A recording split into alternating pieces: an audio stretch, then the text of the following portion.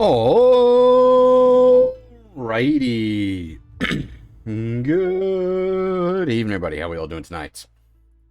As promised, we are back tonight with some more Pool of Radiance after last night's Super Robo Sunday. We are actually getting quite far into the game at this point. Honestly, we might legitimately finish this game in like a stream or two. I'm just... It hasn't quite sunk in, because I had never intended to attempt the whole game on stream. That, however, does depend on how things go. Because, we've got some Buck Rogers next. This does handle the Buck Rogers games, but no. The next Goldbuck game will be going straight into, Curse of the Azure Bonds.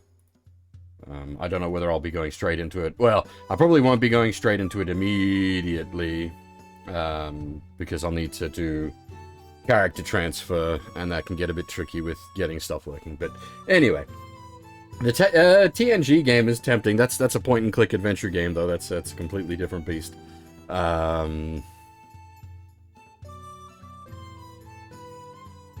There's also I think two point-and-click adventure games based on TOS that are really good as well. Well, this is SCI rather than Sierra. Not same era, wrong company. Very, very different sort of game as well. Yeah, so we've got the graveyard ahead of us tonight, which I think is going to be quite troublesome, given the undead have level drain and paralysis touch and just other nasty business, like lots and lots and lots of undead. So this is gonna be quite the fight for our lives, I think. Yeah, Ryu, also yeah, Ravage, Furf, Manny, Torashi, Deadtail. How's it going, everybody?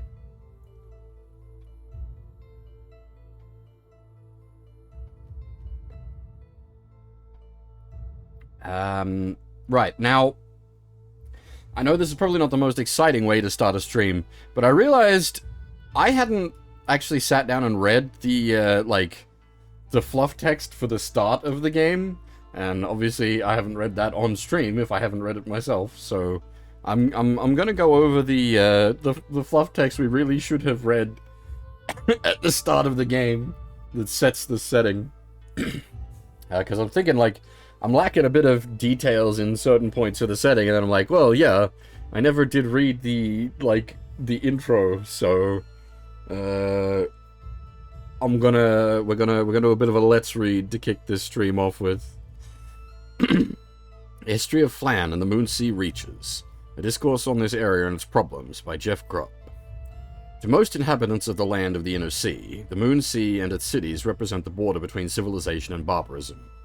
The Moonsea sits like a great slug straddling the territory between the mountains of Vasa and the Nomad Steppes, protecting the southern territories from the incursion of savage northerners. To the south of the Moonsea lies the civilized lands of Cormyr and Sembia. To the north lay hundreds of square miles of cold and unforgiving waste. Even when the southern kingdoms are themselves besieged by orcish hordes, dragons, and fell monsters, they take comfort in the fact that it's worse around the Moonsea. Oh, lovely. So we're in a bit of a shithole. The Moonsea reaches are defined by sages as being the lands bordering on the Moonsea and its major contributing rivers. These major rivers are the Tesh, flowing past the shadowed battlements of Sentinel Keep, the Wyvern Flow, a cold stream flowing from the east. The Duathamper,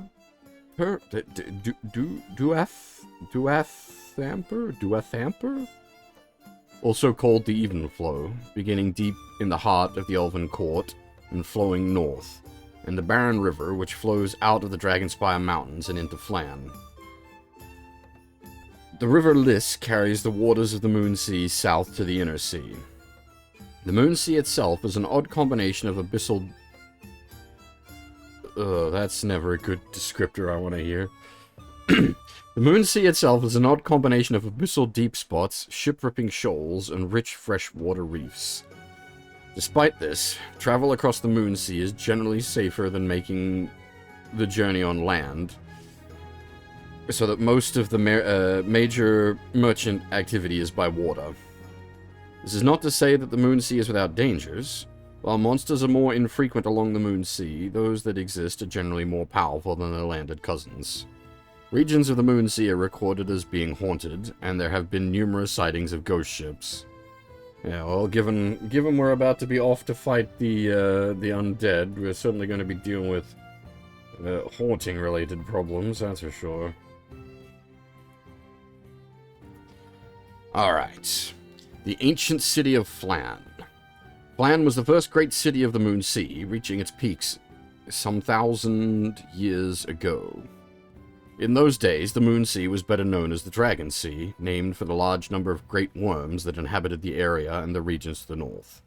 The barren river was called the Storgeno, a dwarvish word meaning trade route, for it was down this passage that the ore-laden barges floated, bound for the south.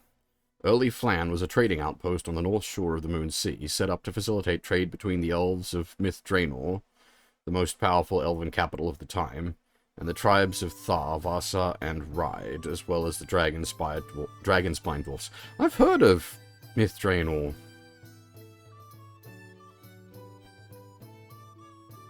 Bits of old lore seeping into my brain, or seeping out of my brain, as it were. Trade between the powerful elves, the wild humans, and the merchant dwarfs was a great success for all sides. Soon, Flan was the most powerful city on the Moon Sea, outshining its only rival, the elven docks of Hillsfar on the south coast. At this time, the elves planted the quivering forests north of the city. Its copse was mildly enchanted, hastening the growing season to produce a great woods in the span of a human generation. Though the woods have been felled on a number of occasions, it has always returned to its original form, being a light woods within 2 years and a deep shadow-filled forest by the end of a man's life. The elves, the legends say, first discovered the Pool of Radiance. Its description has varied through the passage of years. Many wise sages have declared it a myth and a conman's gambit. The location of the pool changes from tale to tale. Sometimes it is deep in the heart of an eternal wood, sometimes on an island carried by great worms, and sometimes in the heart of a huge solitary peak that rises above all others on the Dragonspine Mountains. It is said that the pool glows with its own energy. Those that approach it feel new power within their bones, while an unreal melody holds them in a rapture. Legends say that the pool's power created the quivering forest and caused the Sorcerer's Isle to appear. The pool is said to bring great power to the worthy, and death most horrible to the unworthy. Some tales say that the individual should drink it, bathe in it, or throw coins into it and wish. There are numerous folk tales of the wise fool stumbling upon the pool and gaining wondrous power or meeting a gory end. The abilities of the pool change according to the needs of the tale spinner. In any event, a trader or an adventurer who encounters a sudden windfall or great witches is said to have visited the pool. Whether the pool is real or some literary invention, the first city of Flan, also called Archaic Flan, survived in peace for many generations of men. In the end, outside influences brought about its downfall. Settlers began to intrude from the lands of Cormyr and Sembia to the south of the Elven Court. At the same time, the beastmen of Thar, which are today called ogres, began gathering into large hordes ravaging the countryside. Flan built mighty walls and withstood a decade of constant invasion. In the end, its fate was sealed by the elves withdrawing within the court, combined with the dwarfs pulling back into western reaches of Dragonspine Mountain. With its trading lifeline cut, Flan fell into disrepair. When the Black Horde finally demolished the city walls in the year of Tusk Uh, in the year of Tusk, 112 Dale Reckoning, they found little but an empty husk. The greatness that was ancient Flan had passed. You mean the Pool of Radiance, Ravage? Yeah, it's definitely got some sort of, like, well, either an Abno or, like, a, what do you call it? Like, the city rumors from, library as well. And kind of, like, something that's just grown in the collective unconsciousness.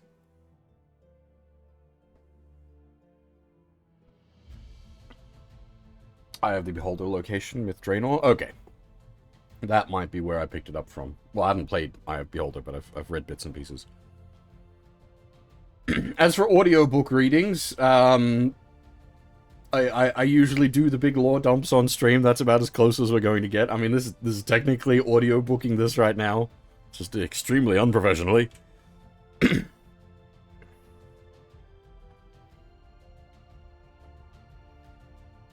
Graithhammer and the First Rebirth of Flan. Flan remained relatively uninhabited for the next 500 years. The city's position at the mouth of Stojano did make it a useful meeting place for traders twice during this period. A pirate community grew on the ruins of Flan. The first time they were burned out by a navy sailing from Mulmaster. The second time by a group known as the Red Horde, led by a red dragon of incredible age, leveled the community. Following this attack, buccaneers never regained their power in the Moon Sea. Those small bands still persist, and we killed their leader and took his very magical armor. With time, the civilizations of man moved further north. The greater beasts retreated, and many cities were founded on the shores of the Moon Sea.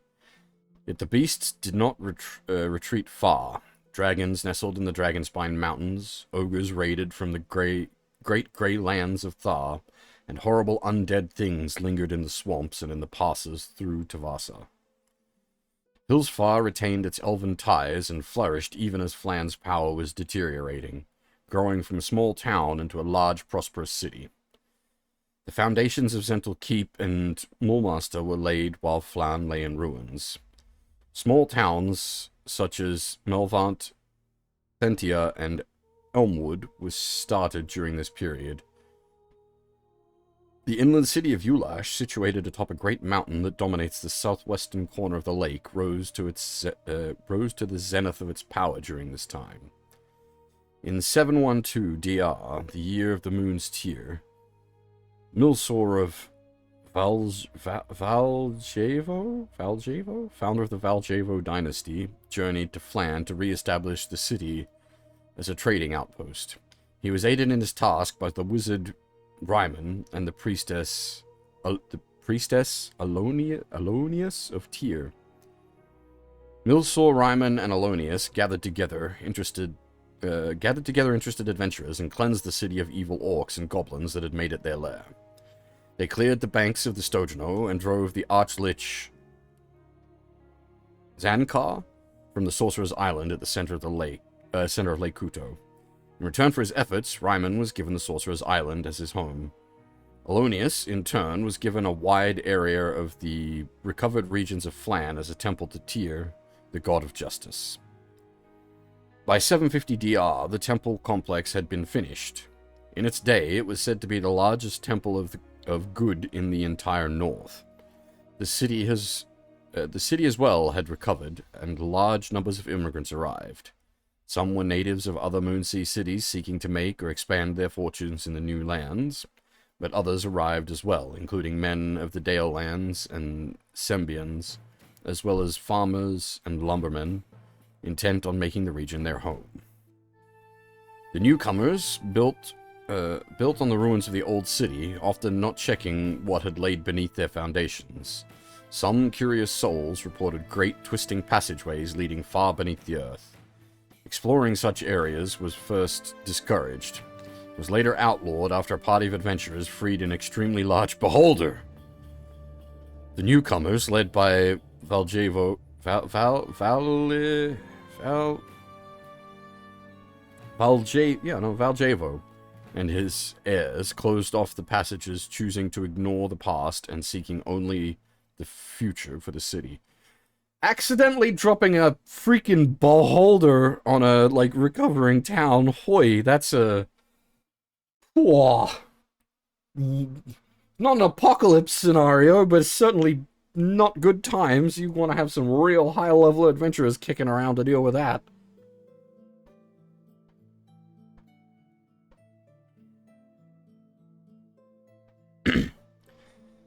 The Dalesmen spread up the Stojano River. They diverted the river's flow and turned the rocky terrain into a rich landscape of fields and orchards.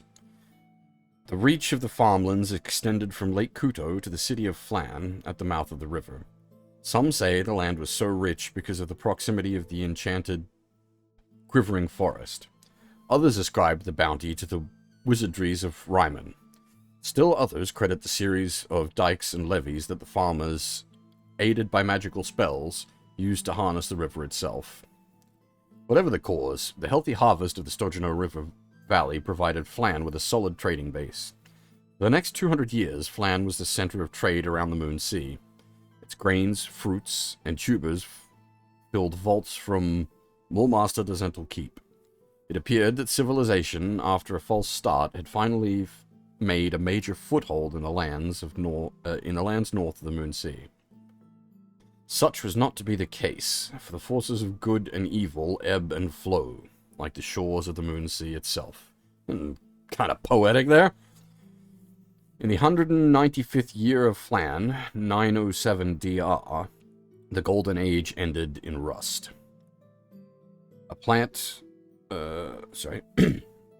rust, which affected most of the farmlands around Flan, destroyed harvests for the next 3 years. Suddenly, the Moon Sea reaches were in the grips of a powerful famine, relieved at great cost with shipments from the south. It was great suffering, and other cities, once so enamored of Flan's gentle power, were resentful that it had failed. The native Flanners were resentful as well. Their once good rulers had fallen into a sloth and ease in the centuries since the re-establishment of the city. The Valjevo blood was said to run thin in the prince and princess of Flan.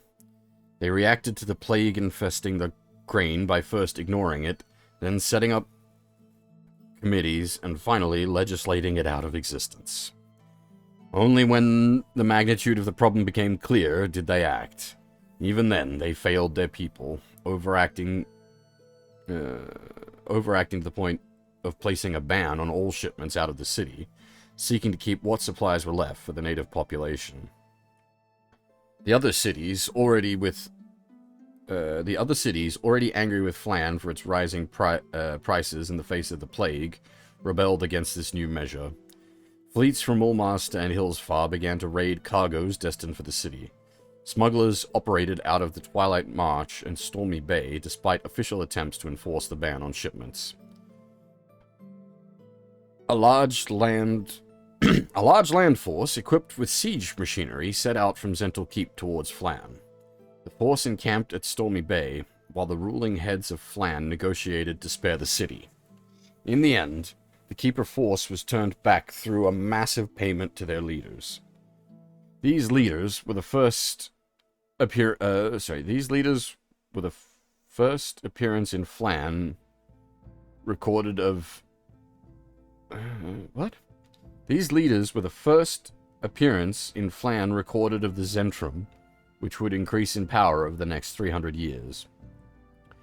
During this activity, Ryman, now old in the ways that only wizards can be old, disappeared from his rocky abode. What became of Ryman is unknown, for the rulers of Flan had not sought his counsel for a generation. Some say he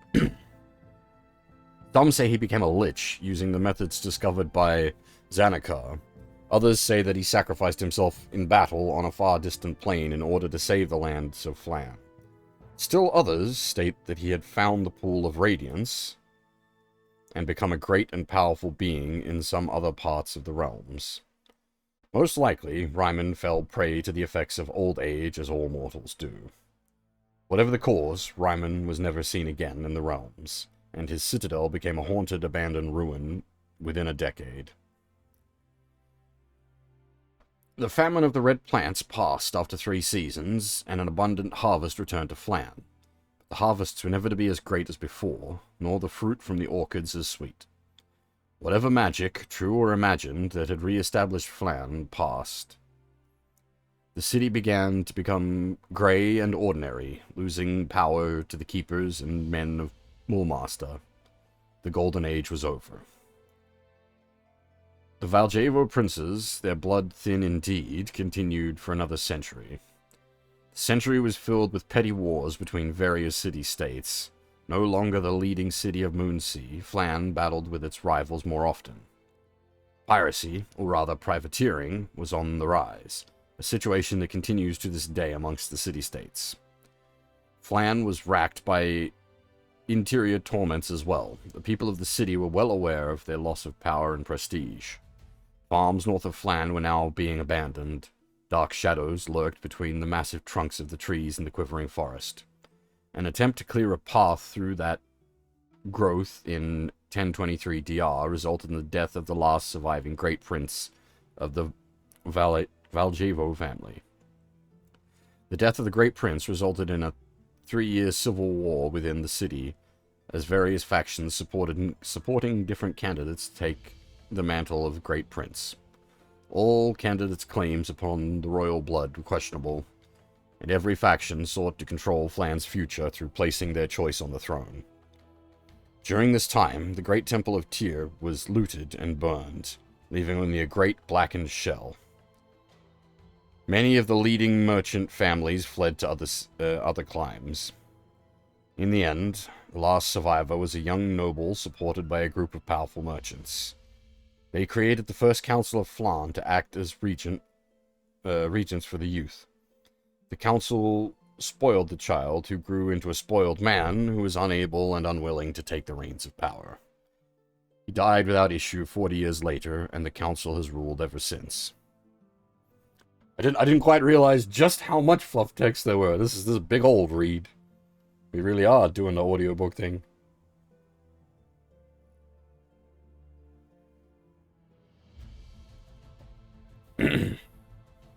IBO?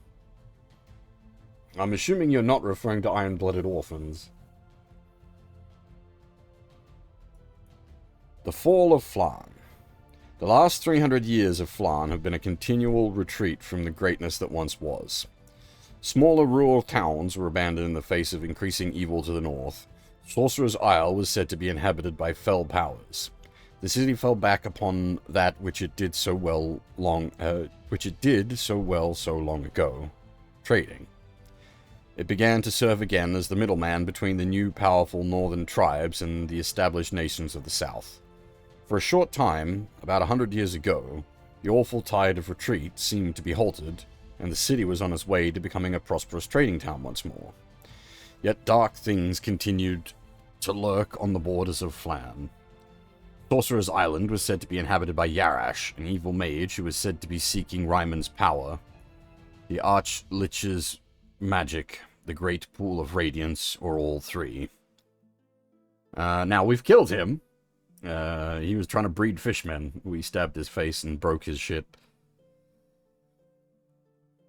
The greatly diminished dwarven nations of Dragonspine reported great hordes of orcs and ogres attacking the citadels, and their barge trade came to a complete halt. Small towns and hamlets were raided and burned with increasing regularity, sending refugees to Flan seeking passage to safer lands.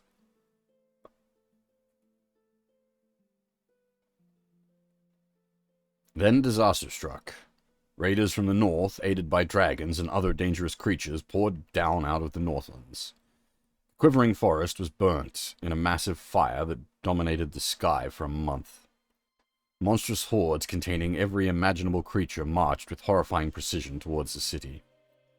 The council debated, argued, and debated again while the hordes drew near, much as the last Valjevo princes did in their long-ago folly. Finally, they chose to fight, but were overwhelmed by the forces of Orc and Dragon. Flan burned and fell to the forces of evil, who looted and pillaged that which remained. The last remnants of the council stood their ground, trying to evacuate as many citizens as possible. Of the council members, the last priest of Tyre, Ferran Martinez, held the last garrison, so-called keep, which stood at the mouth of the Barren River. It is said that Ferran placed a terrible curse upon the keep to prevent anyone from taking it. So we've met his ghost and sort of pseudo-dispelled him. In the end, even the waters of the Stojano River turned poisonous and murky, and the river took its present name, the Barren. The rich farmlands of the Stojano River Valley were laid waste and became known as the Scoured Lands. Hey, Fab, how's it going? We're doing... I didn't realize how much reading I was committing to, but we're doing a lot of reading right now. Welcome to story time. The re-emergence of Flan. That should have been the end of Flan's story, but it's not so. Men remember the tales of Valjevo, who brought the first city of Flan back from its ruins.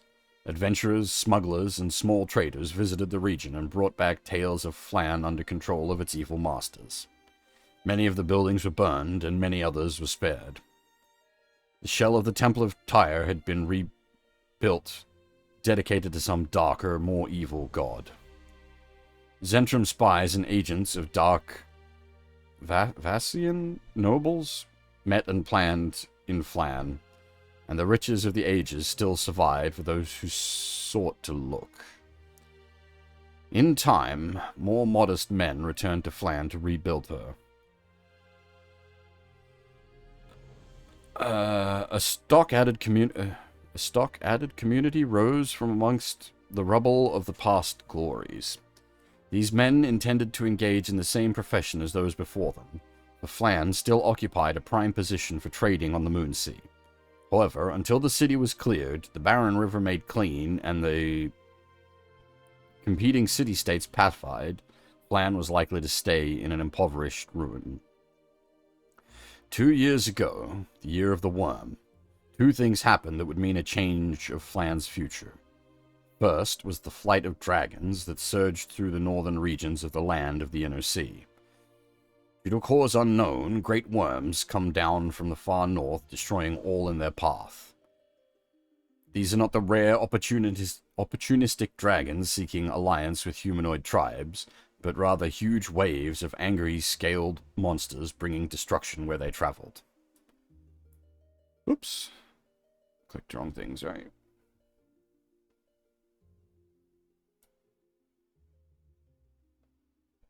Many of the Moonsea and Dale towns suffered great destruction in the battles that followed. Ulash was utterly ruined by the attack, and Hillsfar was greatly damaged. The most telling blow was delivered by the body of a great dragon that fell into the Hillsfar harbor, blocking that entrance for a month. Much of Flan was also smashed into a smoking ruin by these beasts. Strangely, it worked in the favor of those men who lived there. Most of the damage was taken in the already ruined section of the city, where various evil warlords vied for control and riches. The attack of the dragons broke their power, creating a vacuum in the control of the city, and giving the men of Flan a chance to re-establish themselves and their homes. Yet, this would not occur without leaders, and the reappearance of the Council of Flan was the second great thing to occur in the city. Descendants of the last council still survived, and had survived all the turmoil that had occurred, and many families wished to return to the land. These leaders were no great mages or wondrous fighters, but traders, merchants, and clerics. Their leaders, who remain to this day, were the shrewd and powerful trader Ulrich Eberhard, the retired mercenary captain Werner von Erslingen, and the Bishop of Brachio of Tyr. They've been joined by their junior member Porphyros of the ancient house Cadorna. Okay, so there's a whole bunch of really important names we just went over there. We've met a few of these people recently. Cadorna Cadorna was the one that sent us out to diplomancy with the Zental Keep fellows, and that all went, like, super pear-shaped. And then when we got back to town, we found out Cadorna had been declared a traitor, so he's done some bad things. And then... Oh, one of those big names, I don't remember which one, asked us to, go retake, Stojano Gate. Together, the Council has proposed exactly that which Valjevo accomplished so long ago, clearing the city by means of recruited adventurers. The promise of great treasure and the myth of the Pool of Radiance provided adventurers with an irresistible draw. The Council published notices and paid traveling bands to make sure that the stories of Flan's waiting riches was distributed all around the Moonsea and beyond. Flan today. The city of Flan, built on ruins upon ruins, is a city at war. It is divided between human forces of the Council and those evil forces that hold a great deal of the city under their sway. The human territories of Flan are nestled behind a strong stockade of stone quarried from the ruins and trees lumbered from the quivering forest. A substantial city guard patrols the openings in the walls at all hours, always ready to repel any attacks by the old city's evil inhabitants. The buildings of rebuilt Flan are sturdy and utilitarian. Why? Why is that a word I'm struggling? Utilitarian. Utilitarian. Why was that so hard? What the fuck, brain? The buildings of rebuilt Flan are sturdy and utilitarian, with little of the splendor of the ancient past. The glories of the past shine through an ancient column now used to support a stable's wooden roof or a faded fresco overlooking an adventurer's taproom. The past is always with the inhabitants of Flan, reminding them of what once was and could yet be again. The natives of Flan are a mixed group, including descendants of the families of Valjevo's days, and returnees who seek to reclaim the lands and treasures lost to the Dragon Horde 50 years ago. The city is also filled with adventurers seeking new fortunes and traders hoping to re-establish the old trading lines.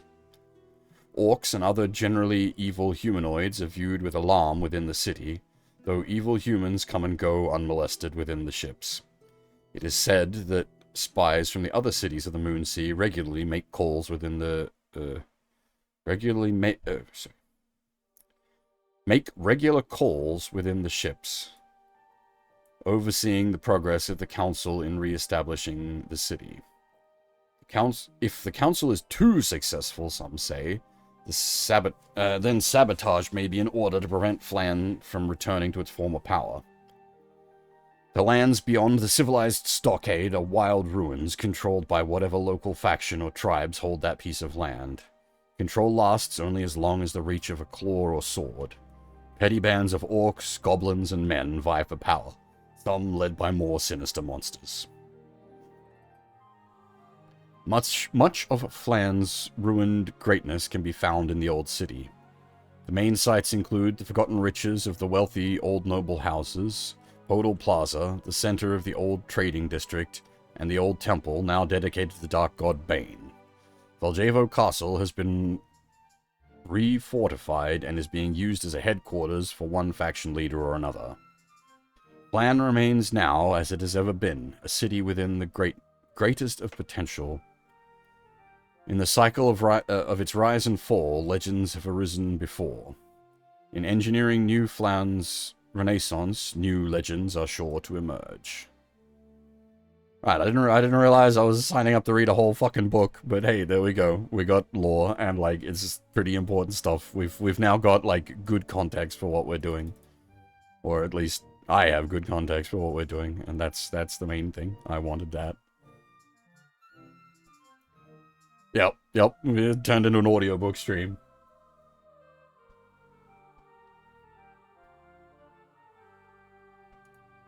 Alright.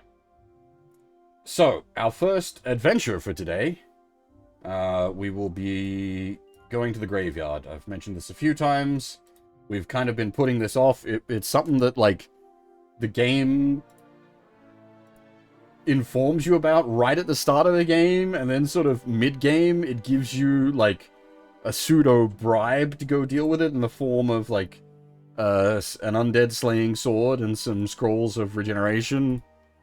But, like, doing this at any early point is just asking to get fucked, because the undead, as I've mentioned a few times, they level drain, they paralyze, and God knows what else.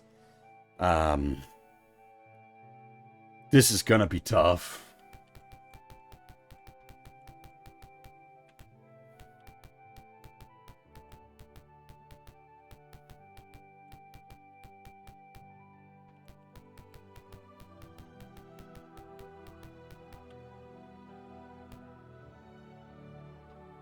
Let us know if the audio levels are okay. I really should have asked that one before I started reading for half an hour. Jesus Christ, it was nearly friggin' 40 minutes. Holy crap, that was a lot of reading.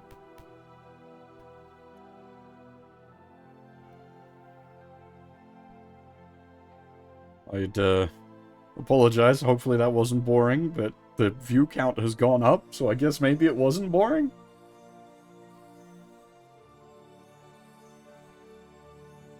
Music might be a little quiet. Yeah. Okay, so that's going to be a bit of a problem. I've gotten us a bunch of new music, but the music isn't, like, generically audio balanced, so some of the music is going to be louder and some of the music is going to be quieter, and I don't really have an easy way to fix that.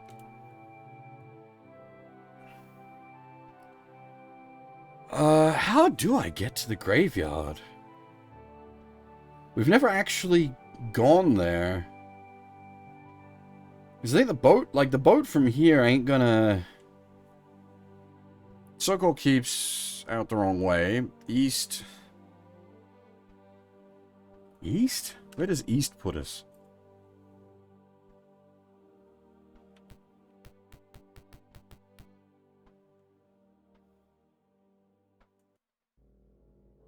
No, that is indeed east. East was the wrong one. West is what I would have wanted. I am not so smart. Thankfully, we've basically got infinite money at this point, so it's not a particular concern. We need to go west.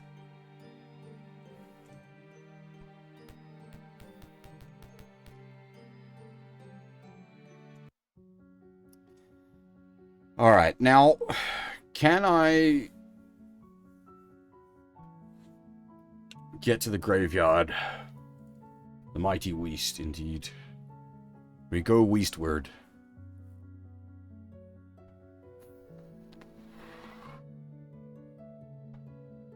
Journey west, young, Sanzang? Genjo Sanzo? I forget how to read his name.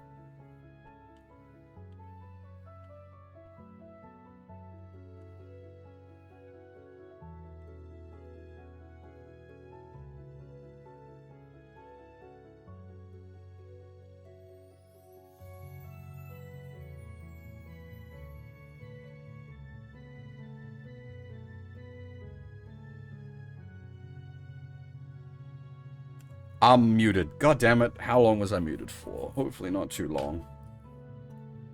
As I was saying, we found the entrance to the graveyard, but I'm going to save first. Yeah, so this is... We're probably going to get sent back to our save point a bunch of times. As I said, I'm expecting the undead to bully us pretty fucking hard. Hey, Uraratu, how's it going?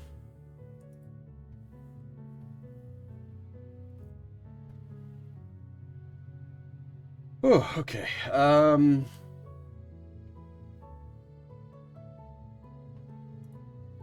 Good thing I've got... What? Am I still muted? I don't think so. Everything looks like it's working. It's like, good thing I've got, coffee and water for all that reading.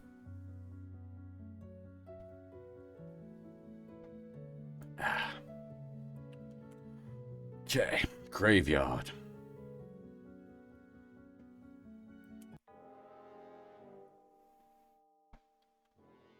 The sky darkens, fierce gusts of wind howl past, and the ground shakes as pearls of thunder rock the land.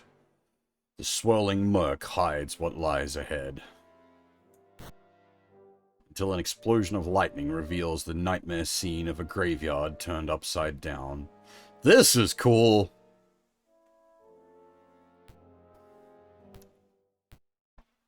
I'm assuming there's meant to be, like, eyes in the background. Oh, I like this.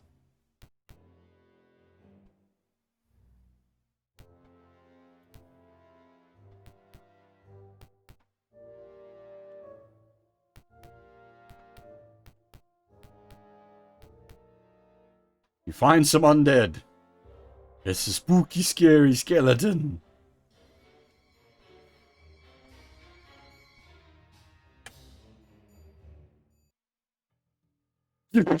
That's not just some undead, thank you very much.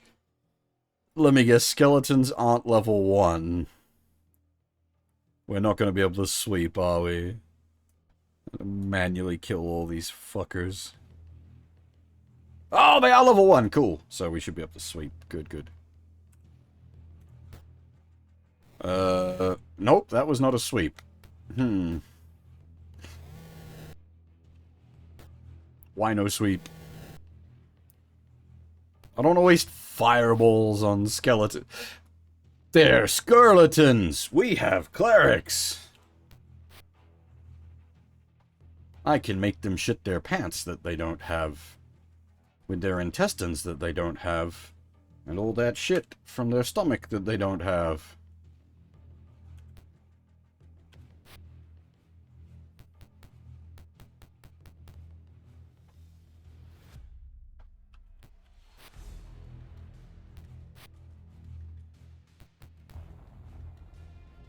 That was entirely too much description.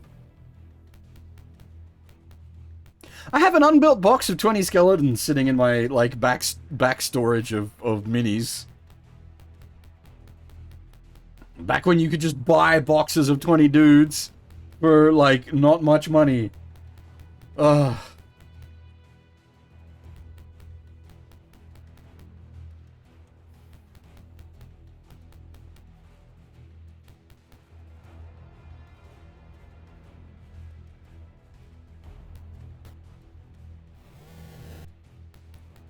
Nowadays, you buy boxes of, like, 5 dudes for as much as you would buy a box of 20 dudes.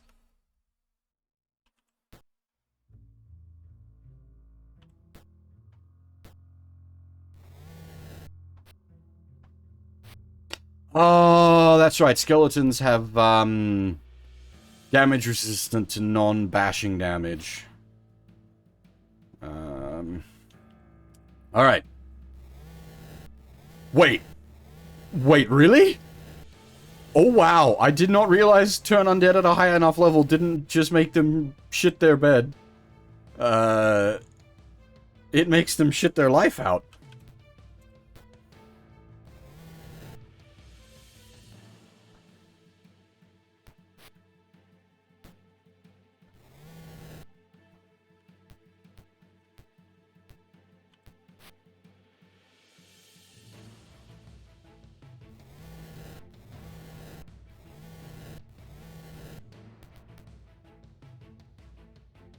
I wonder what controls that.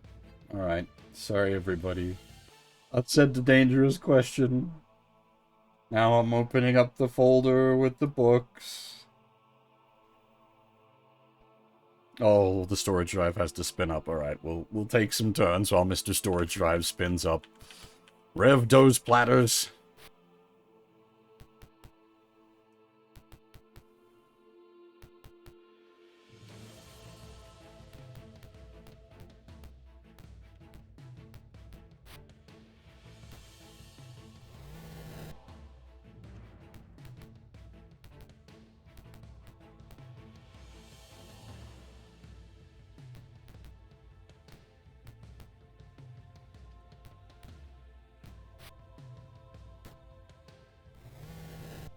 Wiki actually is fighting with a mace, which is a, no fireballs against skeletons. That's a huge waste. How's it going, though? Yeah, these are just let's reads with occasional gameplay. Alright, PHB. Index, not index. What do you call it? Contents. Index for if we need to get serious. Cleric. Is it under other charts, but not spell tables is not really what I'm after. Oh, there's just a straight up turn undead, page 104.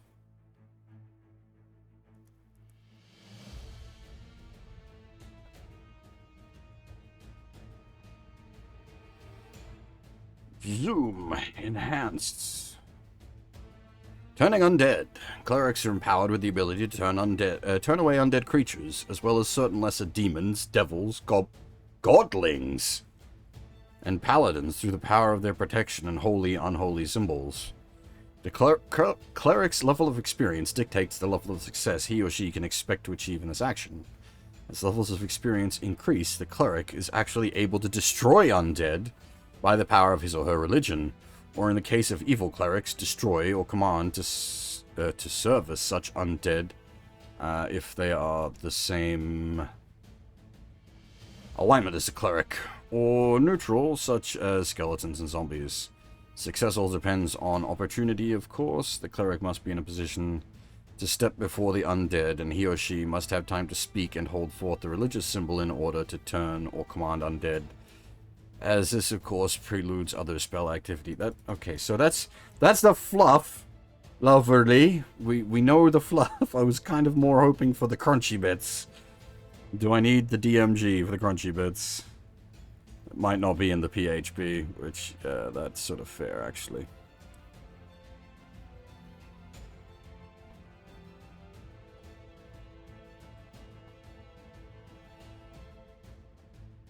No psionics. So Manuel. The manual includes a little bit. The clue book, which is what we've got here. No, there's not a clue book. There's the Adventurer's Journal. Includes some appendices, which do include a bunch of, like, really, Oh! Hang on. The following list of undead, in increasing order by the power and what minimum level of cleric a character has to be to have any chance of influence over them. Lower level clerics generally have a chance, not a certainty of affecting undead. Okay. So, I'm guessing, because, yeah, we're at level 6 cleric, versus, like, you can turn white school zombies and skeletons at first level. The clerics might carry this.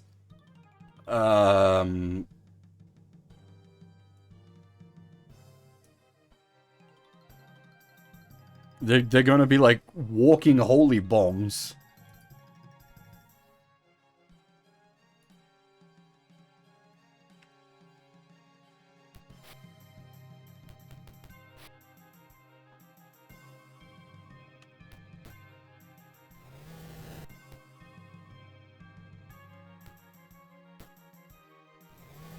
Yeah, so they just run away normally, which is useful, especially if you've got your guys in a good position, because when each of them runs, it procs an opportunity attack, so you get like free attacks against them.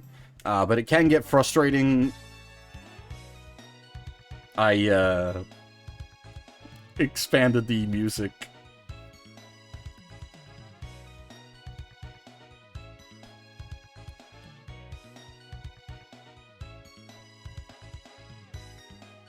We have more victory music.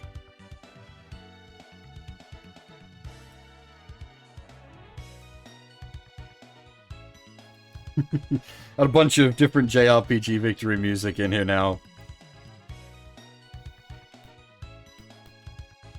Oh, more skeletons. Now, will the combat music override that? Yes, okay.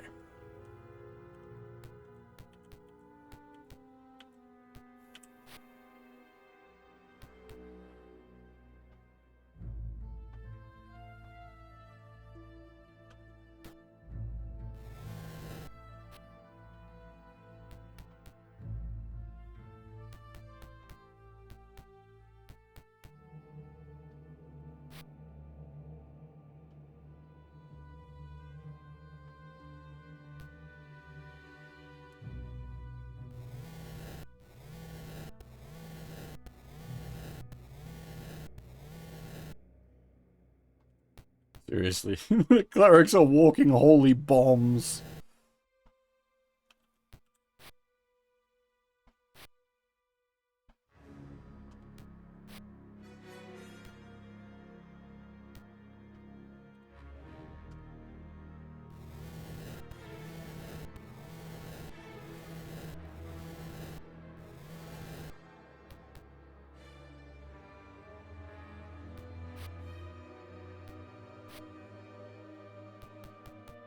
As I was saying, we do have access to, like, Fireball and the such, but, I think we got 3 Fireballs memorized, so we've actually got quite a lot of Fireball. But, I don't always Fireball on skeletons. These are gonna, like, it's gonna take a while to bash through all these... I might turn the CPU speed up, actually. It's gonna take a while to fight through all these guys.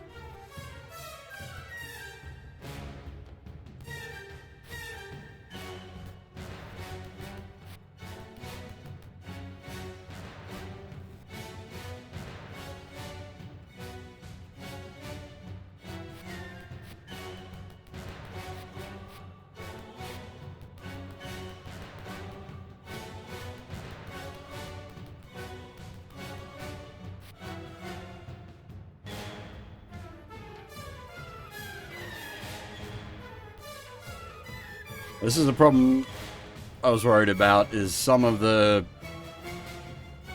music I've added in is gonna be not correctly, like, sound level balanced.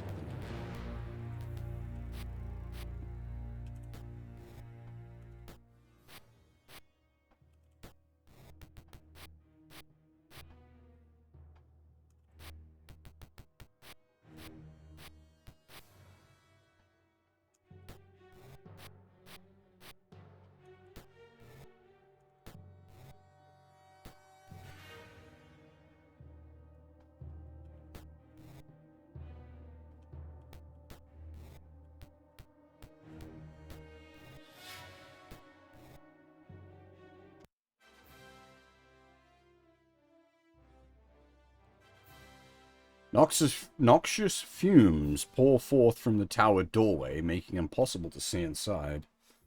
What's that about, I wonder? Can we... Noxious fumes tear at your throat as you crunch through the piles of dried bones. Ow!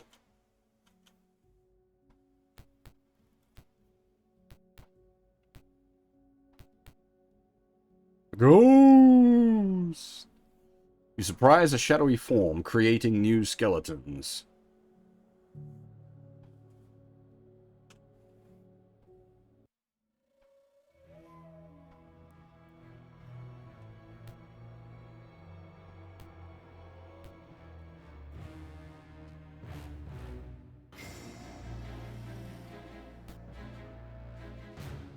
Spectre is a problem.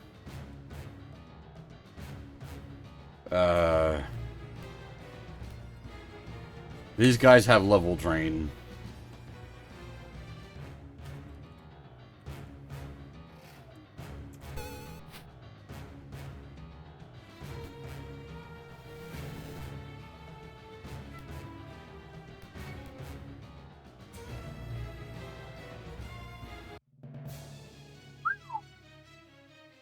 $2,200 XP for a single target. Actually dropped money worth a damn as well. Shocking. I do not need the 2,000 gold.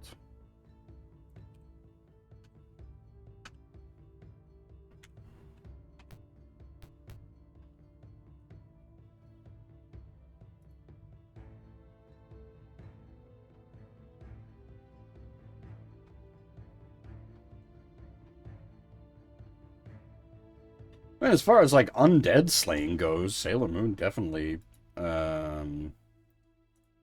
pretty good at the old undead slaying.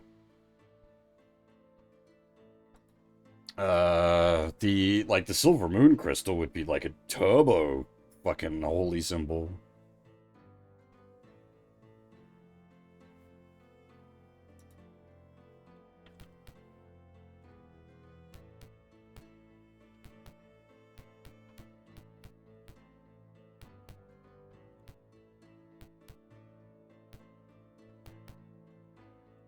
Oh, zombies. You managed to sneak up? Okay. You know what? Actually, yeah, sneaking up on zombies is not hard. Zombies are not exactly known for their, high awareness checks.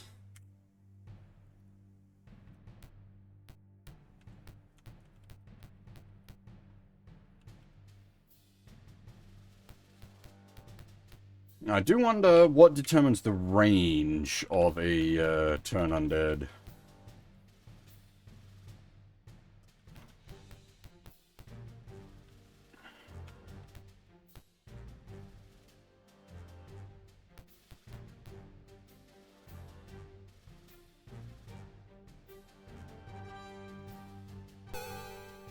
Oh, damn it!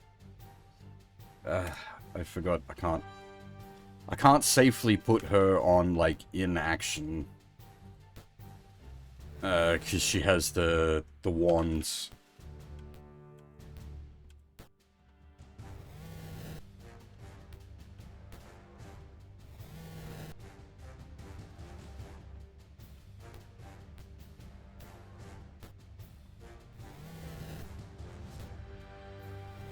The fighters having their actual, like, hard extra attack is very nice.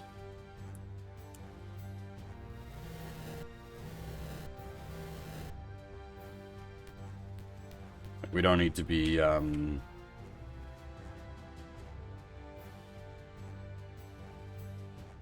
getting sweeps to get the extra attacks on the fighters now.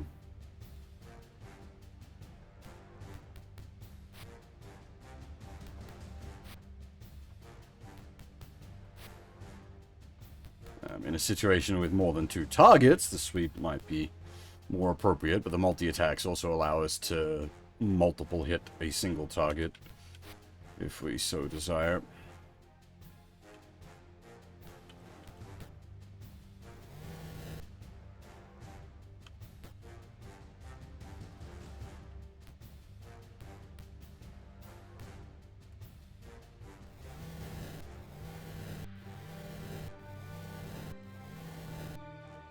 I'm just picturing us coming in like a fucking wrecking ball, just like this holy light walking through the graveyard, and like the undead crumbling before us.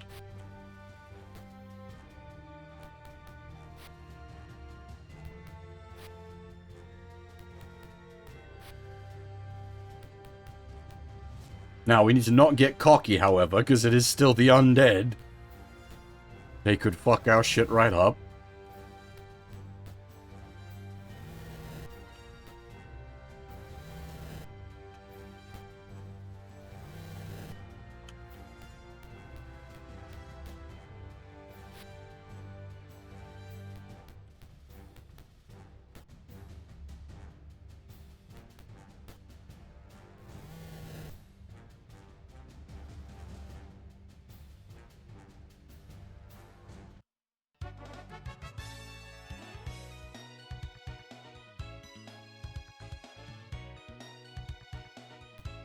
Okay. Oh, shit. More! Lumbering figures reach for you. They're fucking party time. These are some Michael Jackson zombies.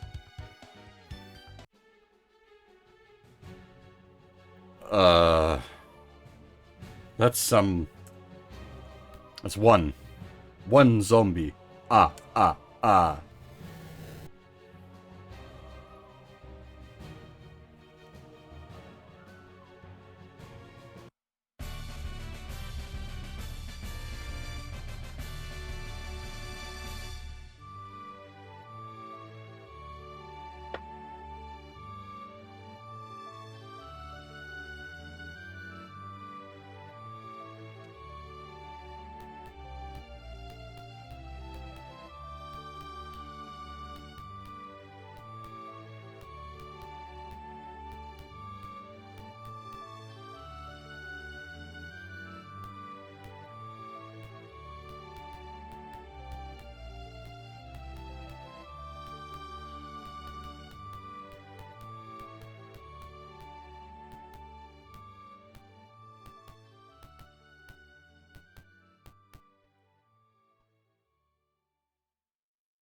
Zombies?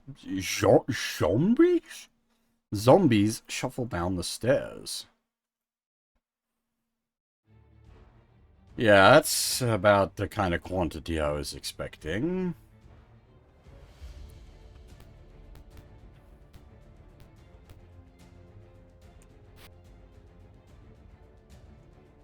The music is not dynamic.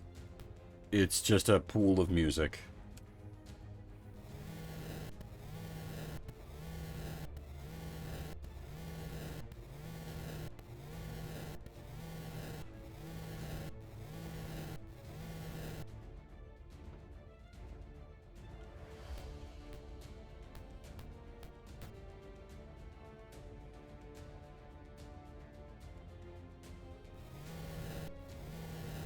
Begone, foul being!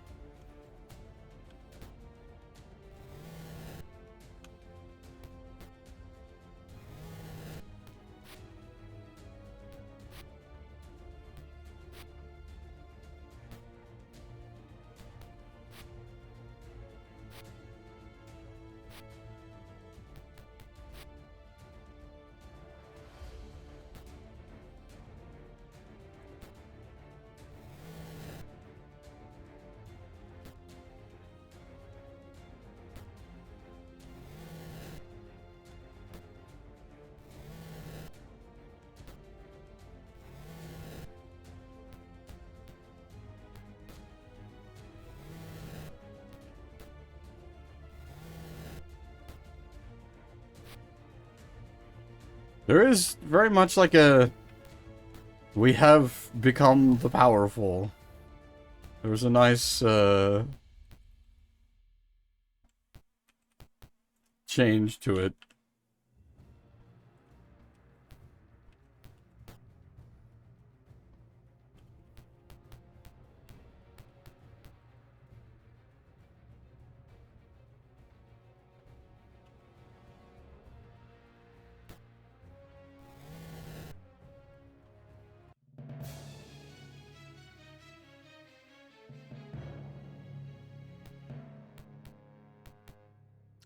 A zombie with grey, leathery, hard skin gazes at you with hate-filled eyes.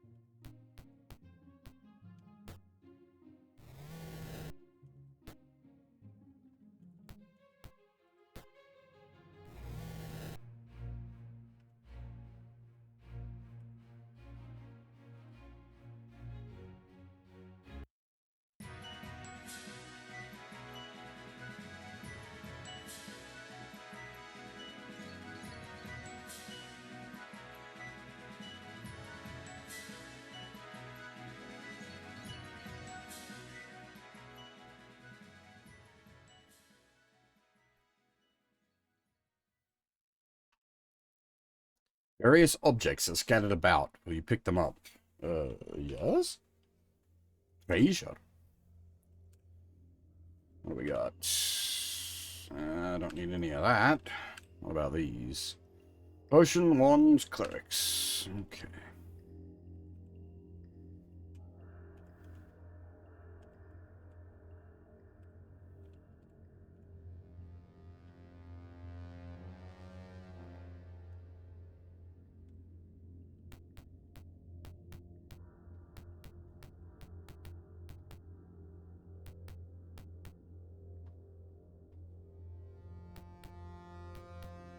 Just kind of mapping the outside.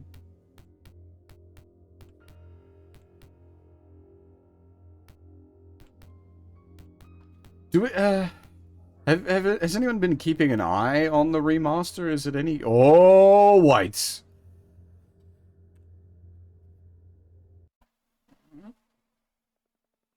That's a lot of them. Ghouls, not whites, sorry. Holy ball. No, whites. I was right, they are whites. Shoist. That's a scary amount of fucking level drain.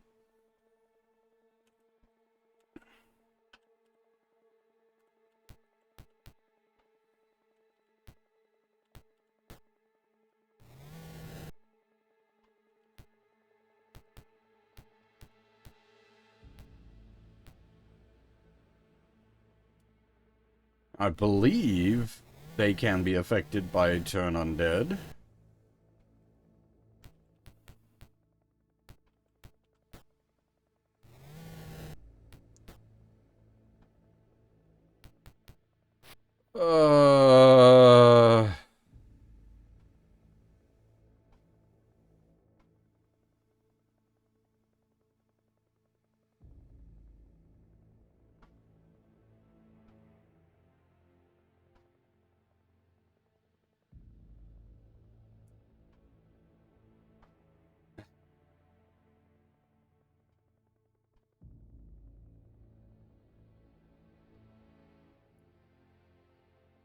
That's annoying.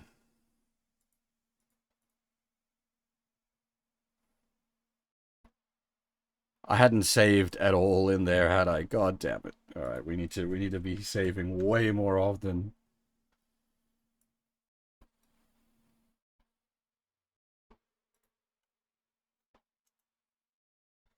You can recover level drain. We have plenty of resources to recover level drain. The problem is level drain doesn't just drain your level, it also deletes all of the XP that you have. So basically, a level drain is load save.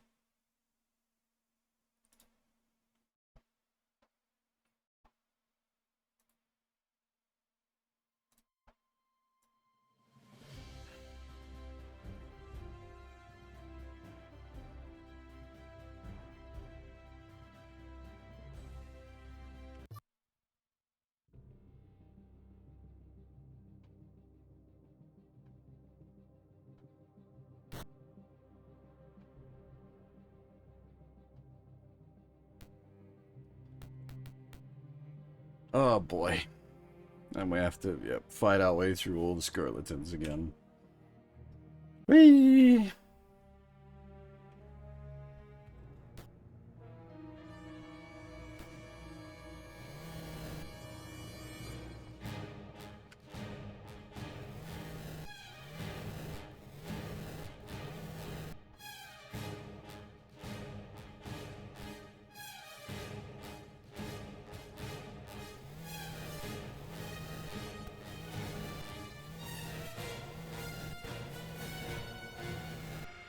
Oh. No, no it is not. I forgot to...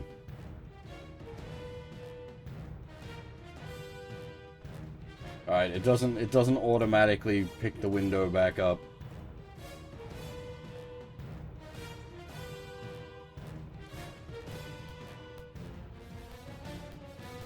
You guys didn't miss anything, it's literally what we've just went through. We were just repeating. I'm just stabbing some skeletons.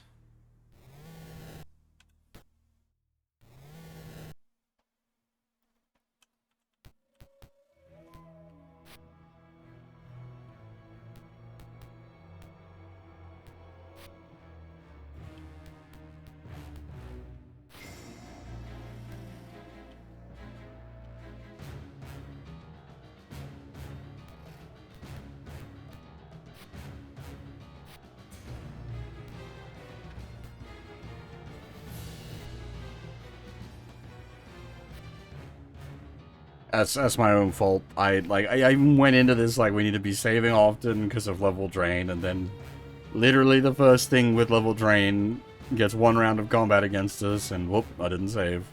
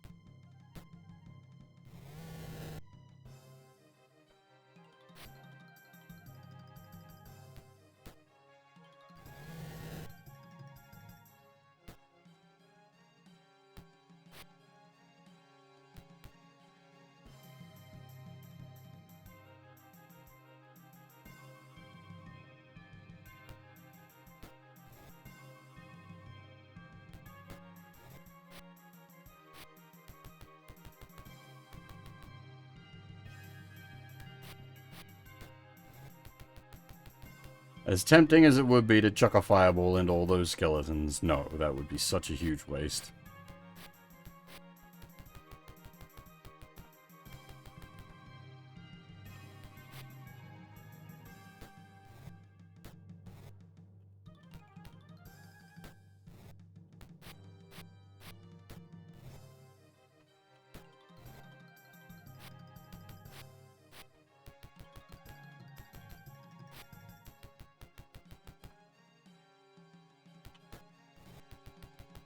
Oddly, the magic user actually has good AC at this point. -3 AC.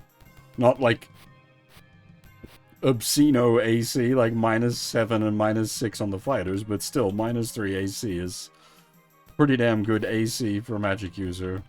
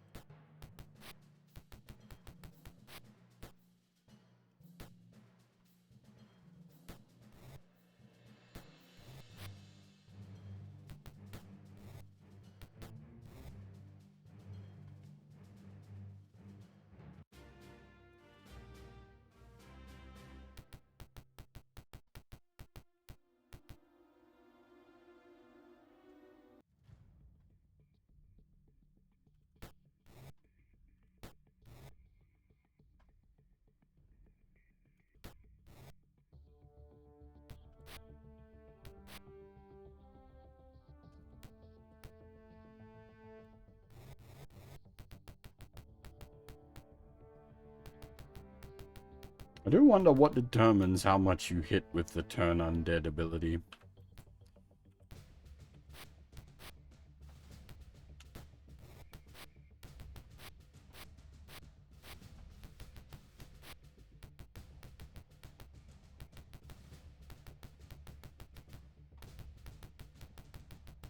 I wonder if it's a case of it just keeps rolling until it fails?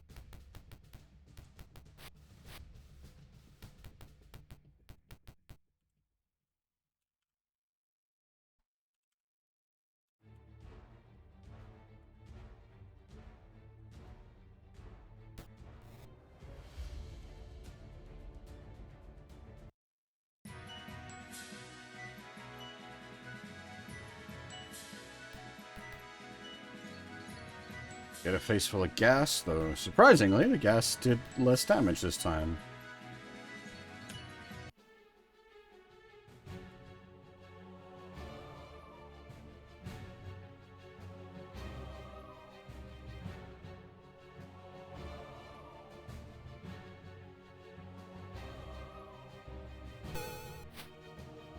I should have probably thrown the sleep spells away.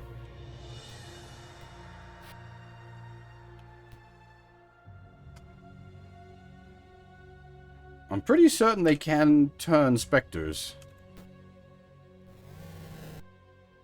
Spectre's a 5th level cleric. Both of them are 6th level cleric. I'm pretty sure.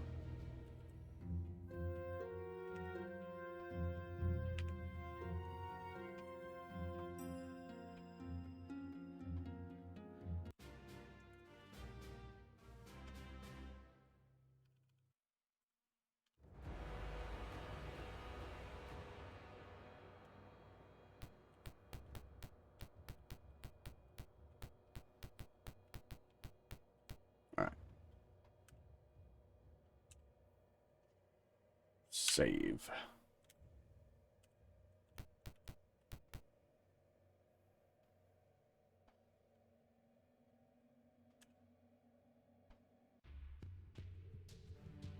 Oh, that's right. I should let the fights, because so it does actually factor in the distance. So the reason the zombies are spawning so far away from us is because they were like 3 tiles away from us on the actual map. I should let I should advance myself and just like manually close the distance, or let them close the distance so that we're not having to sprint down from afar.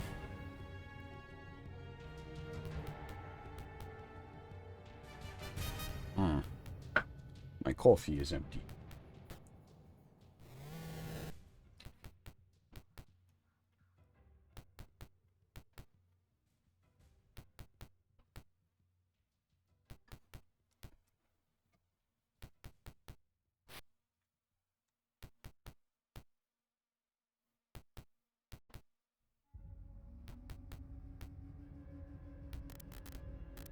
Meow.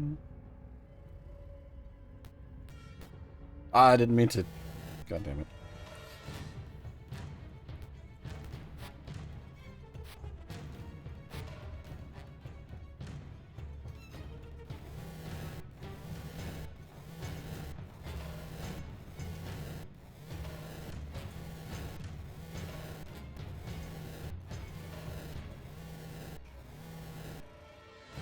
That one went quite far.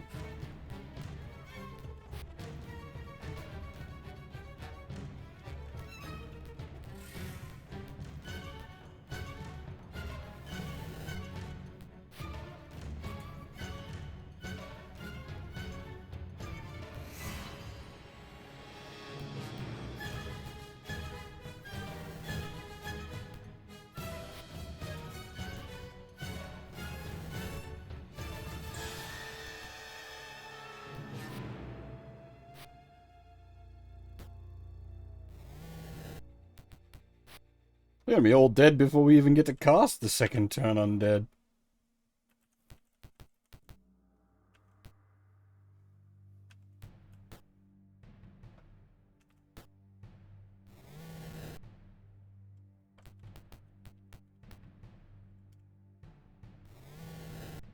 We got one zombie with the second turn undead.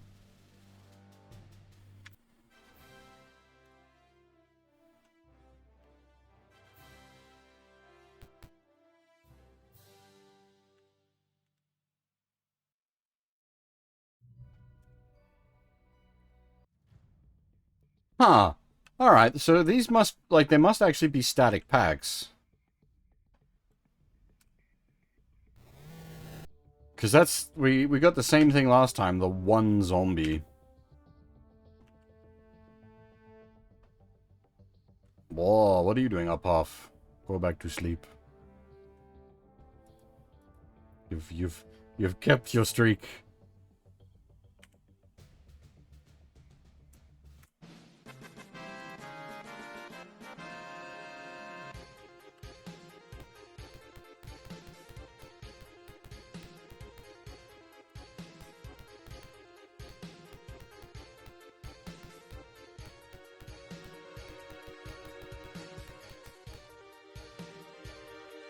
This will be a whole stack of them again. Yeah.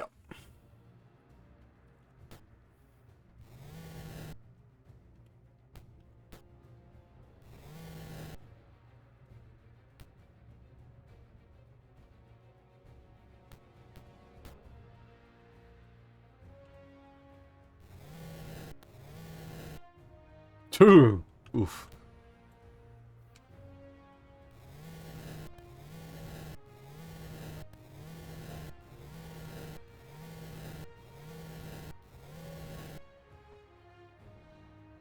No worries, Huff. Take it easy.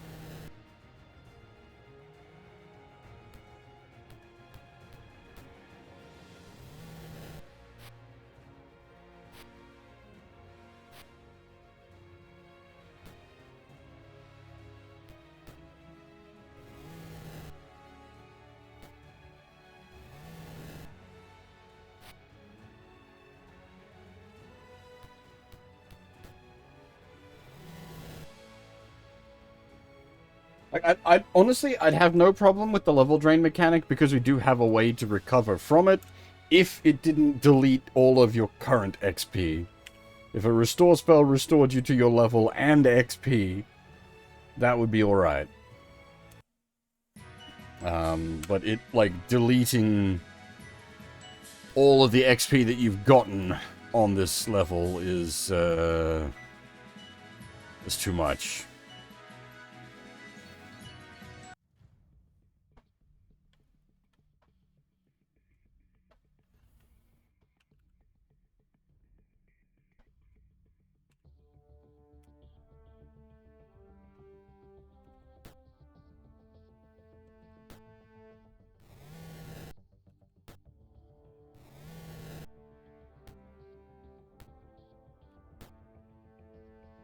Why? Why did I not do the turn undead? Stupid.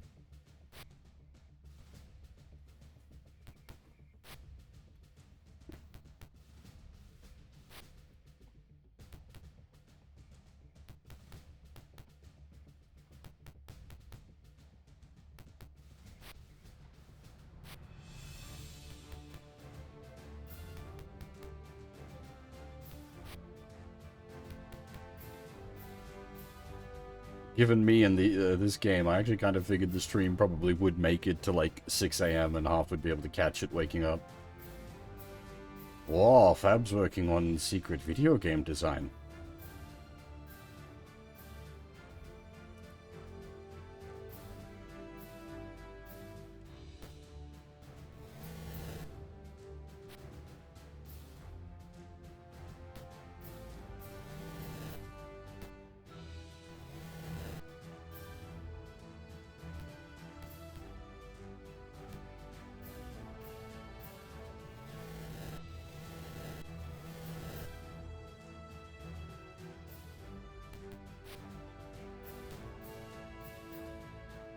They don't make UIs like they used to, that's for sure.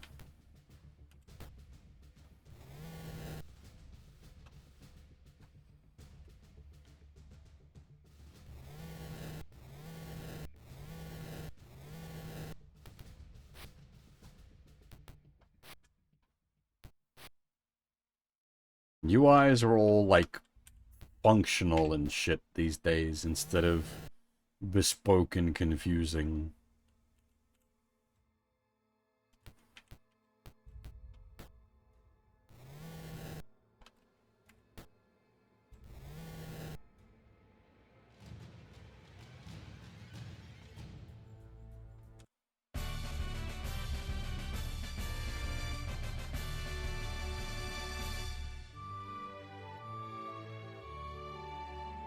There's a difference between bespoke and confusing.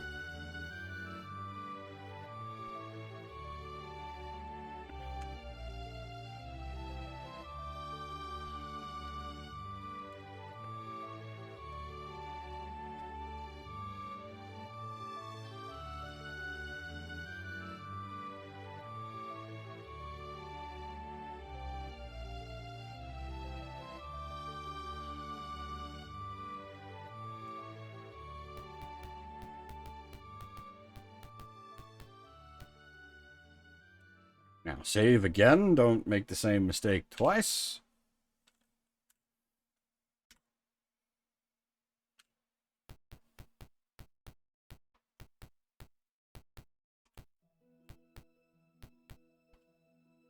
Oh! Ah, real mummies. Is that... What is the current age of the audience? Is that a joke that's going to land?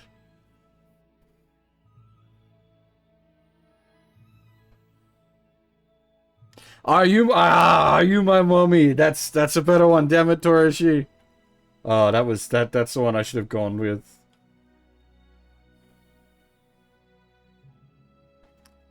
With slow, ominous creaks, mummies open their sarcophagi. And yeah, I'm gonna... What? Oh, lovely. They inflict fear. Fuck me.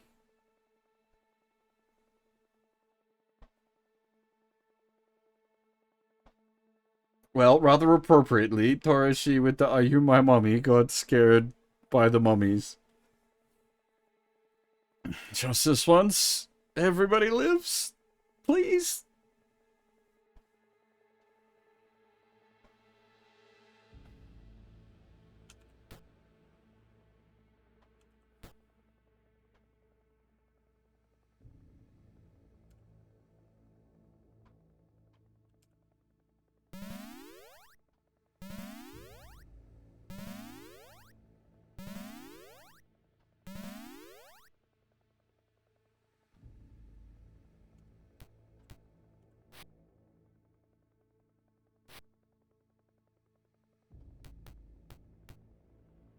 Yeah, that's the "Are you my mommy?" episode. That's yes. That is directly what I'm referencing.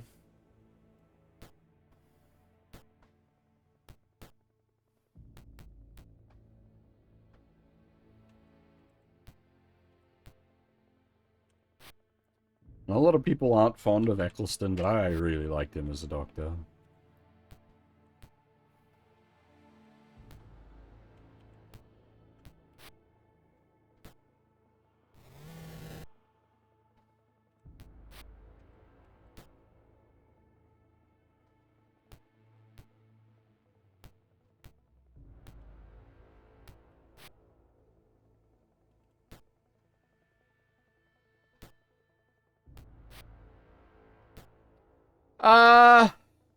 Look, I couldn't encourage you to watch the new stuff, Furf.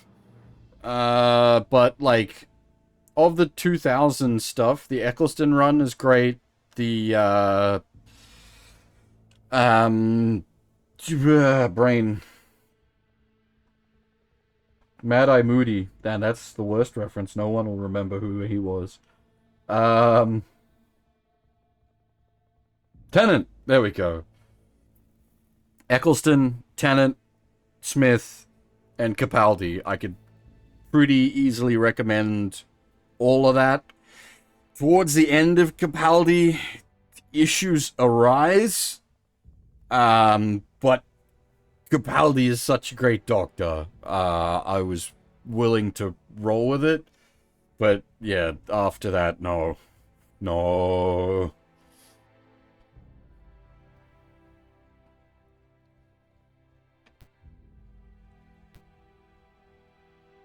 Oh, Doctor Who got really big in America with the 2000s run.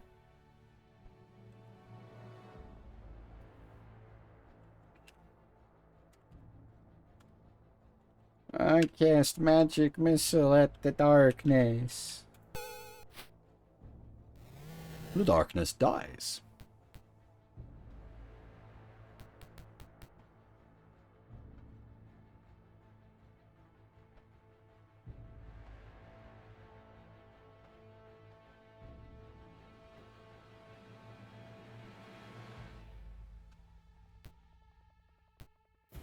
Kingdom Hearts solved.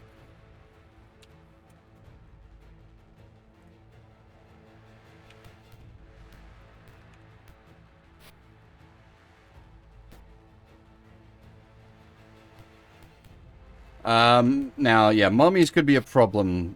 We do have cure disease. We haven't learnt it on anyone. It's usually mummies that give you the rot.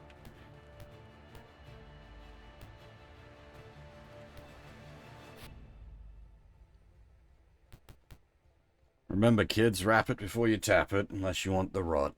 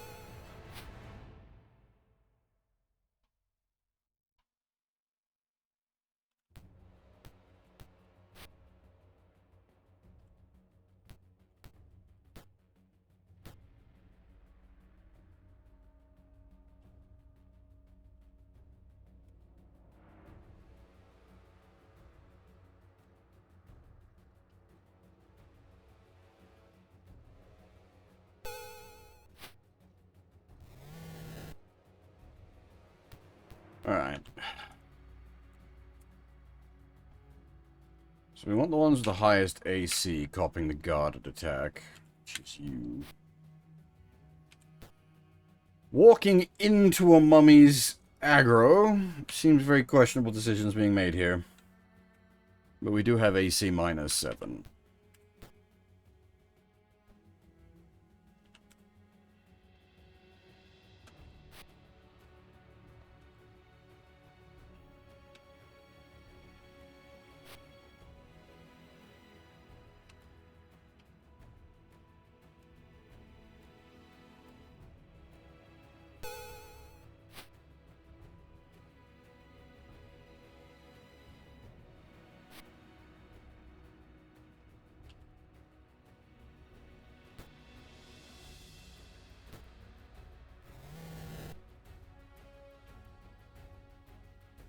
Alright.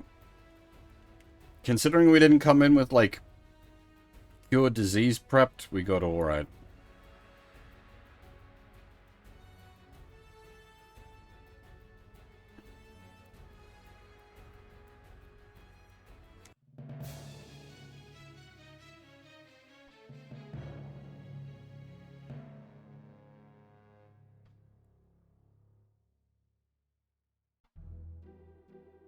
I don't even know if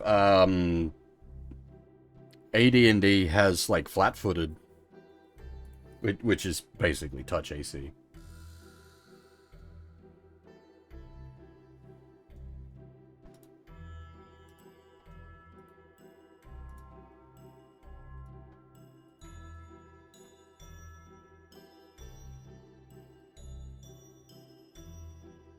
Oh, fuck me. There's another PS1 fan translations just come out. Are you shitting me?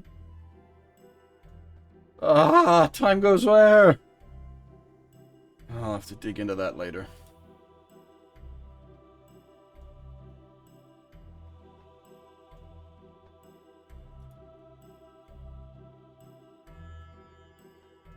Yeah. Yeah, very much embarrassment of riches situation, yes. The title's not very descriptive, it's just called Prisoner.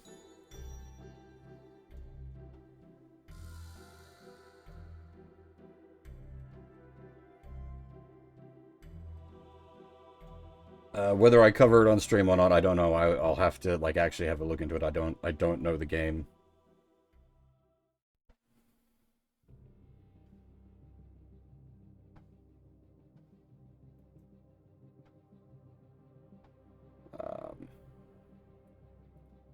If it does seem like something I want to do, it might be what goes on stream tomorrow night.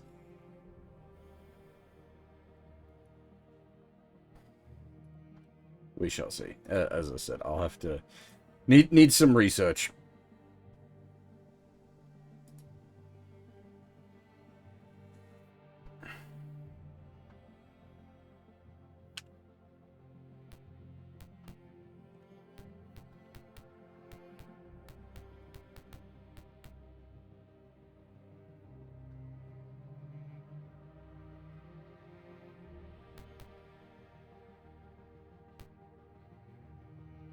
Okay.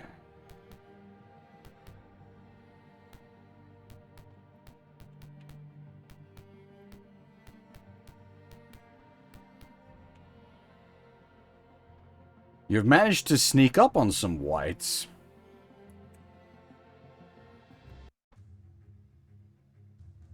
Alright, they need to die before they can touch us. Bad touch, bad touch.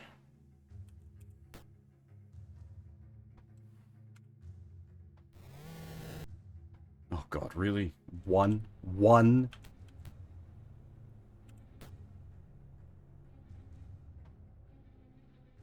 And the position's really bad. Like, I can't, like, fireball without killing my own blokes.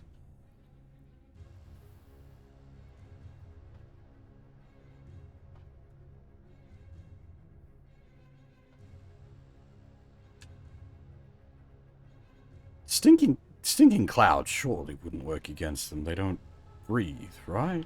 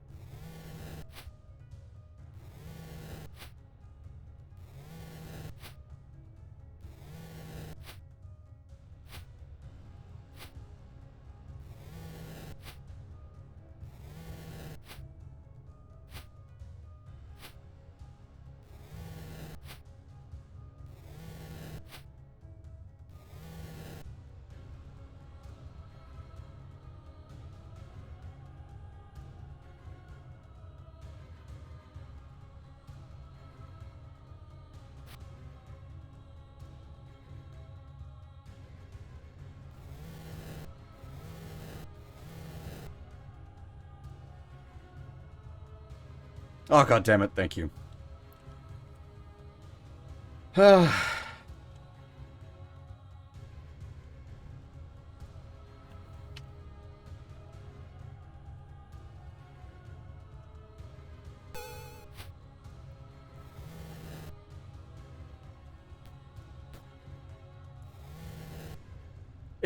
If we can kill them without copping any level drain, it'll be worth singeing everyone's hair off.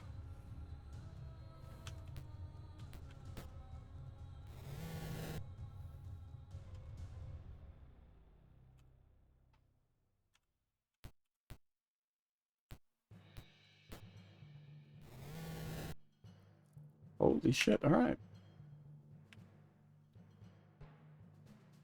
Let's not try that trick again, but it worked.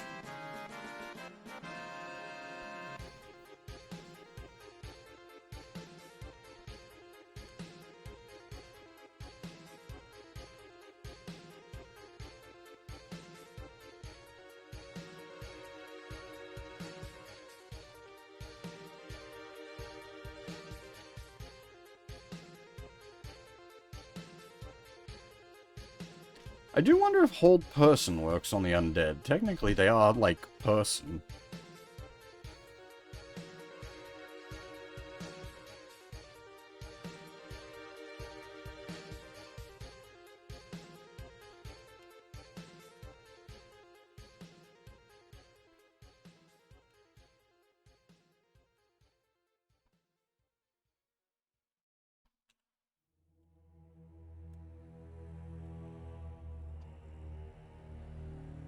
They were once a person, anyway. Oosha. Did not mean to self-fireball, but you know what? As I said, it worked.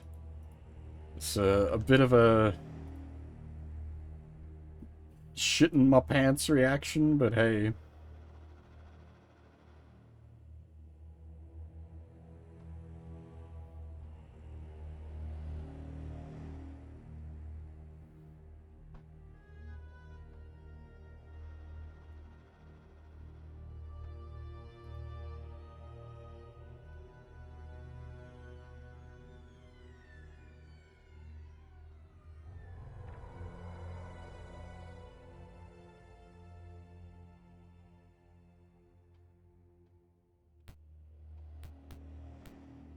The less encounters with the whites, the better.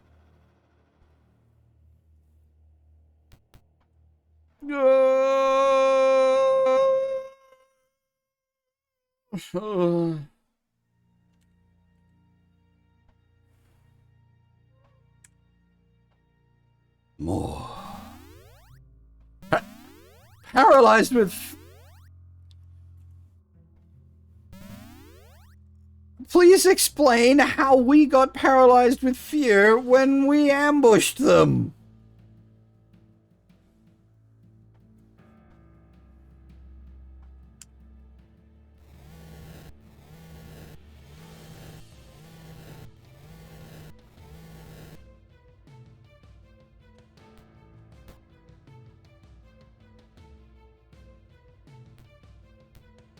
We knew it was whites. It wasn't like the whites weren't a surprise.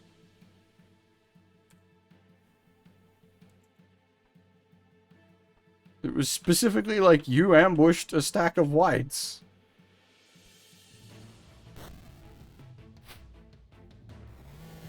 Oh, there's the problem. They have a friend.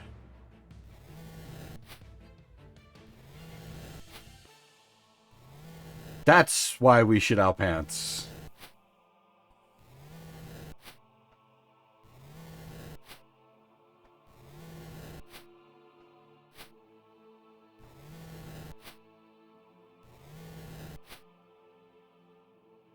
There's a mummy in the back.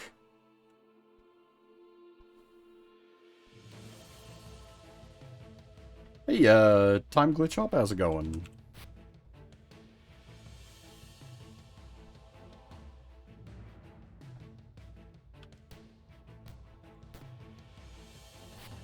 Whoa! No! Wait, was it just, did they just die? If they just died, that's fine. Death is fine. We can fix death. It's level drain that's the problem.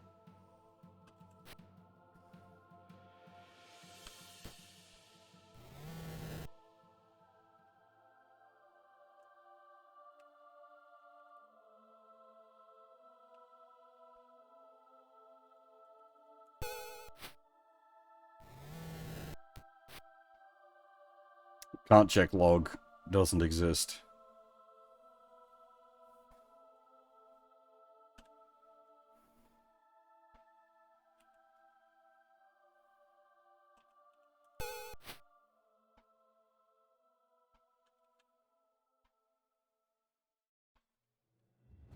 You know what? I'm gonna do some experimentation.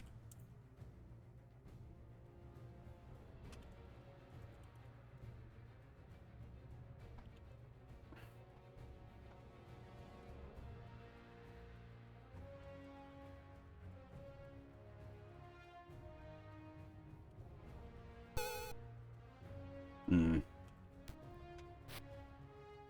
Yep, this is AD&D hard, like hardcore.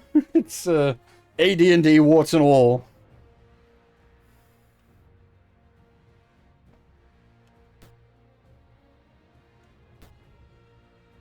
That was both the fighters. Whoa.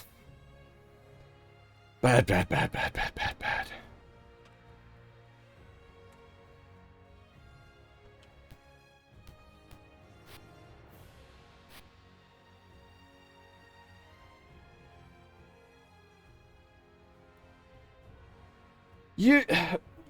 You don't really need to understand the math behind it. If you just understand the basics, the lower your AC, the better. The higher your THAC0, the better. No. Yes, no, no. The lower your AC, the better. The lower your THAC0, the better. That's brain. There we go.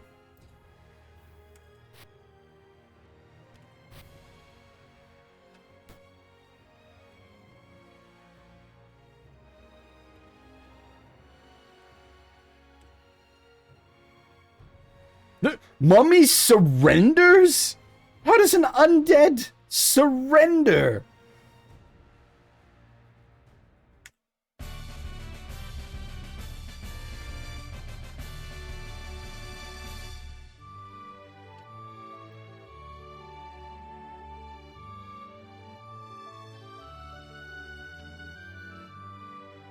Okay, good. Yeah. They both just died. They didn't actually lose levels or XP, so we're fine.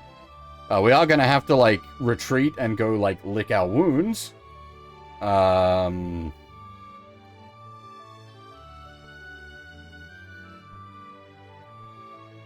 we didn't suffer any permanent damage.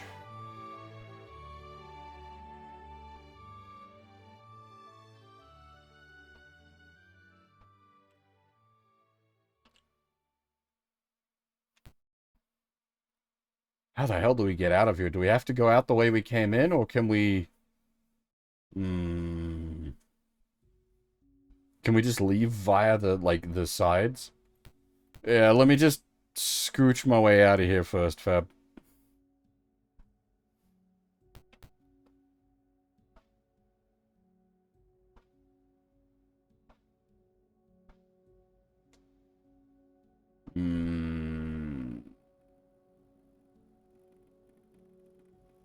How do I even scooch my way out?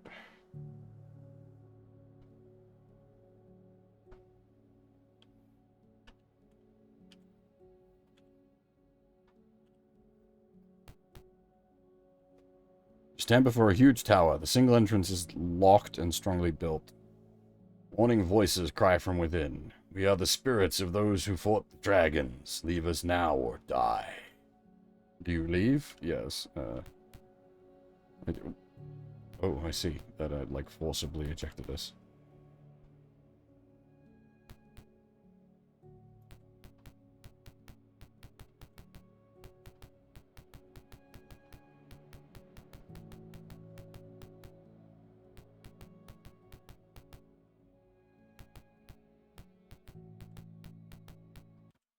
Okay. Whew, some bricks were shat there.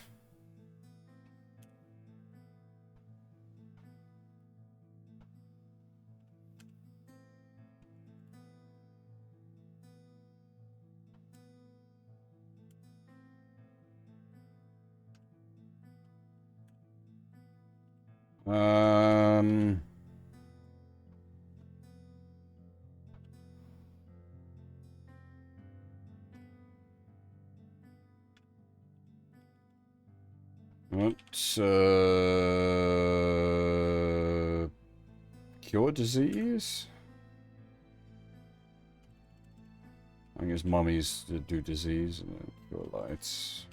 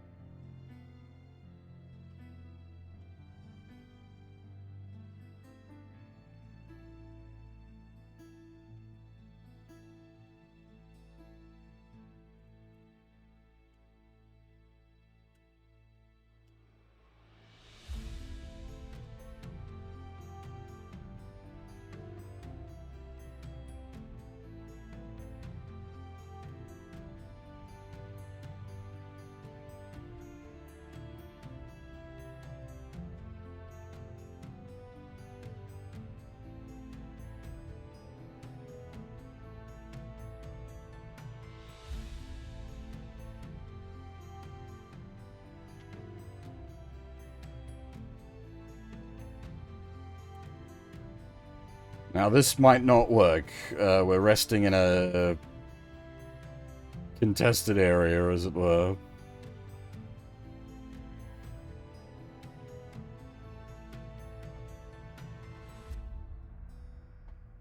Cool. We got away with it.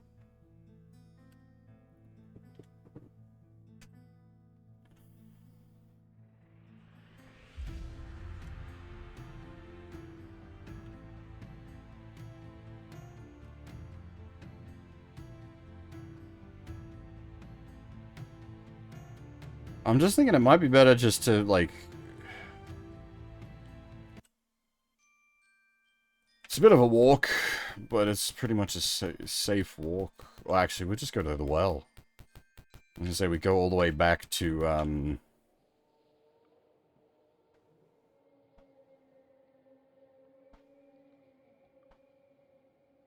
Huh?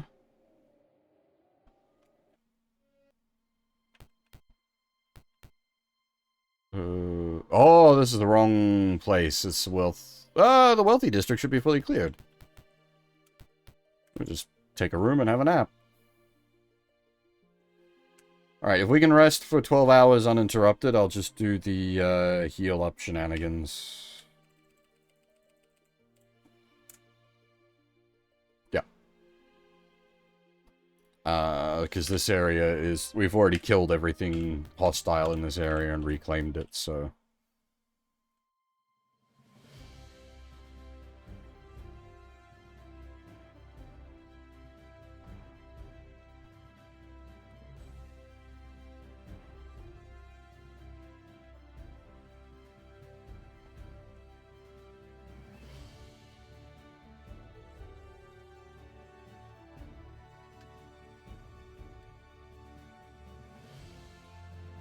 Oh, okay. I knew, theoretically, I knew taking on the graveyard was gonna be scary. Because of that, well, I wasn't expecting the mummies. I was expecting the level drain. The mummies, whoa, okay. Whoa. Right.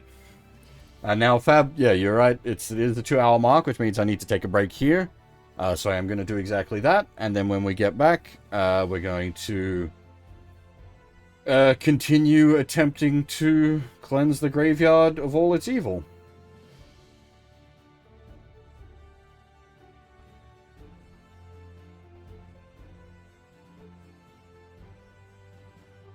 Whew.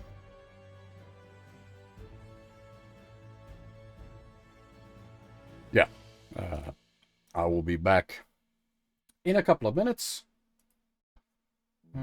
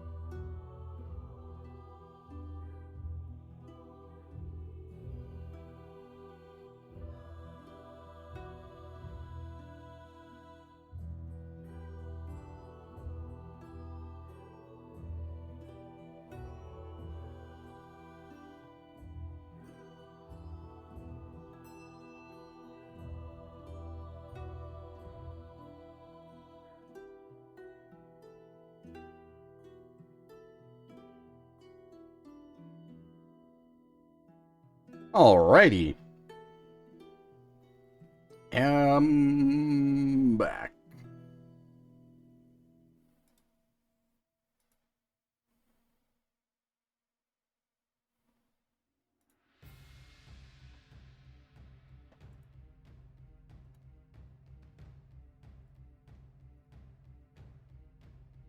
Okay.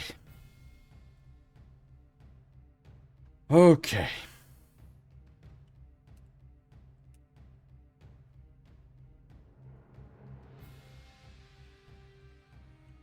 Graveyard. Hello. I hope we don't have to kill 30 mummies. That would be a problem. Oh boy.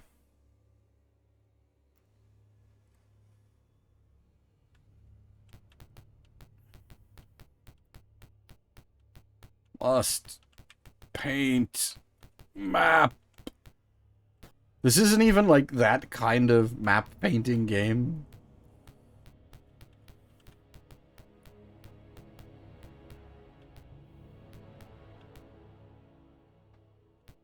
The map painting function to Skellies!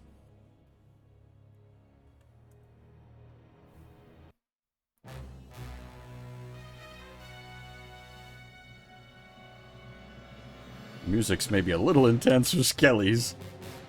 But hey. As I said before, the music is not context sensitive. It just do its thing.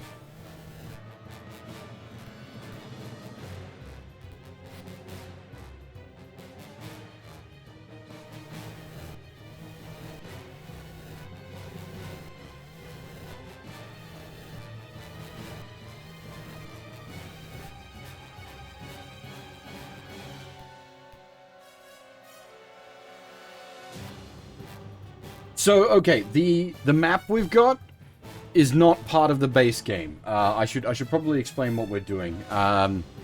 This screen here, this is all the original game was. We are using a program called Goldbox Companion, designed as like a fan addition to all the Goldbox engine games, which gives us the thing that we've got up the top here with the characters, like health and stats and whatnot. It gives us the map we've got over here. And the music that you're hearing is all done through the Goldbox Companion as well, because the base game didn't have music. So thankfully these old games have like a lot of support. Might and Magic, I don't know Might and Magic well, unfortunately. I haven't done research into that, and I have meant to look into it at some point, but I haven't really done much research into the Might and Magic games. It's definitely worth looking into, though, because a lot of these, like the classic CRPGs, definitely got a lot of fan support over the years. So like the Ultima games got a lot of like fan patches and whatnot that make them more approachable in a modern age. I would not be surprised if something like that exists for the Might and Magic games. The Wizardry games mostly got like remakes later down the line, but the Wizardry games were just fuck you. You just sort of bend over and they give you the rusty rake. You just... The Wizardry games are painful.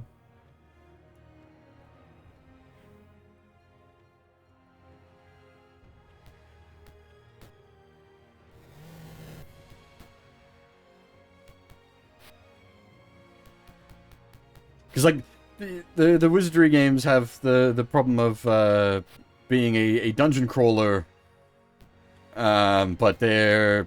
Oh, death is so punishing in them, and they have, like, enemies that can insta-kill you, enemies that can level drain you, and all these enemies can do that on an ambush. So you can just be, like mass level drained or mass death, and there's literally nothing you could have done about it. I played a good chunk of the first Wizardry, when I was in the hospital last year. Because apparently suffering begets suffering. And, like, I was actually quite enjoying it up until ambush level drain insta-kill. I was like, yeah, I'm good, thank you.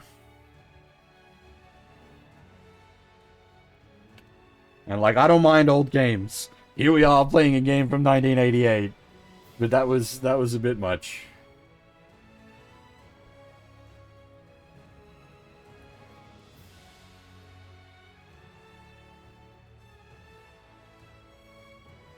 Thankfully, like, at the point of that, like, my main reason for playing the original Wizardry is I was just curious. Because it did inspire so many games going forward. And the amount, like, I played enough of it, like, you know, to a good 10, 20 hours sort of thing. I'd say I have a decent feel for how Wizardry be.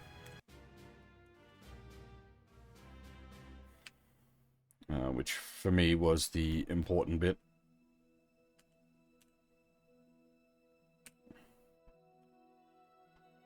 The other thing is the Wizardry games are basically just raw dungeon crawlers. I like a bit of story to my dungeon crawler.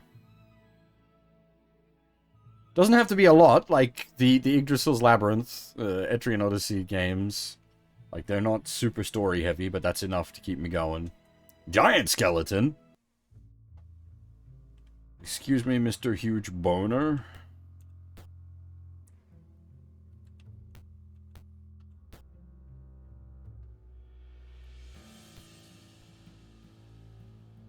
Can I turn undead? Ha ha ha! The giant skeleton has to run in fear.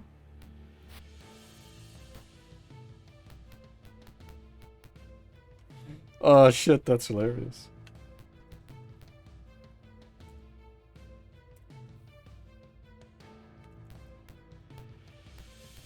The giant boner is cowering. Oh, it's just cold out, uh-huh.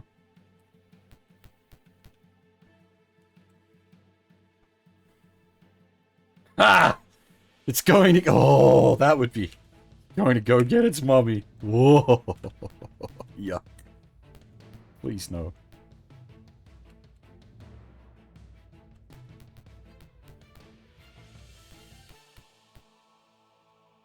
Oh. That would be... most unfortunate.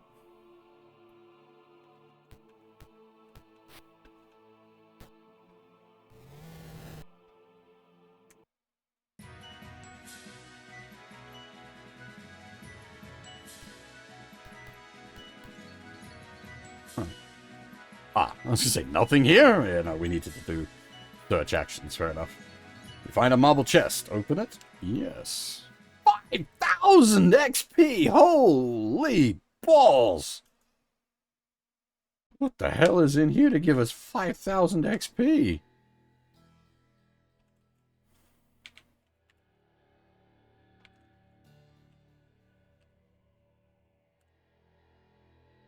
That's probably a whole bunch of Scrolls of Restoration, which, like, if we could just... Like, if it didn't do the, like, XP dump as well as the level loss, I'd be happy to, like, play through the, level drain.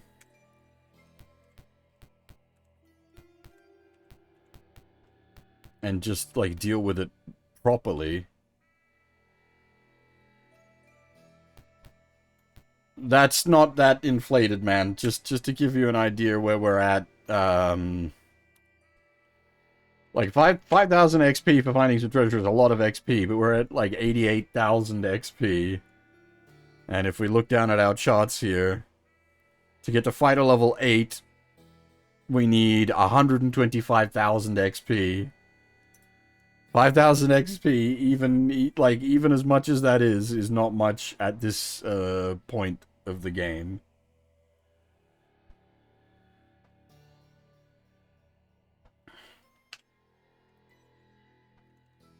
I'm assuming Wiki's got a magic user level coming up? Yeah.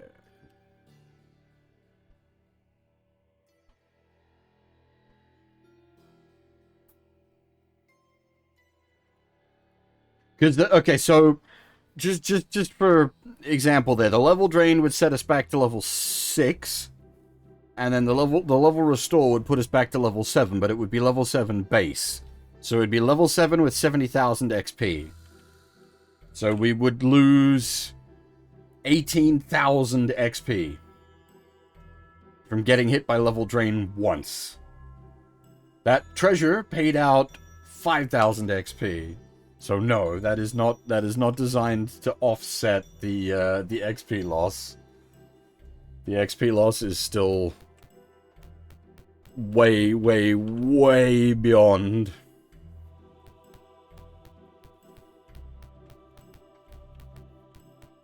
As I said, I think there might be a button actually.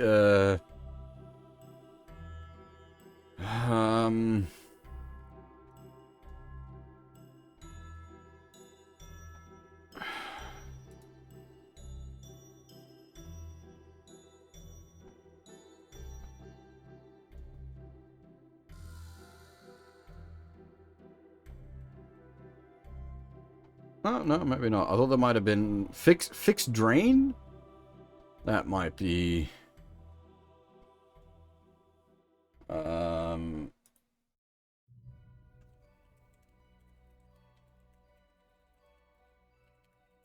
Let me...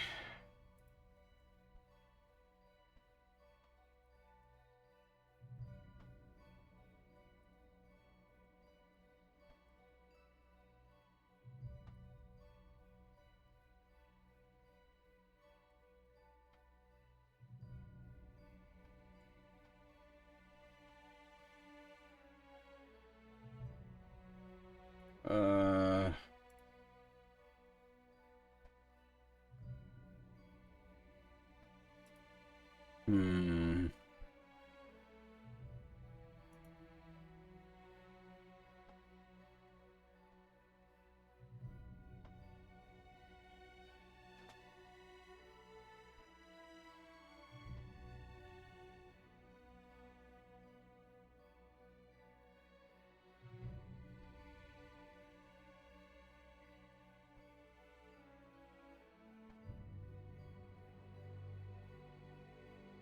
I don't really... I'd have to do significant research into that to see exactly what the fixed drain option does, but we're just not gonna... we'll just save the game. Speaking of... we'll do it the old school way, the way people dealt with it back in the day. They just do the good old save the game.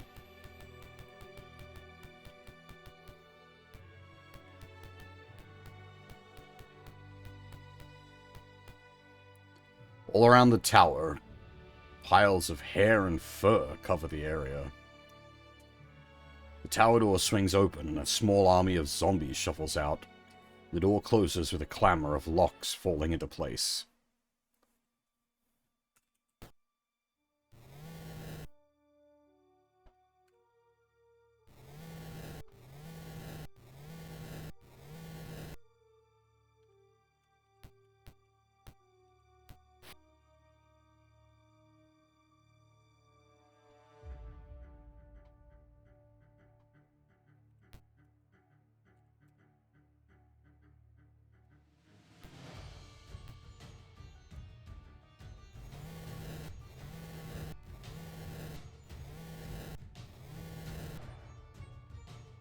Cleric's really getting a chance to shine at the moment.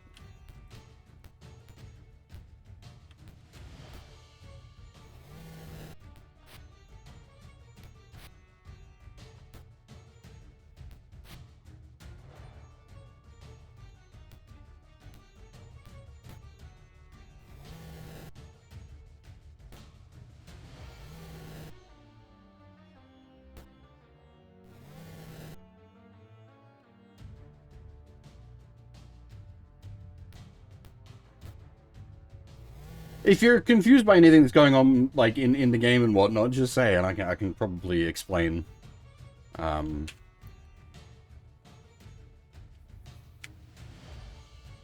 realize, like, looking at it might be a little confusing if you've never played these games. It doesn't really, like, explain itself too well. We literally have source books open.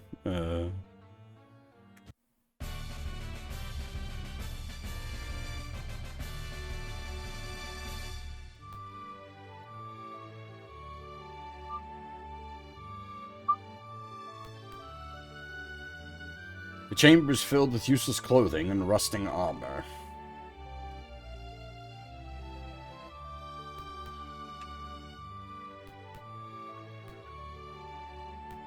The only problem with the longer victory tracks is they do keep playing, unless they get overridden by a combat track, I think.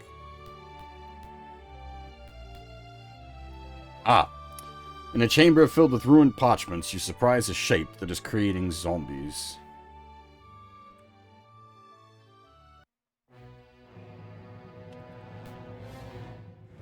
So we got magical weapons on everybody, so that's good.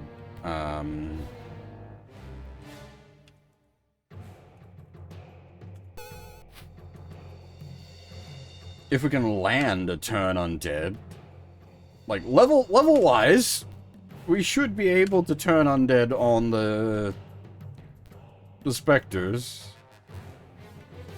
I just...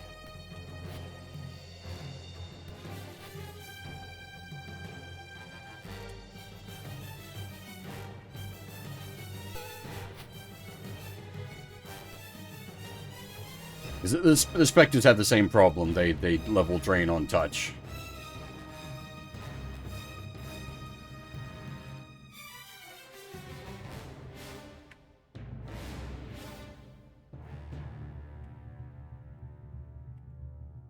Yeah, well, I mean, that's why I was curious about the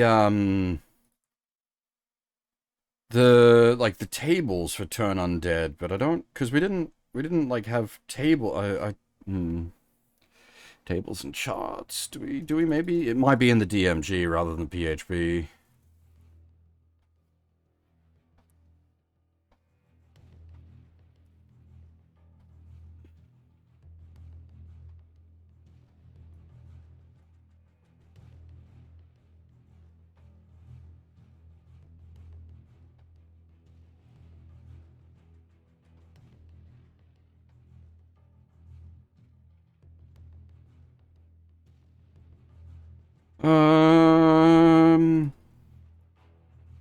Have a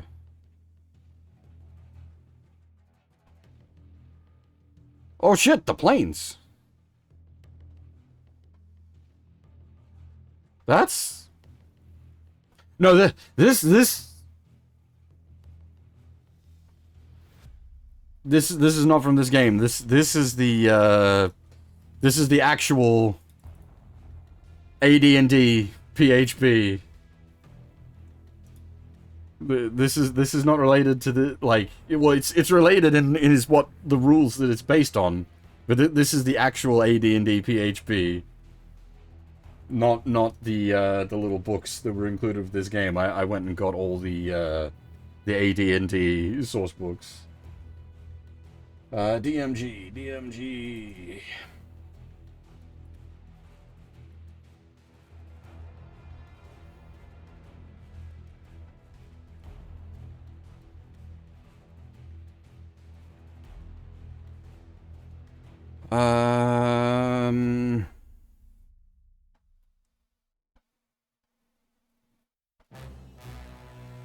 Turning undead.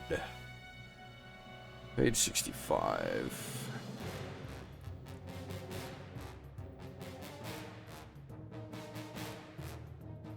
Like, really, as players, we shouldn't have this knowledge, which is why it's in the DMG.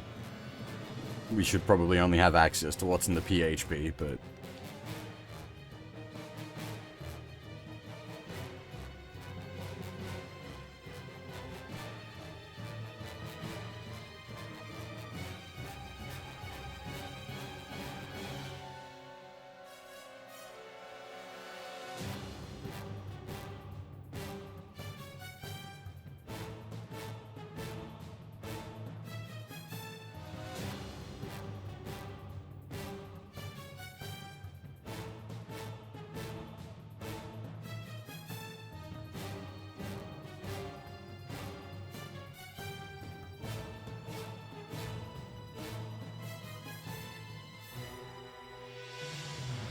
Oh, okay. I don't know how that's been implemented here, though, whether they've done that, which is the, you've got to be able to turn the highest level thing in there.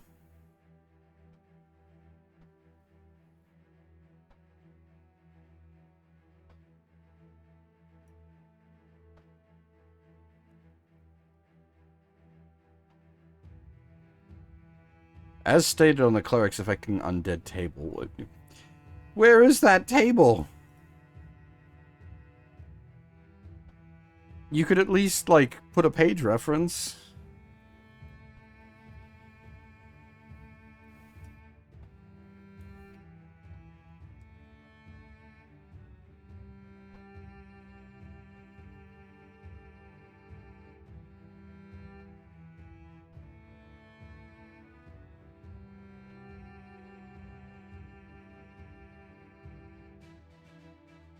Clerics affecting undead. 65, 66, 75, 76. Okay. 65 and 75.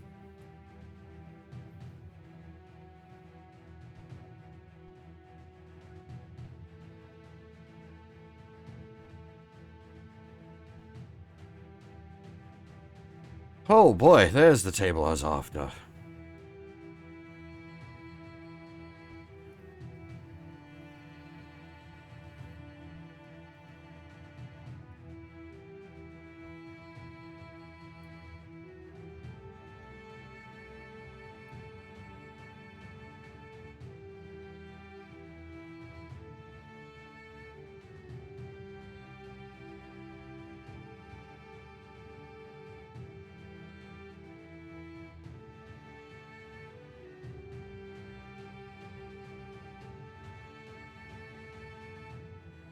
From 1 to 12, or 7 to 12, or 1 to 2.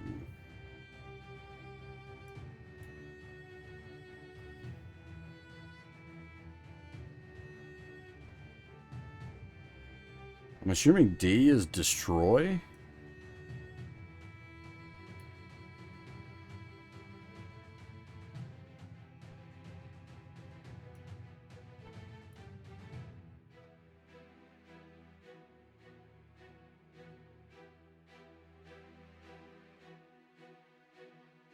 Yeah.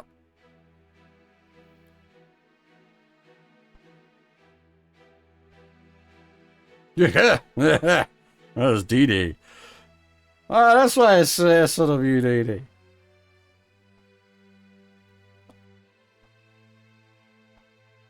Alright, so we got level 6. I think both our clerics are level 6 clerics.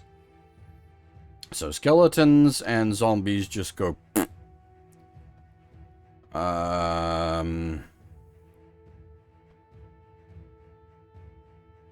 Ghouls and shadows, I think T just means they're automatically turned. We don't have to roll a dice. And then whites are 4+ on a D20? I feel like we've not been having that kind of luck. Mummies are a 13 up on a D20. That's a bit harder, yeah. And technically, a level 6 cleric can turn a vampire with a roll of 20.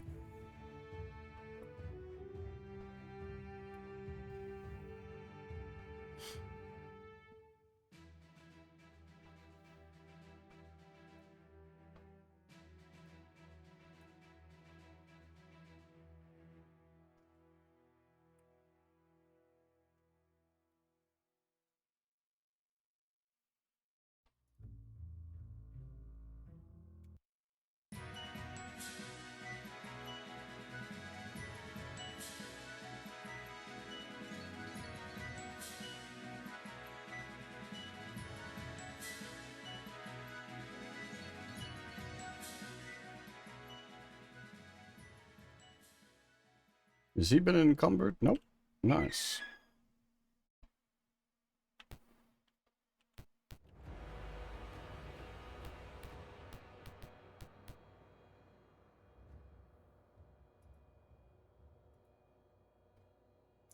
Yes.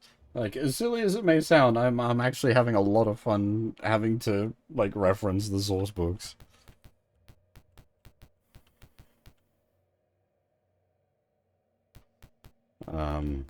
It's, like, what's the words I'm looking for? Bad game design that a player should have to reference,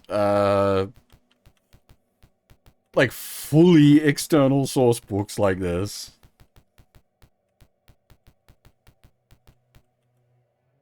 Oh, shit. Okay, so we've snuck up on them, so long as they didn't bring their mummy. Good, no mummies.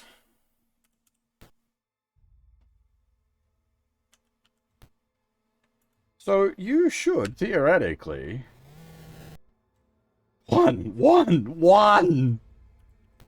One zombie.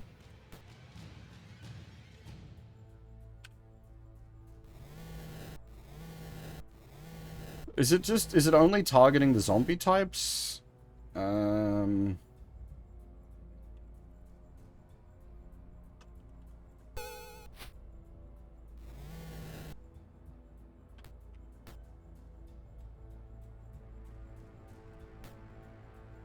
Okay, good. The ghouls are still very much a problem because they can inflict paralysis.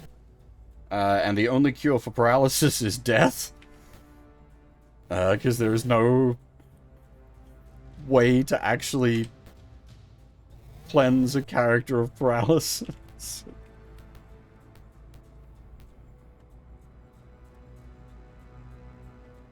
Oh dear.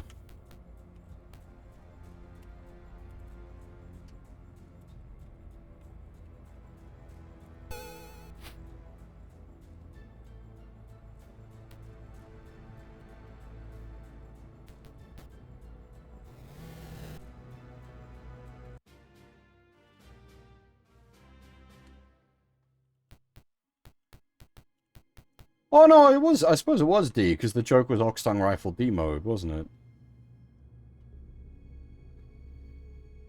No, it was... Did it D? Had B... No, B and W's. No, okay, never mind. I am wrong.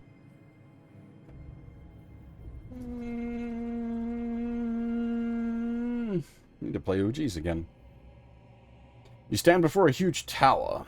The single entrance is locked and strongly built. Warning voices cry from within. We are the spirits of those who fought the dragons. Leave us or die.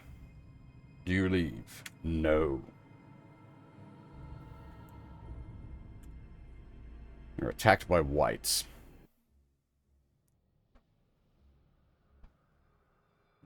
Okay. I haven't saved for quite a while, have I? Shit.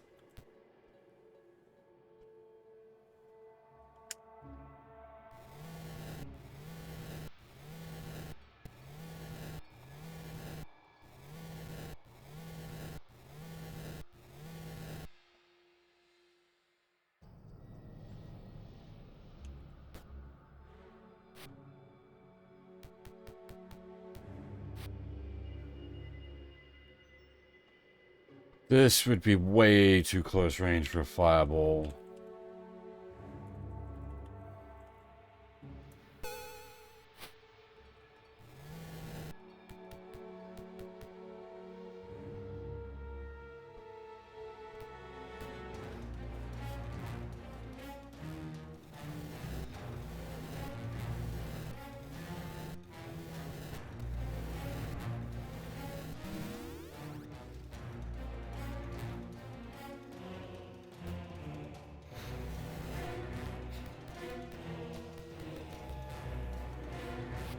Ugh. Every swing they make. Every swing they make. Butt clenching.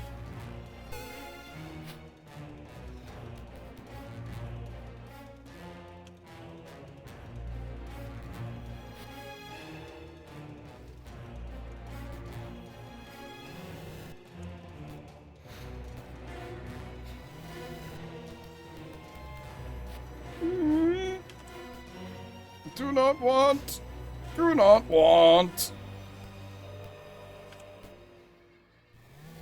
Okay, it's not over yet, though. The ghoul is still scary. Do not underestimate the ghoul. -7 AC, however, does mean we're pretty scary.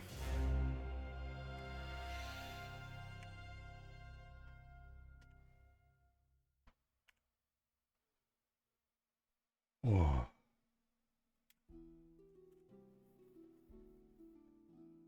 Oh, nice. Fab's got a level up coming as well. Excellent.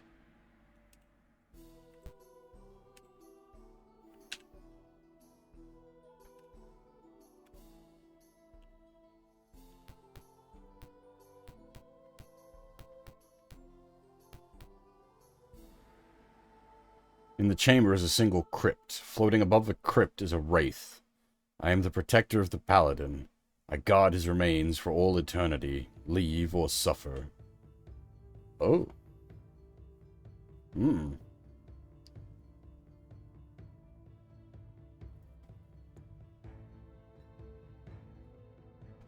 Hmm.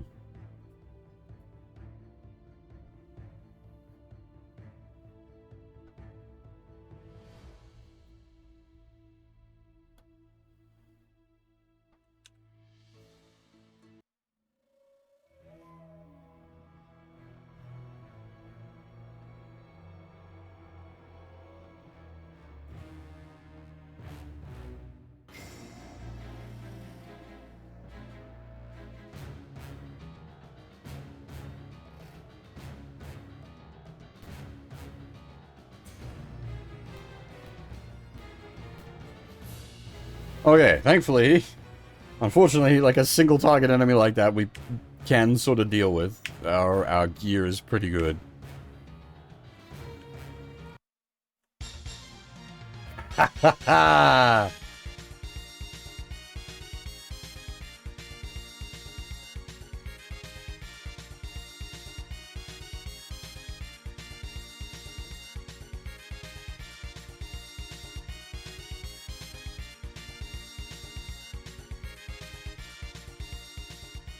So, keep in mind, the spookier undead, like the incorporeal ones, cannot be hurt without magic weapons. So it would literally be unkillable if we didn't have magic weapons.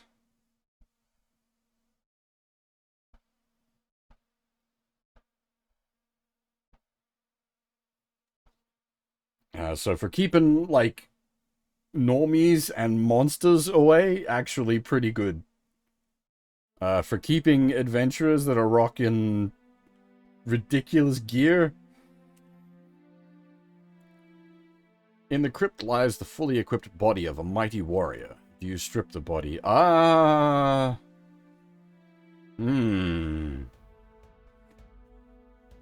don't know if this is a bad thing to do.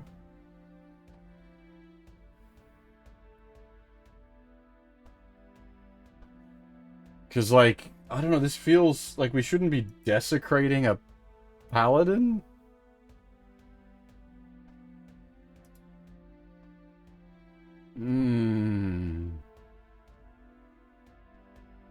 Hey, dude, how's it going? Also, 35 streak, very impressive.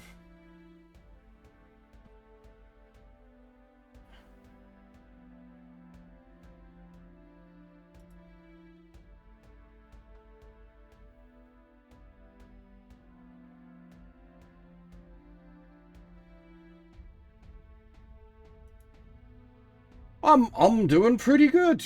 It's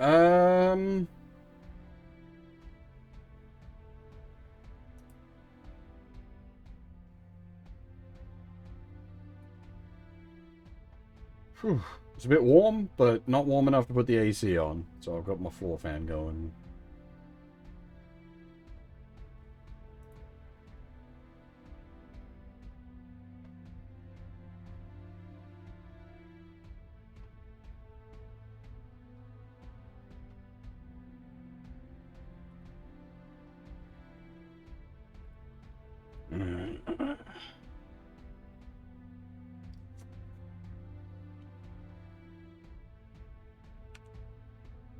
The party has found treasure. Each character receives 600 EXP. So this is like, we're getting XP for it as well. Like, I don't know about this.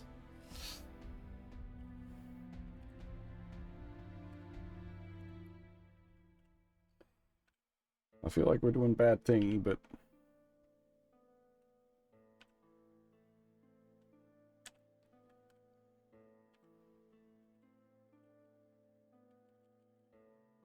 I forgot we got that Wand of Lightning. I need to keep that in mind.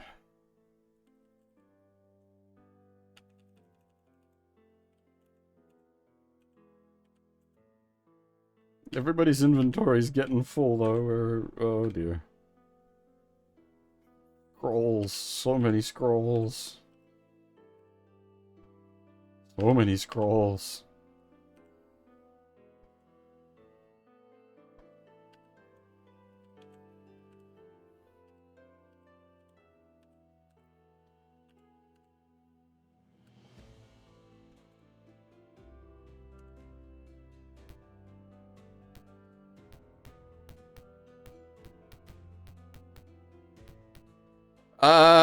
Well, it's not really sell stuff. The scrolls are things I'd like to keep a hold of, but I just don't, I mean,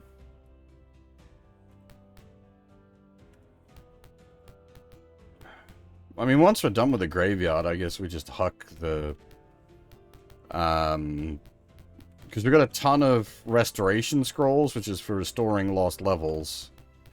But as I said, with the way the additional XP loss on level drain works, you just load a save. It's not worth trying to recover the lost levels. It's a shame, because like we don't have a way to deal with paralysis, but we do have a mechanical way to deal with level loss.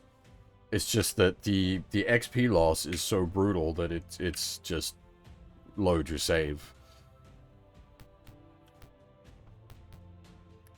Whites appear from behind the tower.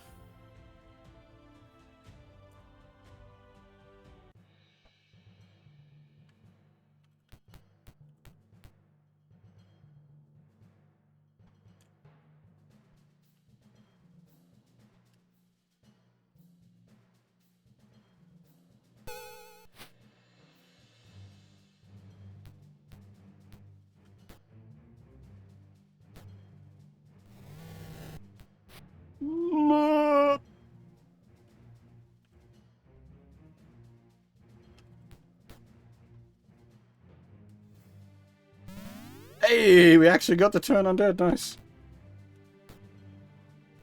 Oh, never mind. It's dead. Whew. And this game doesn't quite work the way you think, like, normal things would work loot-wise. This is like proper hardcore implementation of AD&D rule set. So money has weight. You can only carry so much money. So part of the process in this has been like converting money into like expensive items that weigh much less, which is why we've got a bunch of diamond necklaces.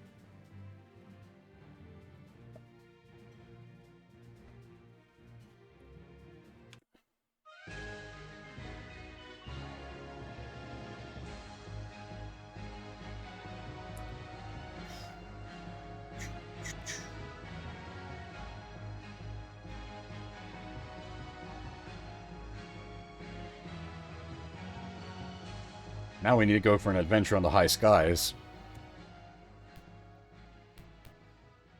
The lower chamber is filled with gas. Oh, not gas, sorry, with glass and fur objects of all types. A sharp crack splits the air, and you are stung. Stung by what? You surprise a figure that summons a white. Alright, so this is the guy that's probably creating the whites.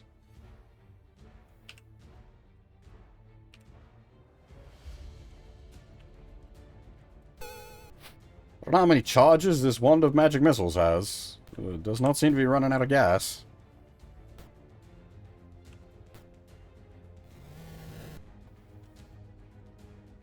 Again, we're murking them because we have, like, +3 gear across the board.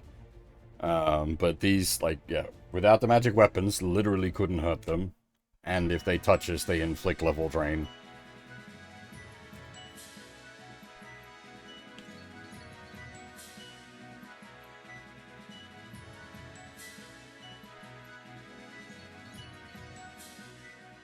Give me a sec and I can answer that question. Alright, so the two fighters are both level 7. They're just raw fighters. Half is a cleric fighter, level 6/6. Fab is a fighter thief, level 6/6, with ready to go up to level 7 thief.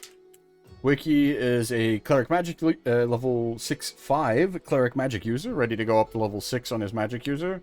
And Torashi is a level 6 flat magic user, but magic users can only get up to level 6 in this game, so she is maxed out for this game.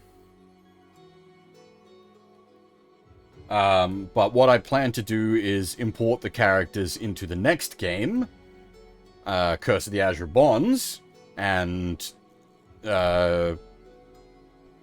we carry over the XP, basically.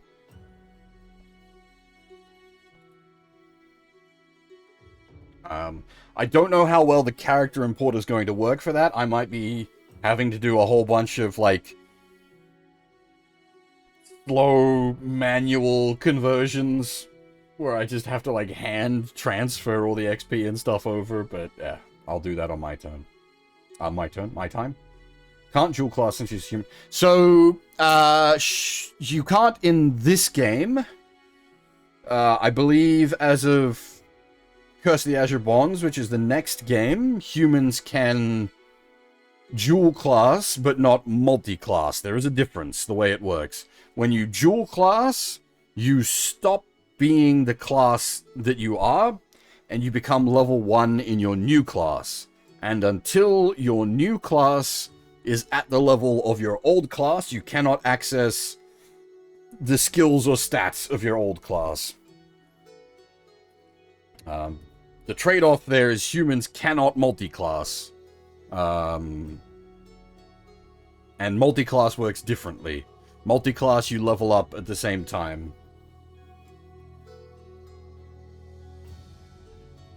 And hey, Gorgeland, how's it going?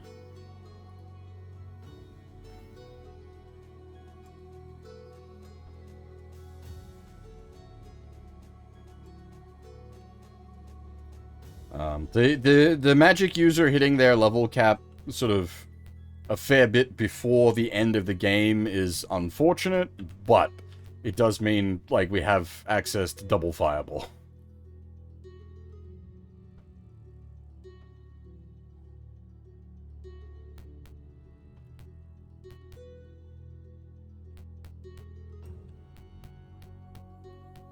There probably will be some class change shenanigans going on sort of back of house-wise when we cross over to the next game as well.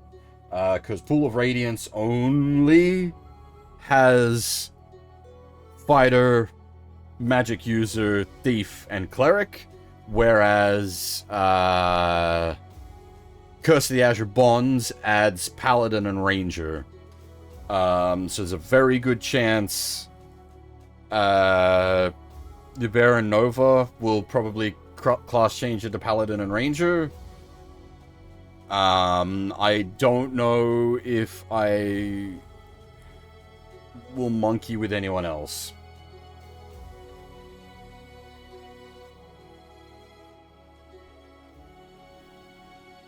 Clerics and mages can only get, or clerics and magic users can only get to level 6 in this game, as you can see here.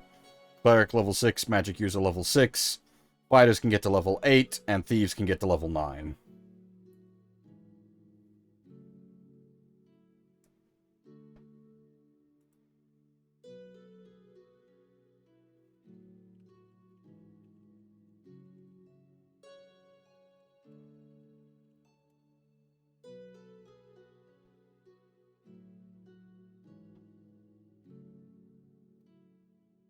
Yeah, no, well, so that's part of it all. Yes, we only get up to level 3 cleric and magic user magic.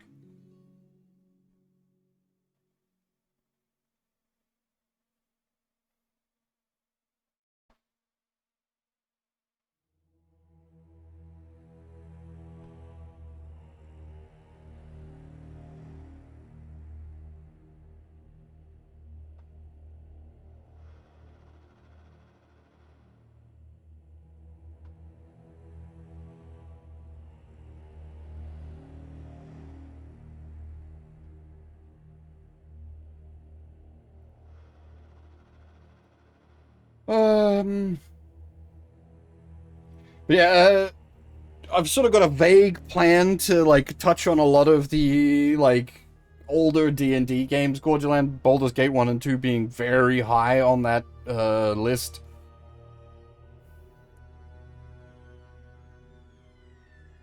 So, like, you say that, Glitch, but, see, I have this magic button called, Editor. Now, can I do this in a way that doesn't get stupid? I think I can if I do this. Goldbox Companion gives me these powers. We don't use these powers because that would be cheating. But, I do have these powers. Now, technically, if I remembered, like, exactly what XP value we had, I could, use this to, like, restore XP, on a level loss. Like, there's a lot we can monkey with in here. And I really don't want to monkey with any of it, because I might break things. The editor also, like, it doesn't apply game logic math. So you need to, if you're gonna monkey with things with the editor, you need to make sure you know what the math is supposed to be. Basically, don't. There's a lot the Goldbox Companion allows us to do that we're not doing in ways that would be cheating. I don't actually know if Wish ever gets implemented in the later games. That's like an 8th level spell, I think. 7th or 8th level spell. Wish is crazy.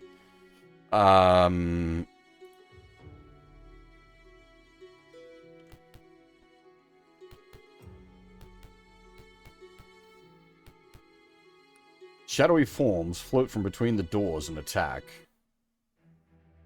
Okay. That's a lot of health. What the heck are you? Spectres. Okay.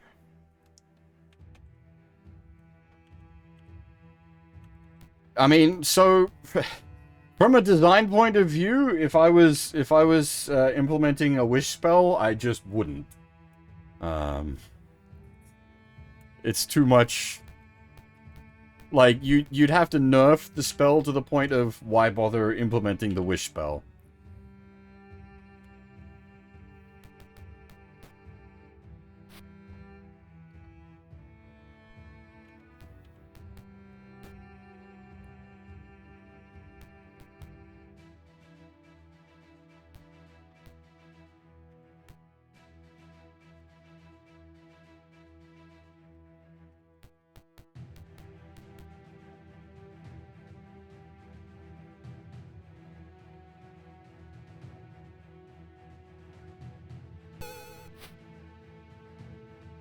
Better to just not.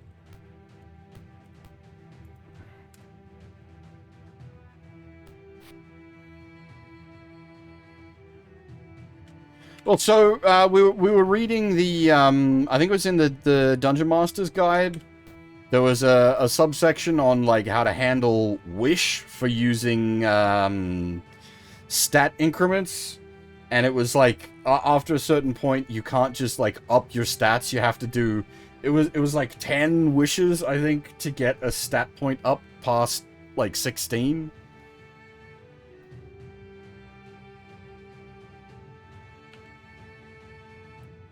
Well, the age on haste is not even, like, that's just rules as written. That's not even, like, trying to counteract something. That is just how haste works.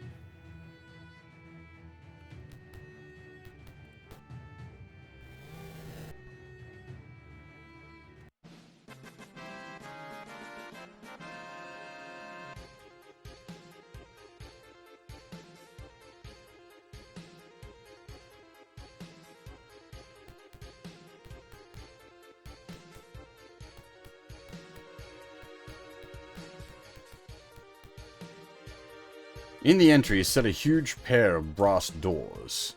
In the middle of a door is a panel of a powerful knight fighting several undead.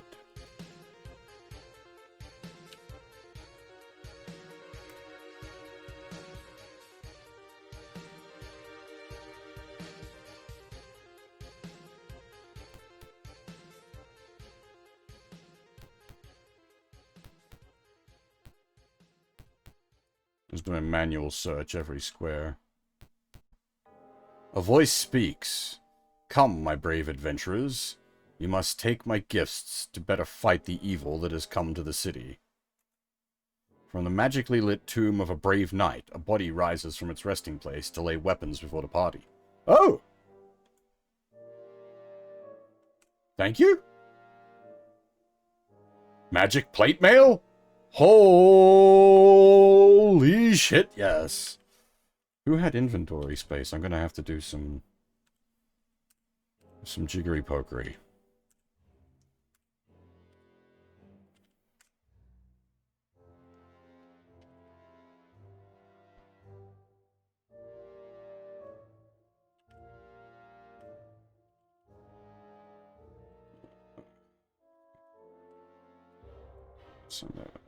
Overload their really?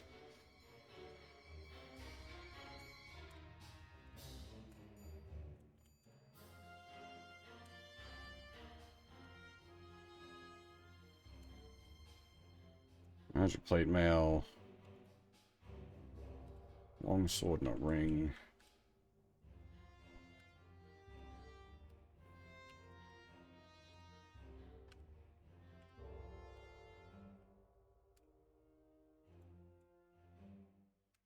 I suspect the scrolls are probably all restoration scrolls, so I'm not too fussed about not taking them.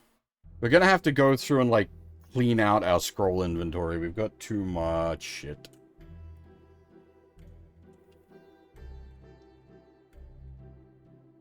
Alright, so, AC -4.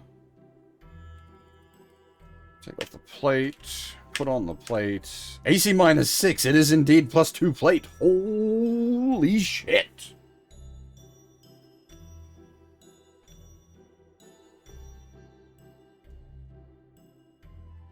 They've already got a +2 shield, so I doubt the shields, unless it's a +3 shield, which I seriously doubt it. So AC 6. AC has +1 shield. Okay, so the shield. Shield's no fuss. We'll just sell it for cash.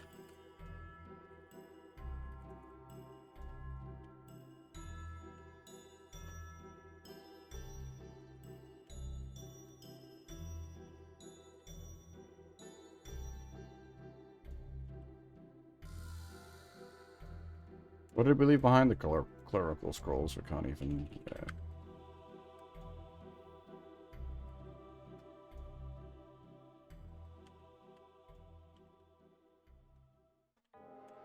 Can I, oh. Never mind, it's gone.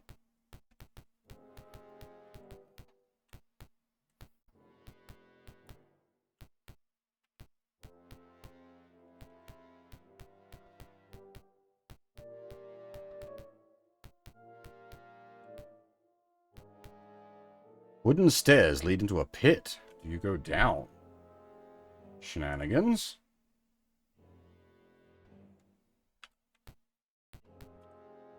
The chamber lights up to reveal a tall, pale man with very white teeth. Oh.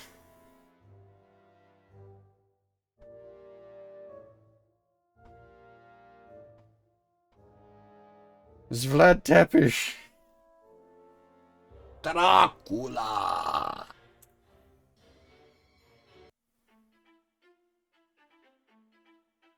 Oh, cool. The Ifrit. We got that so far back. The Ifrit of vampire slaying. It actually popped out. Nice.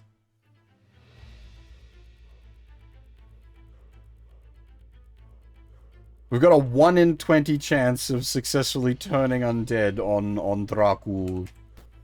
Let's not.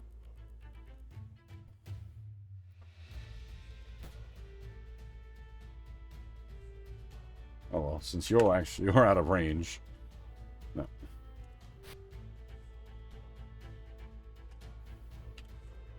I think vampires can cast magic, so we want to do damage to him to make sure he... Oh shit, it's all over. Nova got drained for 2 levels. And that's even harder to math out.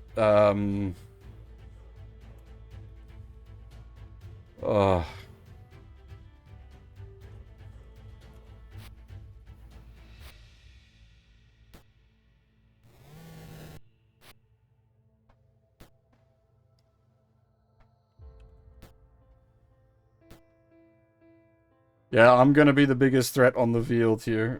This is like I'm gonna.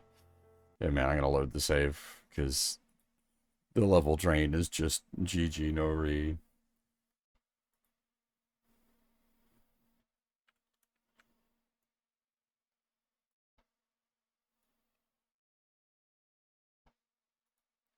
It's unfortunate because I'd like to do the fights without having to do them perfectly, but because of the level drain, it's just not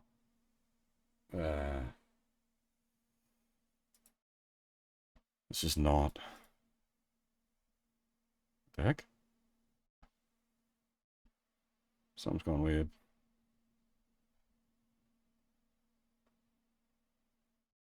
Ah, okay.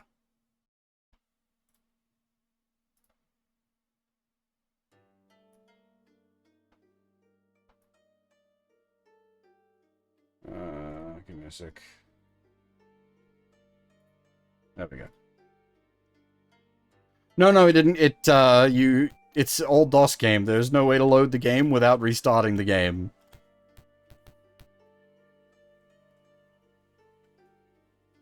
Oh, now we have to do this menuing again, though. God damn it.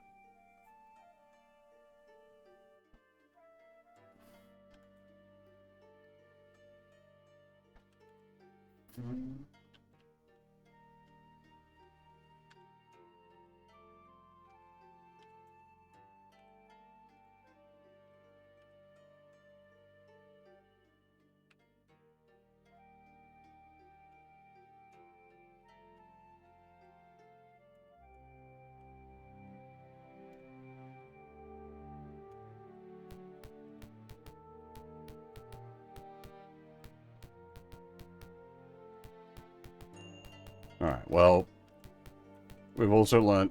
Is there a big-ass cross just sitting in the middle of the graveyard there? Alright. What is in here?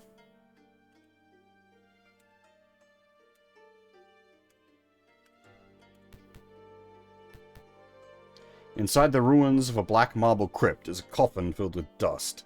Amongst the piles of dust are several broken crosses, vials of spilled holy water, and a scroll. Do you read the scroll? Yes. The scroll is placed in your journal as entry 43. 43.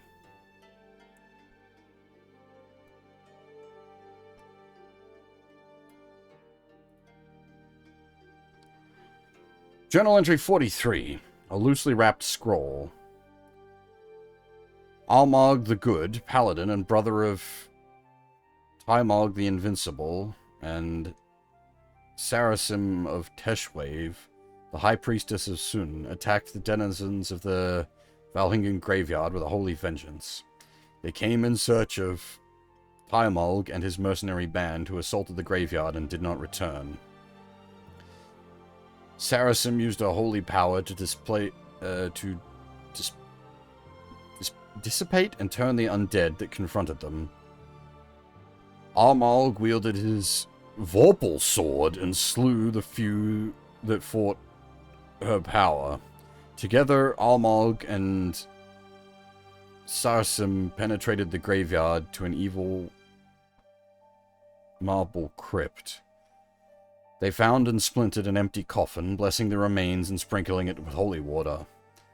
Then they confronted the owner of the coffin, a creature of great evil and the leader of the undead in Valhingen, an ancient vampire. The three began a furious melee. The vampire was swayed by Armalg and Sarsim's power, but would not be turned. The vampire shouted, "I have defeated Taimalg and his warriors. I will defeat the brother of Taimalg as well." The vampire summoned an army of rats and tried to charm Sarsim to his side, but to no avail. Sarsim resisted his charm, and Armalg charged through the massed vermin. The vampire fell before the mighty blows of Armalg's holy sword and Sarsim's enchanted mace. Defeated, the ancient vampire dissolved into gas and fled to his coffin. Finding the coffin destroyed, he returned to solid form and screamed. Seizing the moment, Aramalg grabbed the vampire and held him with all his strength. Sarsim ran up and drove an oaken stake through the vampire's heart. Aramalg and Saracen performed the proper rituals to banish the vampire forever. Then, wounded, Aramalg and Saracen left Valhingen Graveyard. It was beyond their power to completely cleanse the evil place, but they had extracted proper vengeance for the death of Tiamalg and his troops. Interesting. Interesting. Wait. Sanctify. You scatter the dust and place what holy items you can spare inside.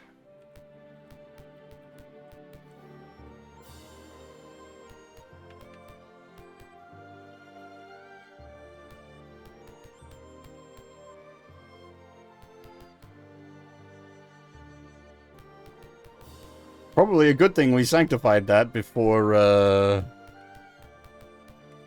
re-tussling with Eldrak.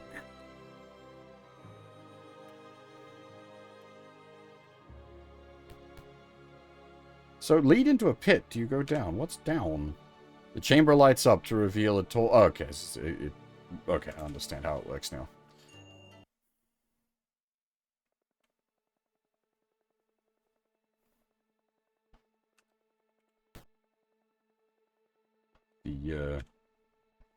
Oh, okay. See, the music didn't load, but I think it's just playing something with a long intro.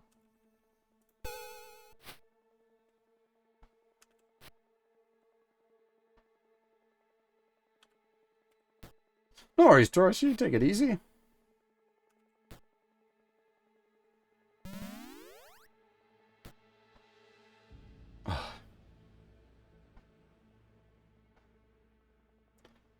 I'm gonna have to, like... It's because he's, like...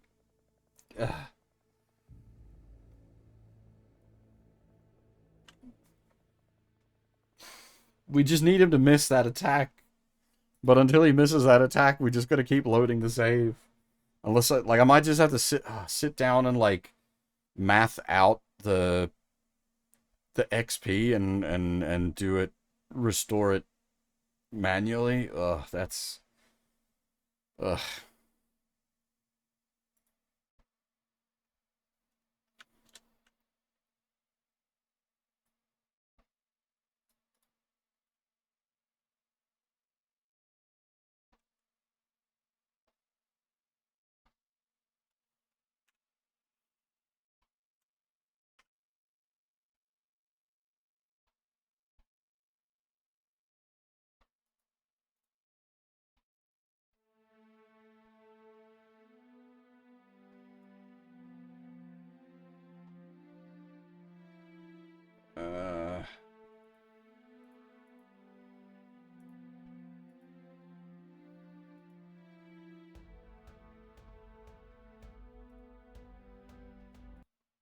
Oh, I broke it.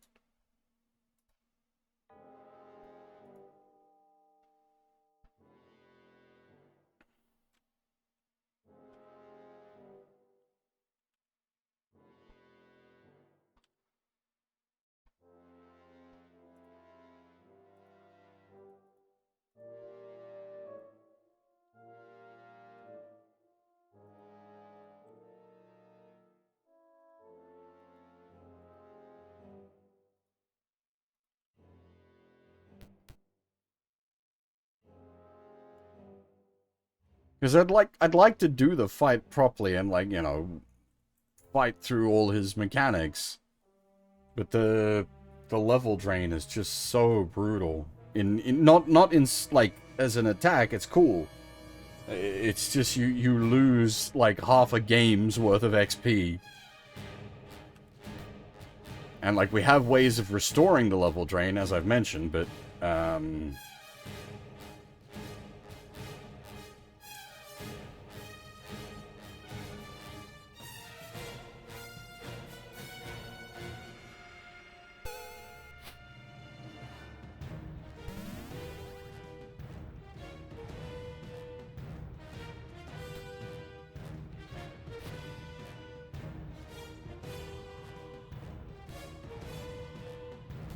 oh, what? Hit the wrong button. Okay. We managed the dodge. What attacked me from behind?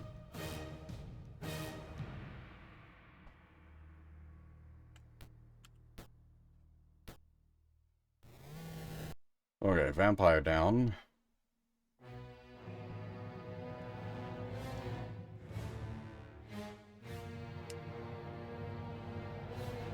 I have a plan for dealing with the charmed person. The Ifriti might be a problem. Because my plan for dealing with the charmed person is just hit them with hold person.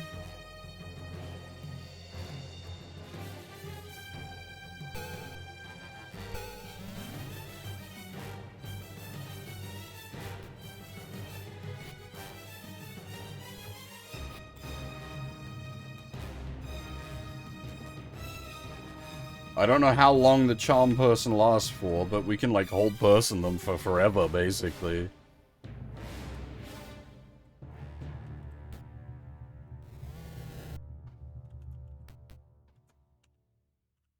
The problem is, the Ifriti is just going to stab her.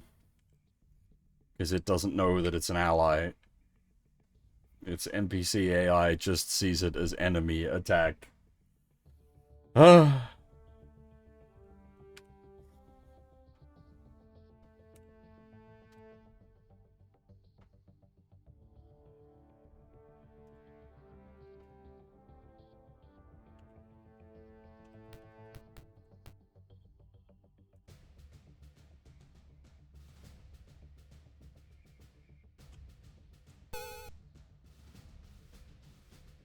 Actually, I need to look at something.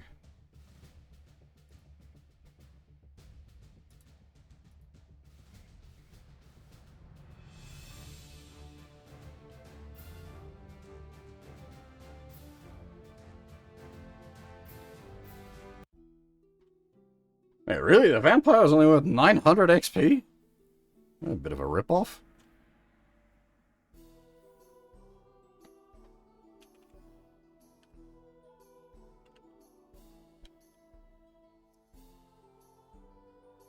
The vampire turns into a vapor cloud and floats away. Oh, I suppose we haven't true killed him. That's fair.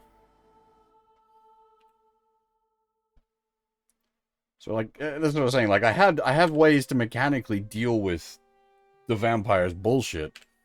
It's just the level drain. Like, I'd like to fight through the 2 levels down. It's just that that's, as I said, that's basically half the game's worth of XP that the restore spell won't restore.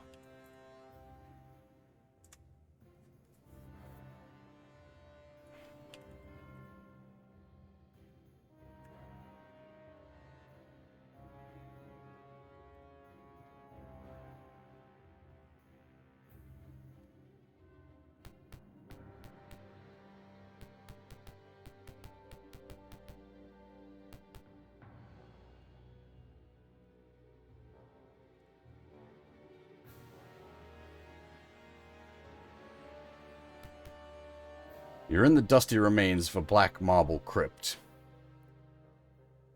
There's a vampire here. Oh, he's a little bit decreased, I see.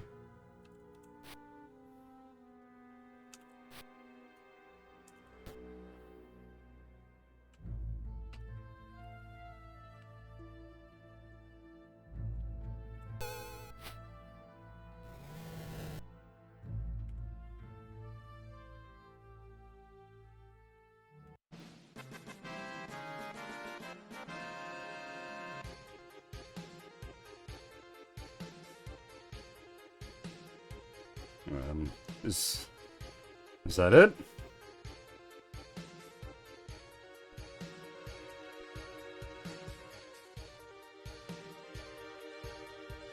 He's done skis. We slayed ourselves a vampire. We don't need to like stake him hard.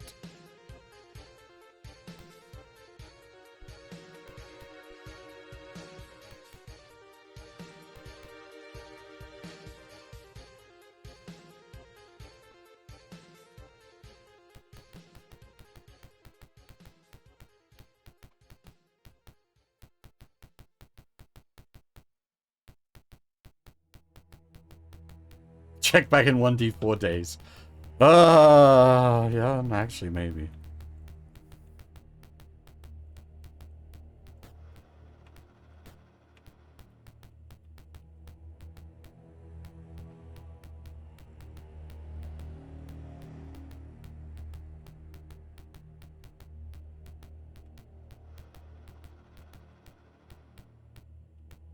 Where was it? One of these squares was going like bonk for some reason.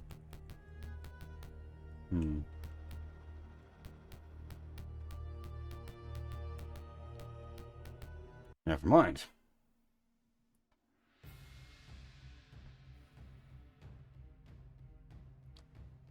Neither of those is useful to us right now.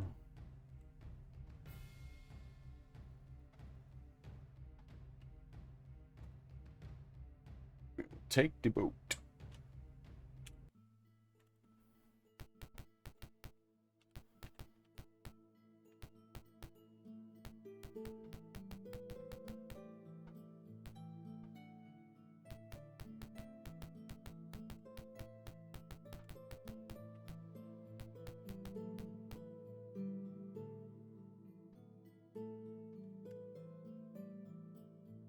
Alright,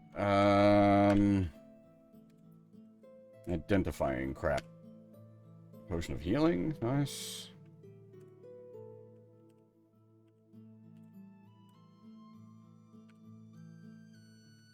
So shield +1?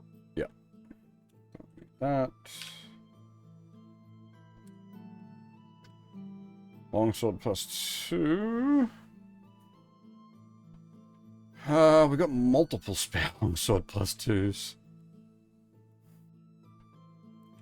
Why have you got a hammer equipped? That's why, it's +3 hammer. Damn. Actually, what's the weapon? Where's the weapon alignment chart? Hammer.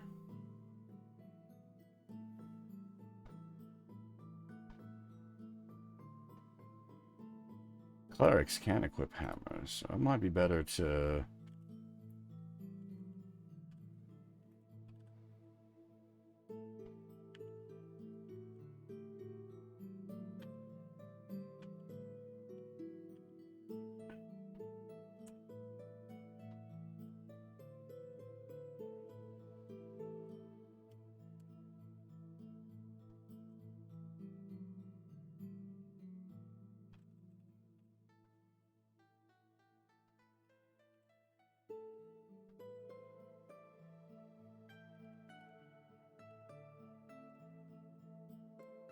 stuff.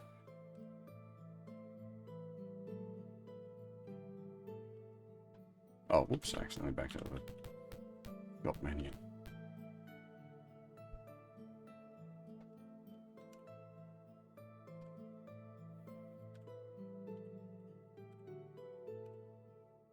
Ring of... more rings of fire resistance. We have all the rings of fire resistance. Plate... Oh, we forgot to equip the plate +2. Oops.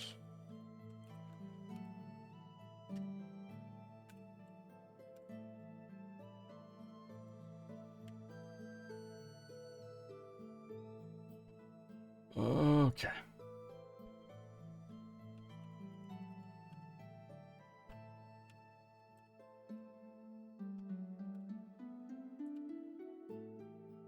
Potion of extra healing.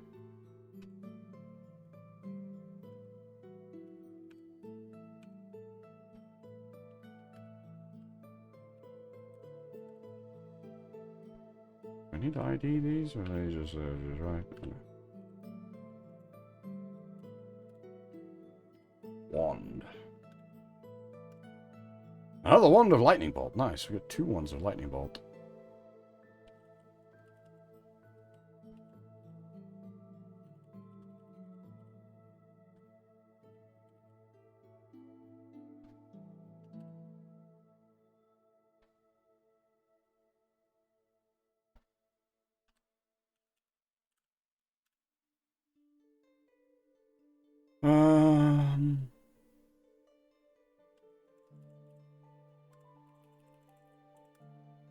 For some reason, I can't stack up the other potions for healing. That's unfortunate.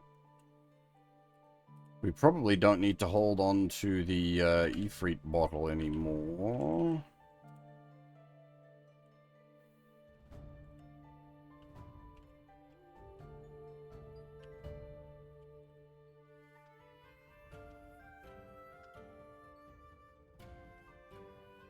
Oh, is that a magic sling? Sling of Seeking +2.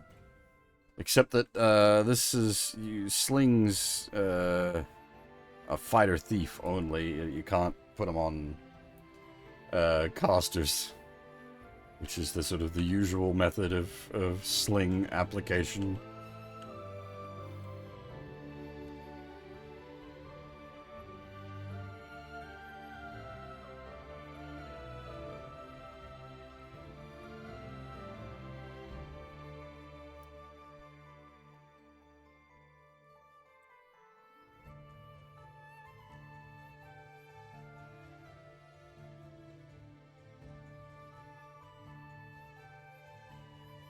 Holy crap, everyone is overloaded.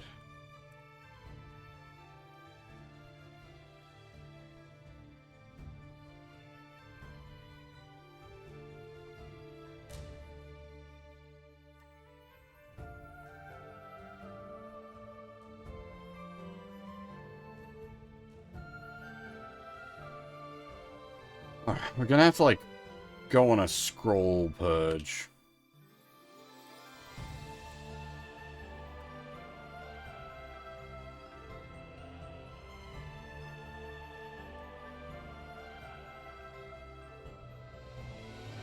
That one's a scroll of fireball. We will hang on to that one.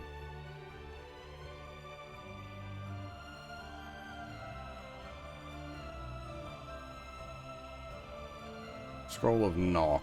That can go away.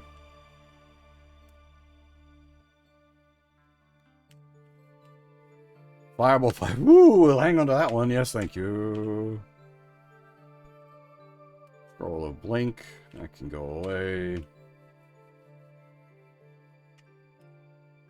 Scroll of burning hands. That can go away.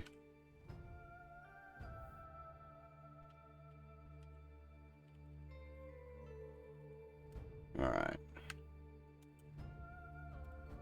Oh, this is going to take some screwing around.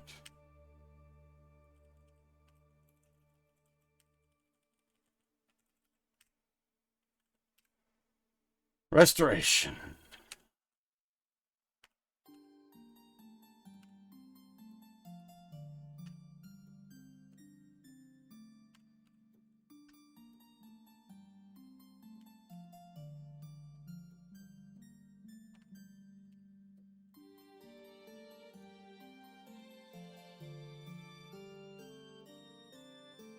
Yeah, okay, we've got so many scrolls of restoration.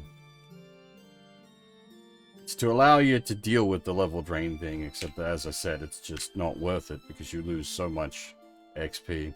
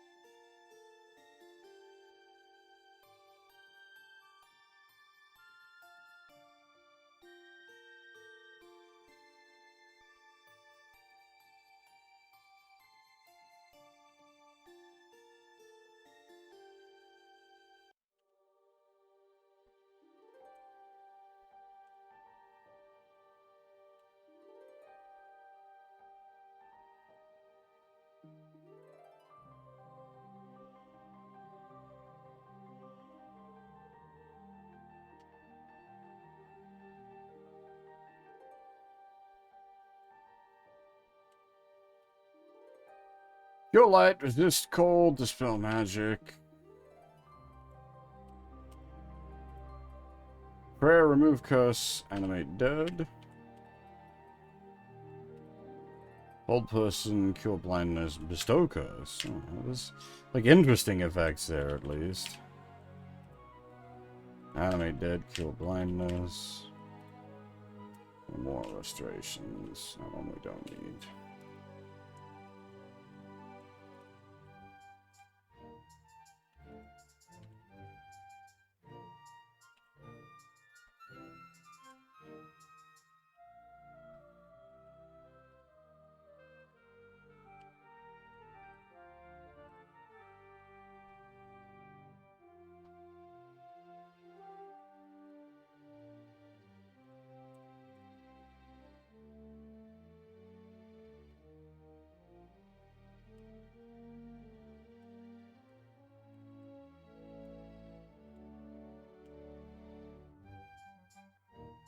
So, hold person, invisibility 10.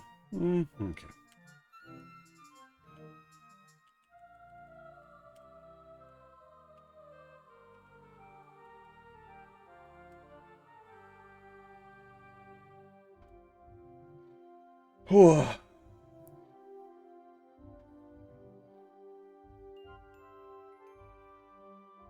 Okay.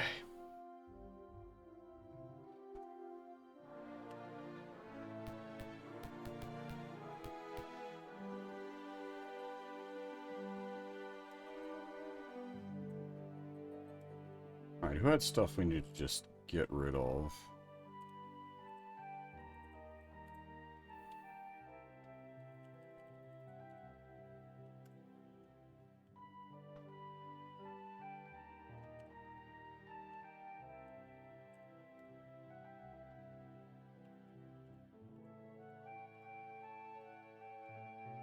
We don't need those zombie slaying swords either.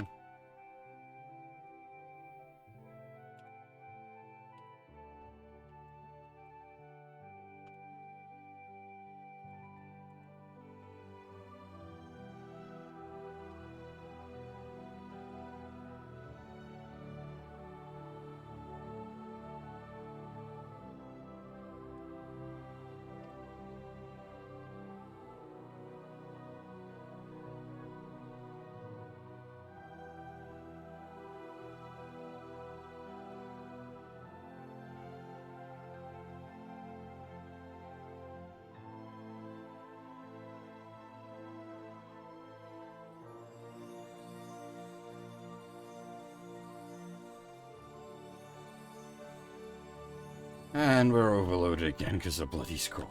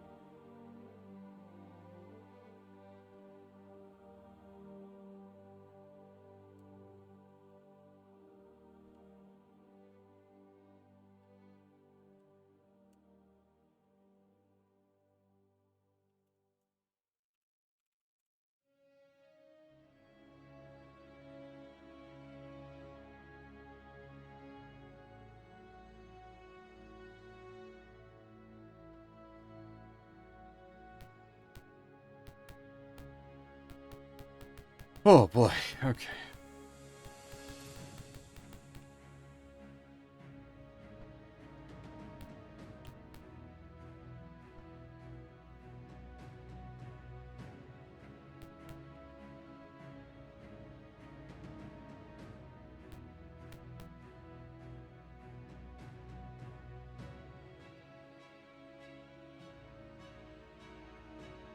I've been informed you have eliminated some undead from the graveyard. Here's your reward. Some?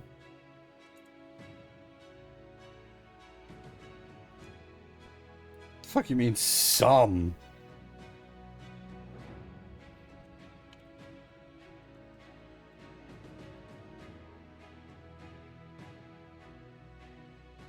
The clerk speaks. The council has voted a special prize for ending the graveyard menace. Here is your reward. Oh. Okay, this is starting to get significant.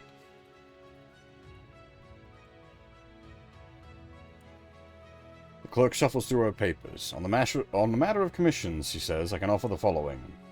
Lord Urslingen wishes urgently to speak with you. Go through the south door of the Trader Cadorna's old quarters. I think we've spoken to him before. It's about the... Thank you for coming. I must be brief, for our need is urgent. Our one chance to defeat the enemy is through the assault on the castle. To do this, we must first secure Stojano Gate. The gate is too strong to be taken by storm. Small band must slip inside and hold until relieved. You are the best and the bravest. The council has instructed me to entrust the task to you. Yeah, so that's, we need to take the gate.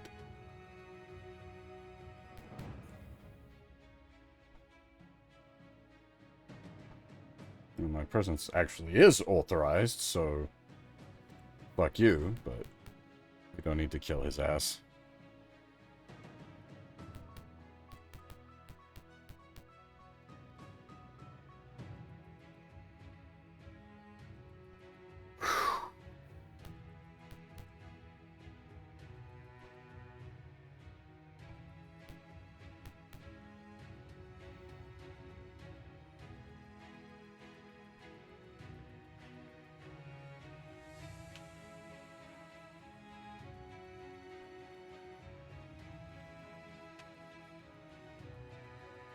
Alright, math.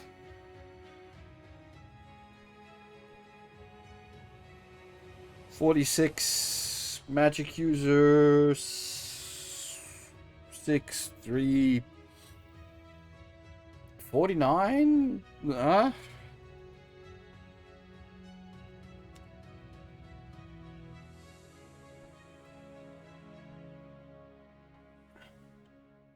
Yeah, Kitsubine, how's it going?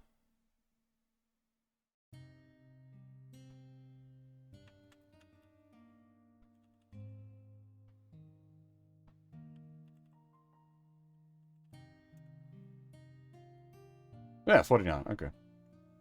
That's acceptable. And I think that's wiki maxed out, yeah. Cleric Mage, both max.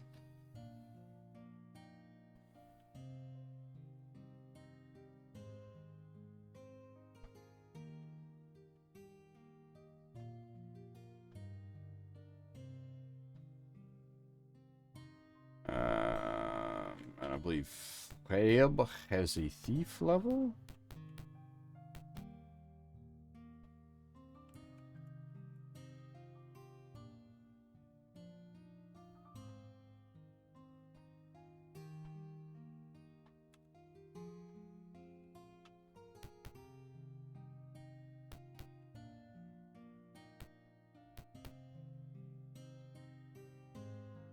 Yes.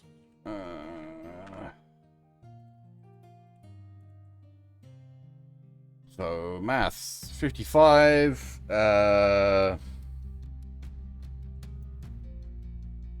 D6 plus 2, 8. We're looking at least 60 something, hopefully.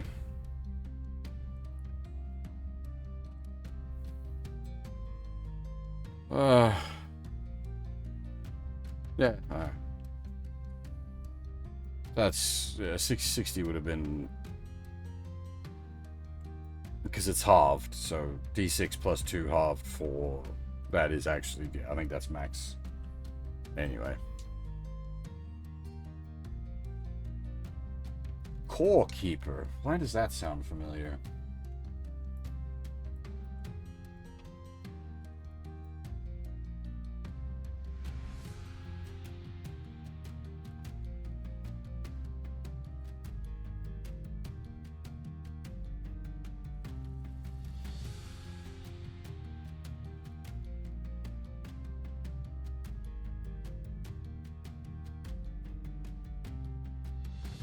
Top-down Terraria, okay.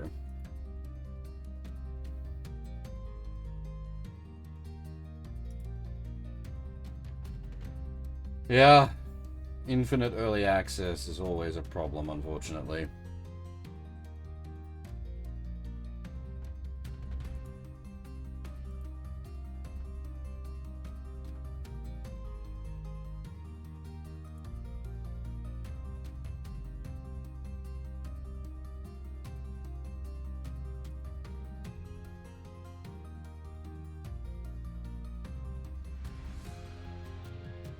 Alright, how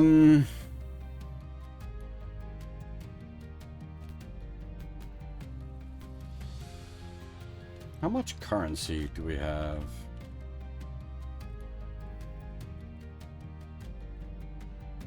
I was wondering if it's worth trying to convert some of the currency into like a currency containment item.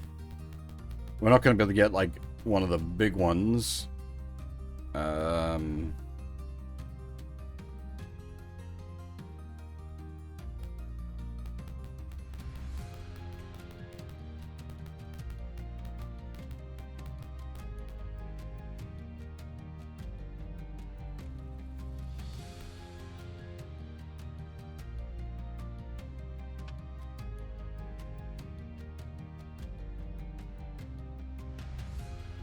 We're sitting around 5,000. Actually, maybe. Hang on.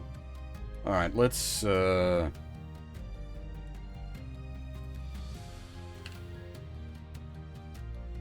should let you buy land. That, like, if you'd had somewhere to, like, stay and, like, store your crap, that'd be real nice. Or, like, something to, like, money dump into, like, you know, buying land or property, that'd actually be pretty cool.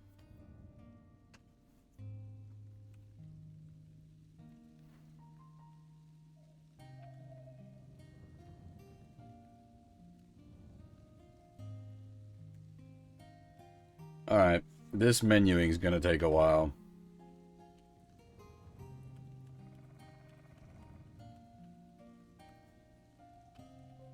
We've got to manually go through each one by one.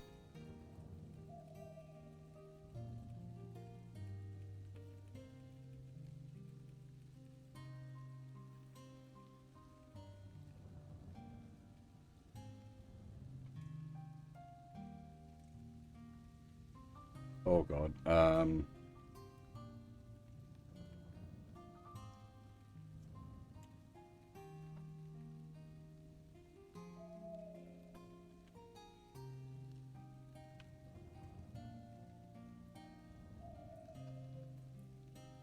No, no, you do not have to fiddle with spell components, thankfully.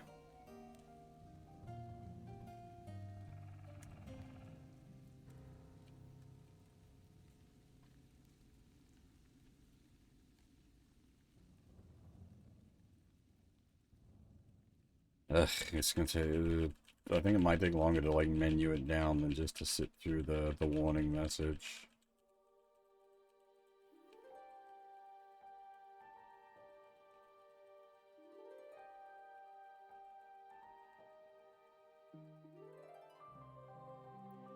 Spell components are an interesting idea, but just tedious.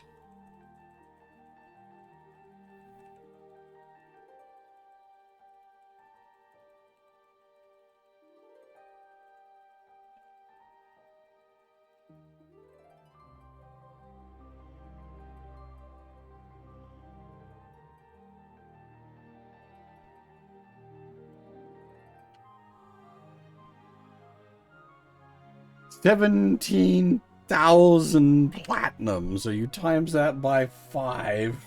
50-some thousand. We need to straight up buy another diamond necklace. Sorry, did you say overloaded? Really?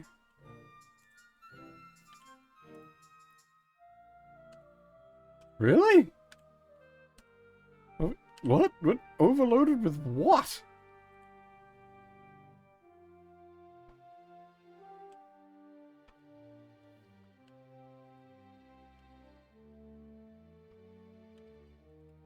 Huh? What do you mean overloaded?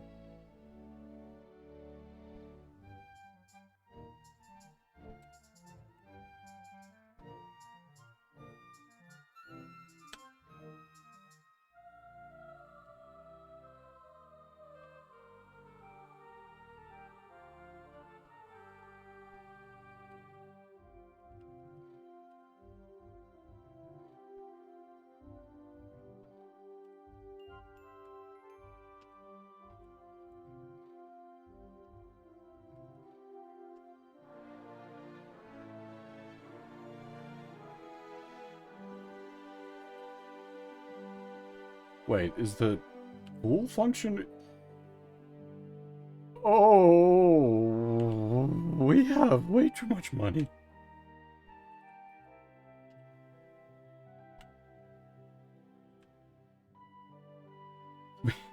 We had enough to buy a diamond necklace and have spare. We had enough to buy 2 diamond necklaces. Holy shit. Oh my god.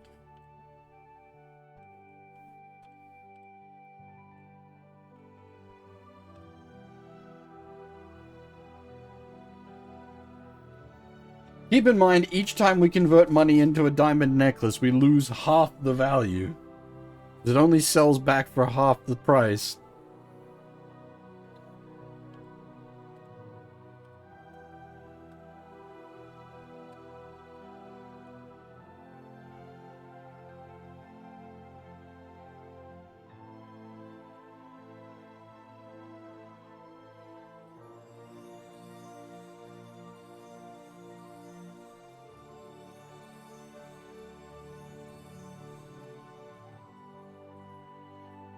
With 4 diamond necklaces and a sphere of platinum.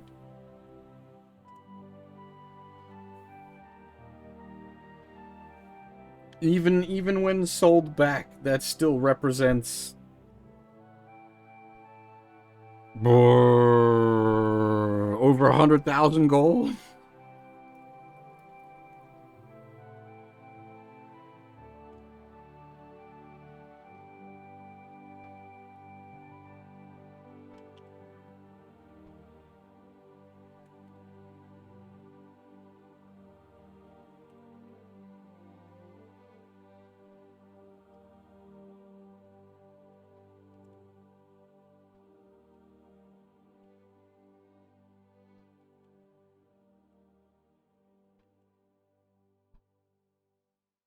Actually more money than we can, like, do anything with at this point, yeah.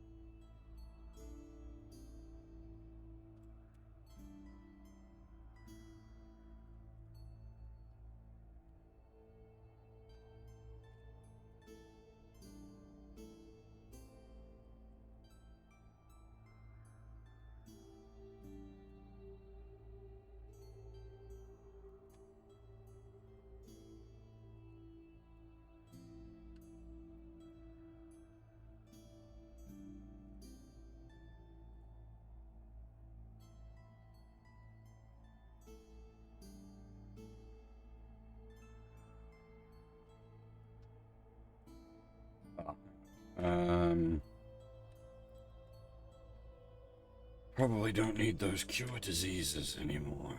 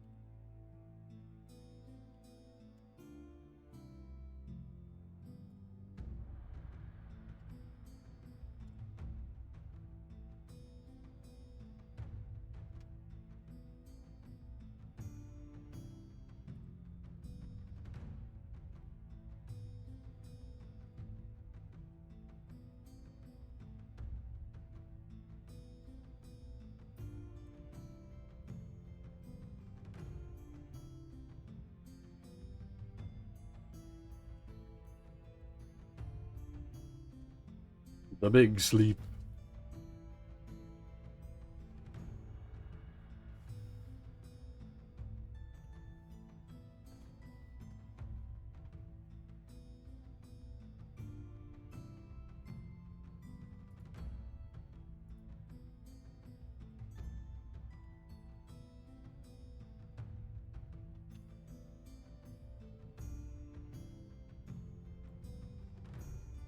Oh, okay. That... What? Why do you have a random bit of jewelry? That was a lot of menuing.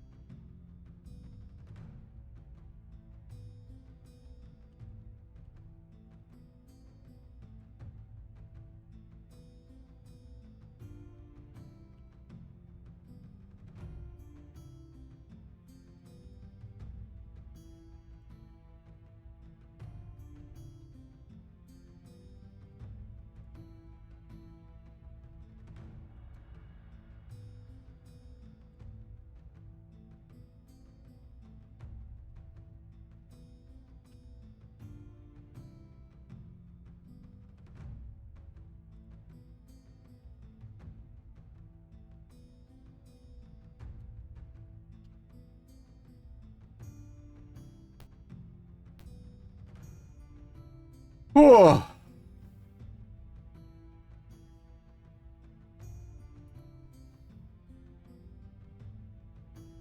Alright, now we need to deal with Stojano Gate.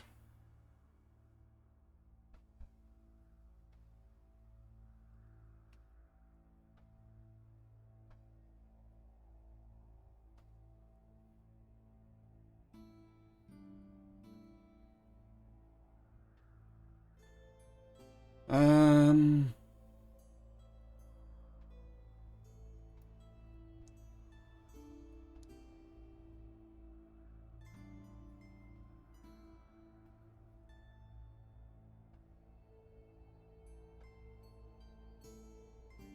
Hmm...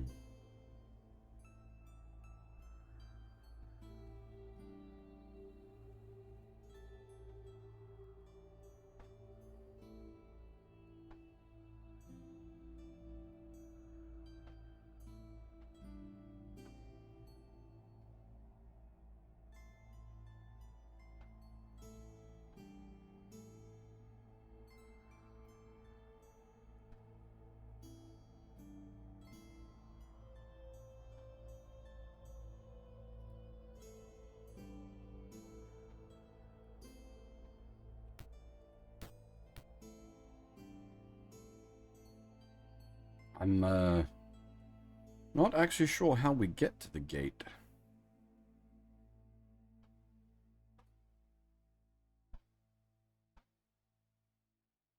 Up from Podal Plaza, okay.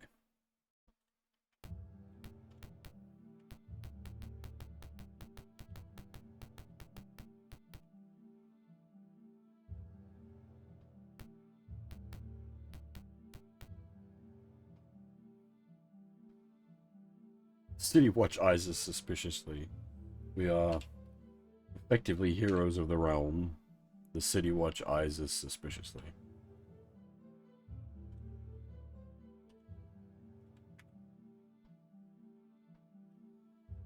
Okay, we have, however, passed the 4-hour mark. So I am going to take a short break here before we attempt the assault. I'm going to take a short break here before we attempt the assault on Stojno Gate.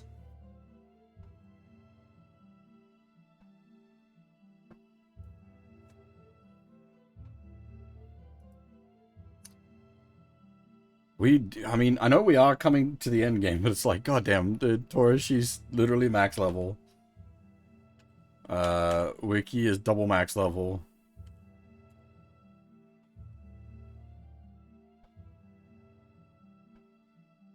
I'm actually curious, would the PHB have the tables I'm after?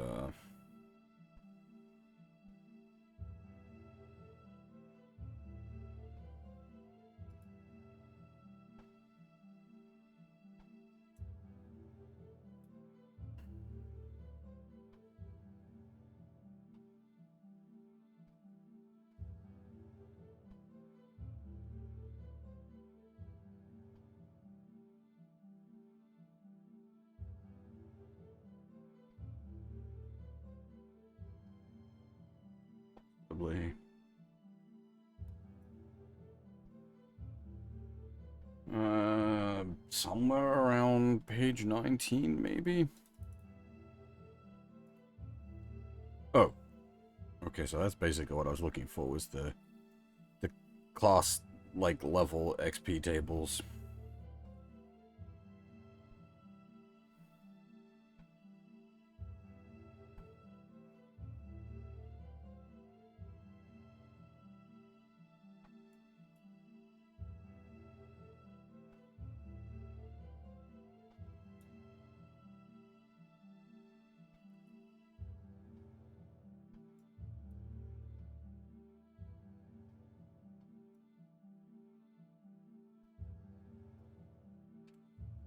Orochi currently has 117,000 XP. As a level 6 spellcaster.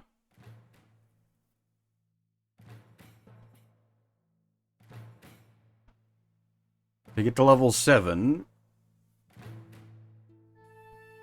we'd need 60,000? And then to get to level 8, you'd need 90,000? Oh boy.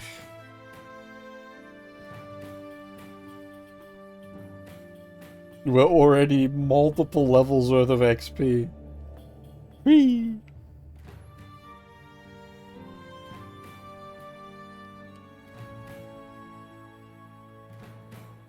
$114, $115. Yeah, what's the fighters looking like?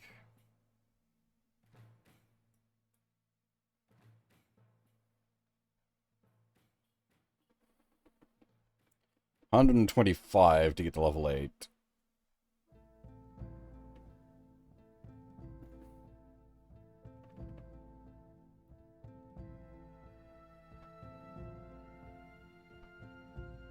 They're actually both pretty close to hitting level 8, which is the max fighter level for this game. Whew, alright.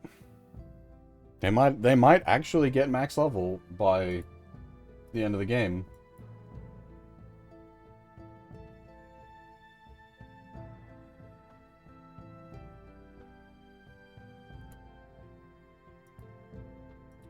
Yeah. Alright, as I said, I'm going to take a short break here. I'm going to go stretch out, make myself a fresh cup of coffee, and then we will come back and do the assault on Stojano Gate. I will be back shortly. I go anywhere? Well, no, do. If you need to take a break yourself, by all means.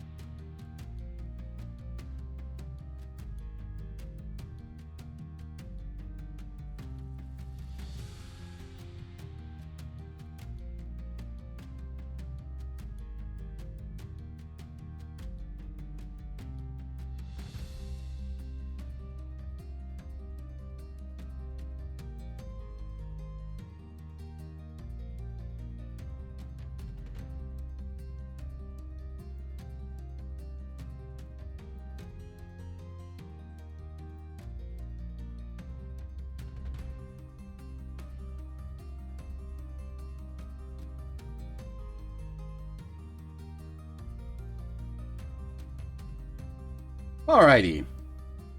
I'm back. I was just thinking while I was away, it is a shame that there's, like, the way level drain works. I'd like to be able to fight through a level drain effect, as it were. Like, the vampire was doing, like, level 2 level drain. So I'd like to be able to, like, fight out the rest of that fight with the character at the, like, the -2 level, and then have to hit it with the recovery spell afterwards to clean it up.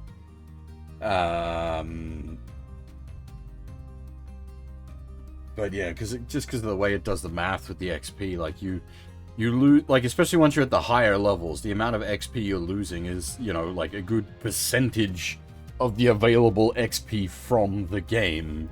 Like, there's no real effective way to get that XP back, apart from, like, grinding fights in the wild. But the way the game is designed, like, you're not meant to grind. The majority of the XP for the game comes from quests. Like finding treasure and doing quests. And so, like, a level drain, you know, once you get to sort of the end, or even early game, it's such a brutal setback because you just don't have you can't afford to lose the XP early game, and then end game, you're losing so much XP you literally can't get it back in the game.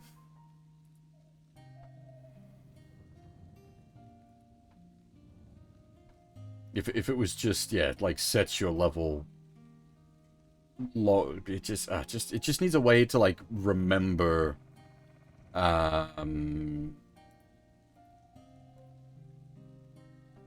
your XP so that you can restore it. Well, that's what I'm saying. So if it was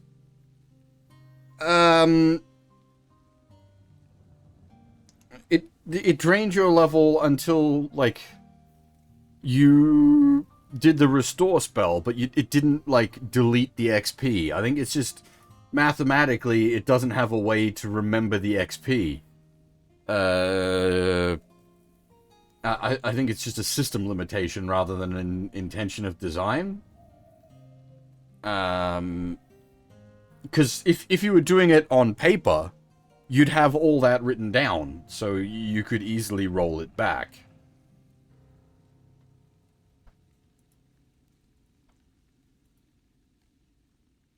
Like, level drain is meant to feel horrible in that's brutal, having your level lowered.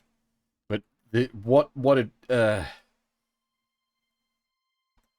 it's the level lowering is not the brutal bit in this case. It's the loss of in-game XP. Like, in an unrecoverable way.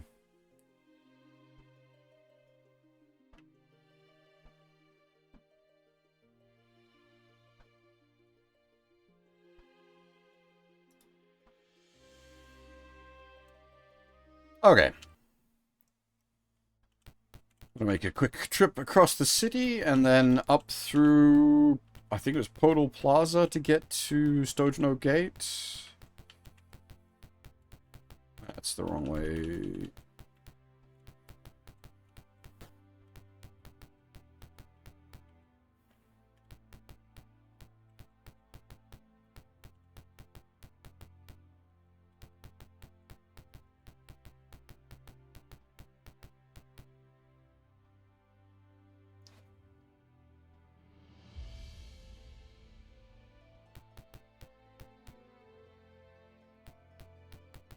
I feel like deleting XP is, it's too much. It's too harsh. Feels bad for everyone involved. And it's not like you're not being punished for making, like, a big fuck up to have made that happen. It's a very common occurrence against, like, undead with, like, the level drain touch attack, basically.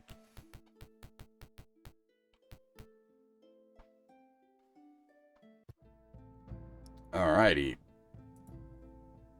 We have not been here before.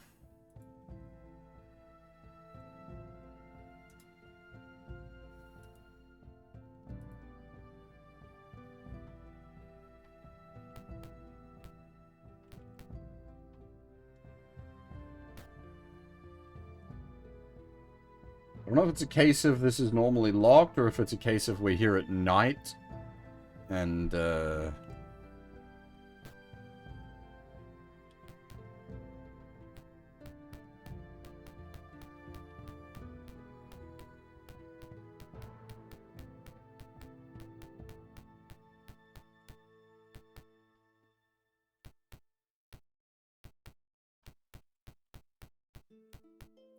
But the restoration spell restores the lost level, but it doesn't restore the lost XP.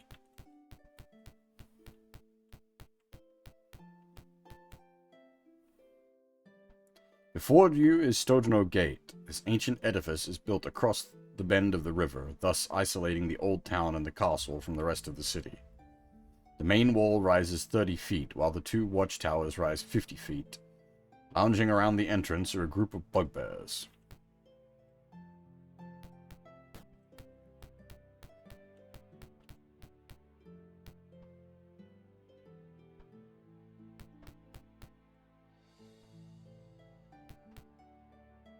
Yeah, well, that's what I would do. Well, so the reason it doesn't do that mathematically, Fab, is because of how the levels in XP work. But yeah, it's.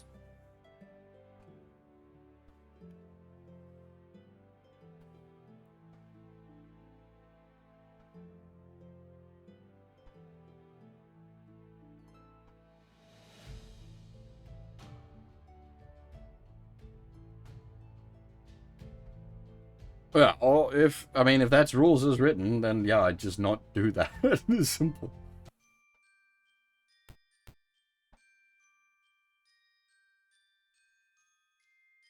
That's the advantage of being able to DM your own game. You just go, yeah, this is not fun. We're not doing that. It's, as I said, it just feels bad for everyone. There's no reason to do that.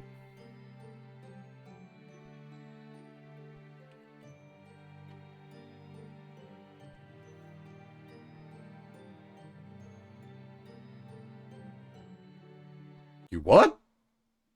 Where did they come from? Everyone in here's dead.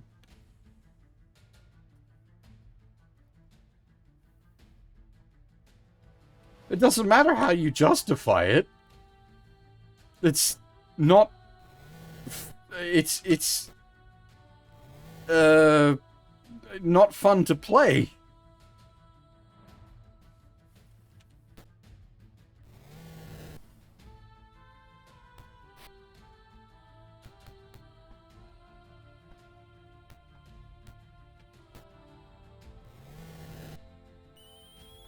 No, but undead are cool. Vampires are awesome enemies. They're fucking terrifying.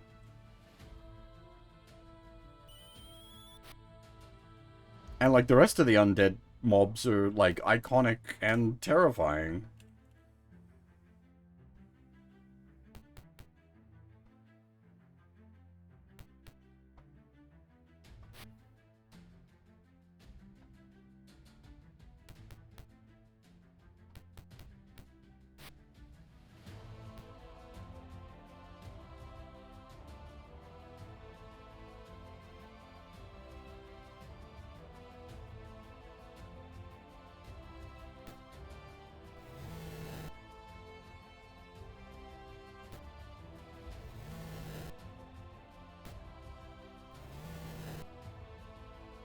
If it was a case of you're punishing the player for them having, like, made, like, a critical failing, that's different. But in the case of, like, you're fighting the undead, it's literally a case of you've got no way to not have this happen.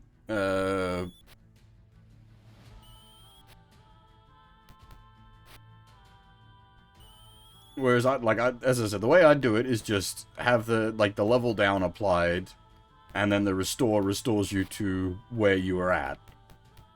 Keeping in mind, Restore is a 7th level cleric spell. The only reason we have access to it is because we have we get some Restore scrolls. Because the game's like, you're going to be fighting level draining undead. Like, they thought about it.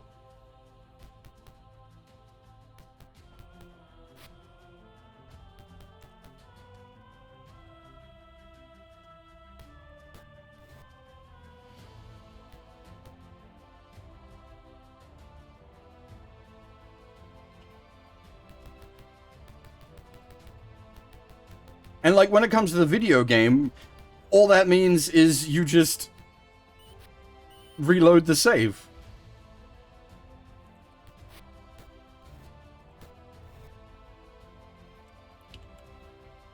It's the game is not an Iron Man game. There's no Iron Man setting for it.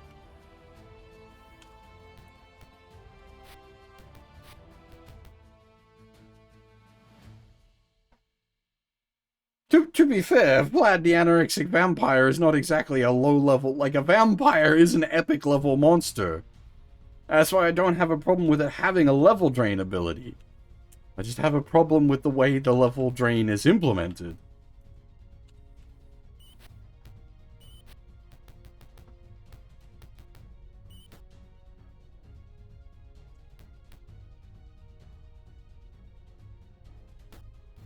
Like, you're not going to be fighting vampires as a level nothing party.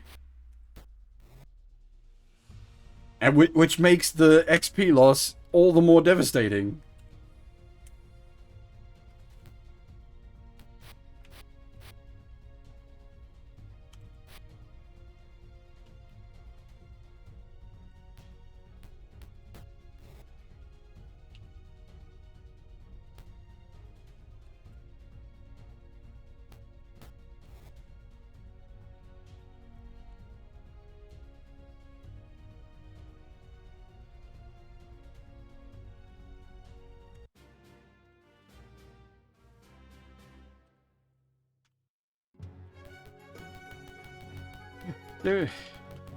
Fucking gods, go away. I just needed to pass time until the daytime. This system's all broken, isn't it?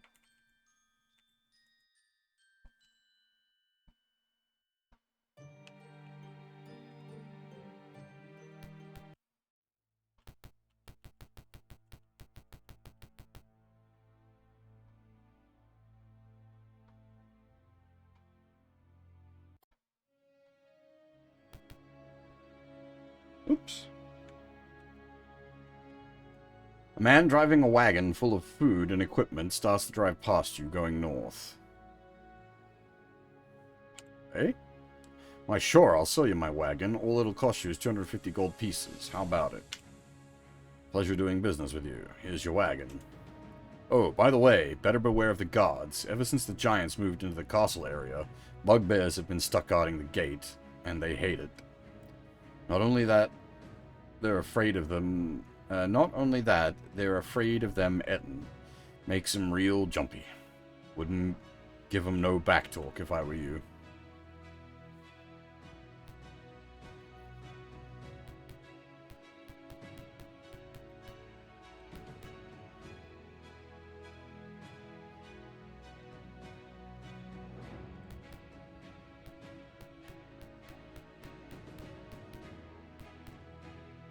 A voice from the tower yells, "Stay away from the wall."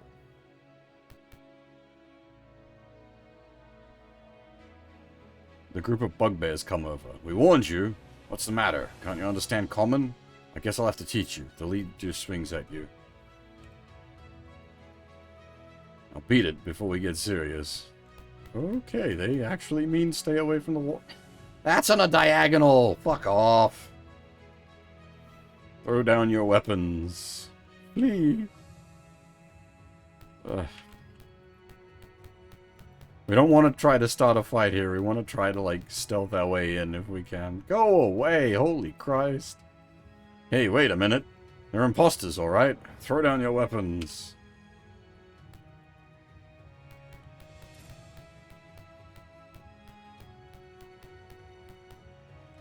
I don't know if we're, like, just screwed now.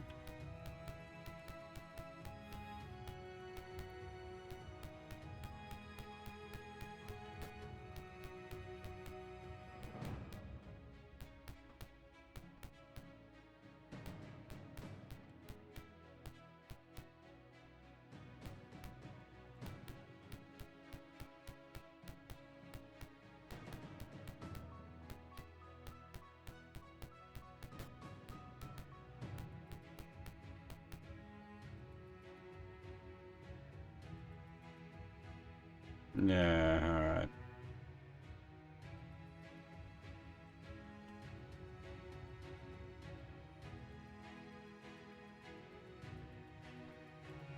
We're gonna have to reload that.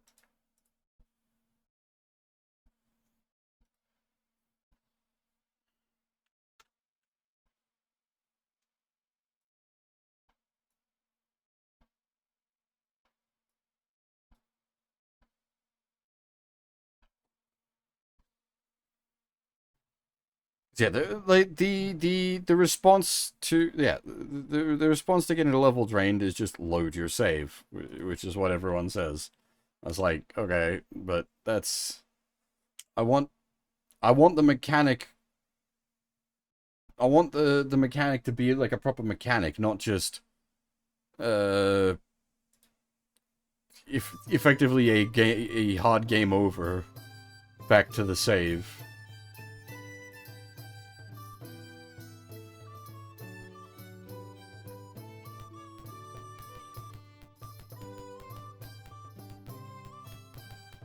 The heck?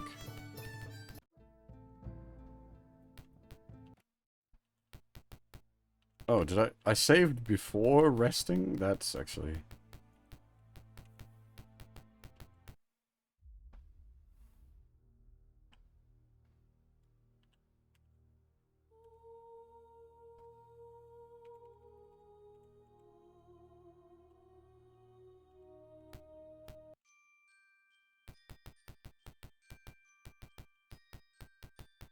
Oh, god damn it, thank you.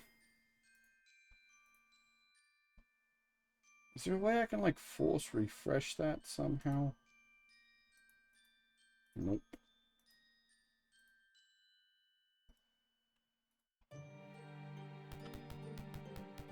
You literally didn't miss anything.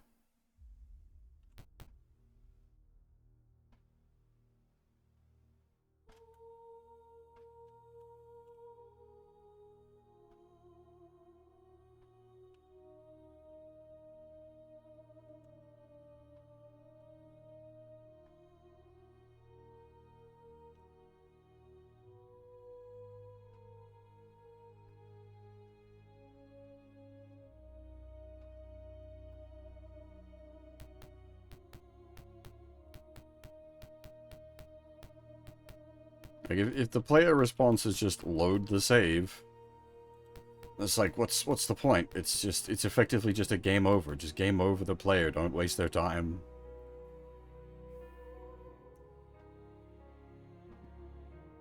A bugbear walks up to you. Okay, let's have the 15 gold. Do you pay him? The bugbear takes the money and the gates open. You proceed through. Okay, that worked. We disguised ourselves as a food cart? Question mark.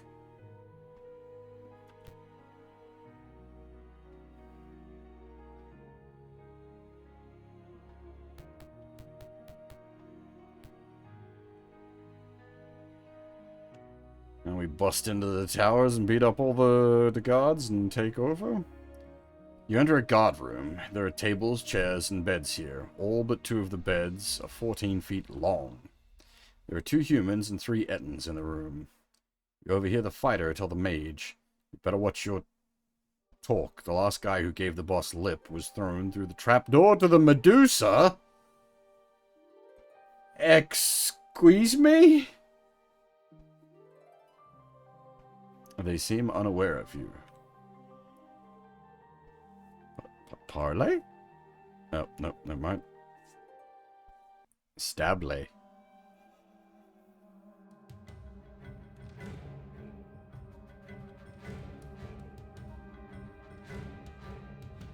Our old friend, the Stinky Cloud.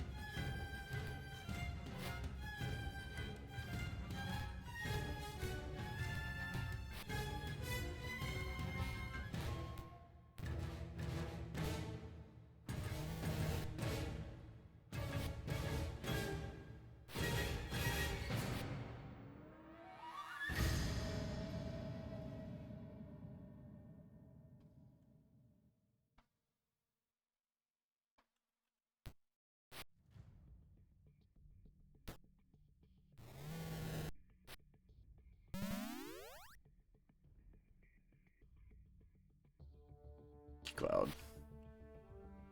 Supposed to do that.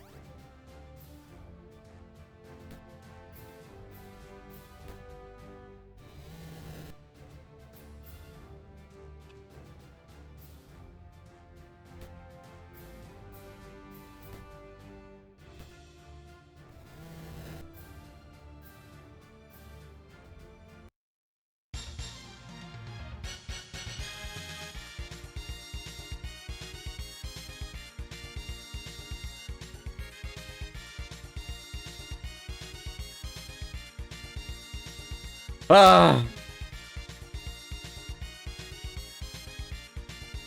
I keep forgetting I've added all the custom music in. It always gets me.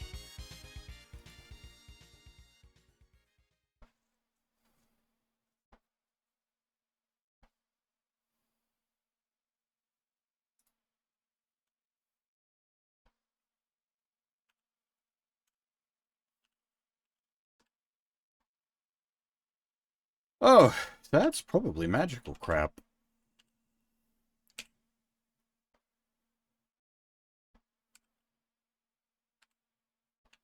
Well, the ring is, at least. We'll ignore the rest.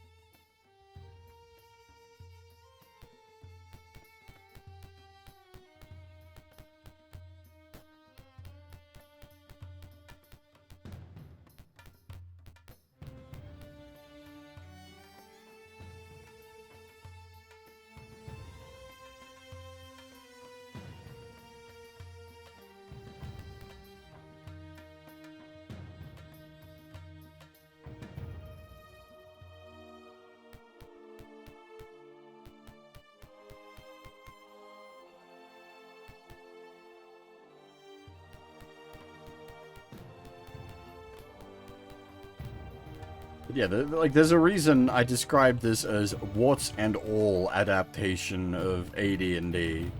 Like, if I was to personally run an AD&D game, there would be a couple of changes. I would definitely try to work out something with level drain. I would also remove the female characters can only have 17 strength restriction. There's just no reason for that.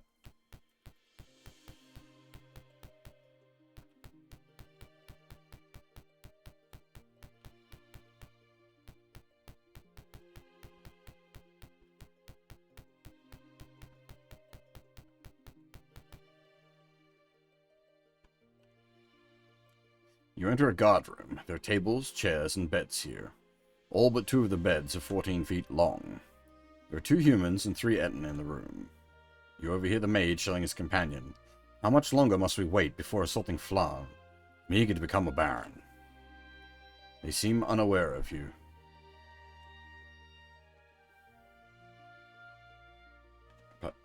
Parley? No.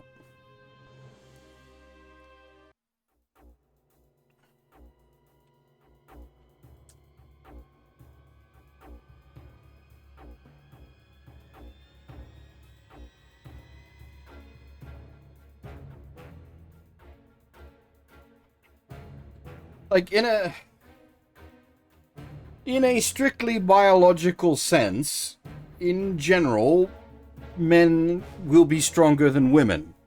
However, that does not preclude the existence of insane strength women.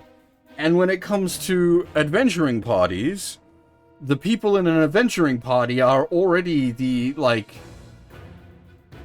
highest peak of, like, human performance, as it were.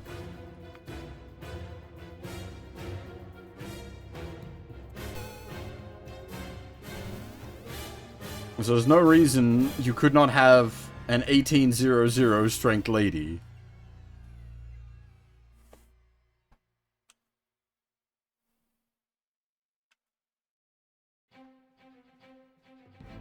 Why do you have the sling equipped? What the heck?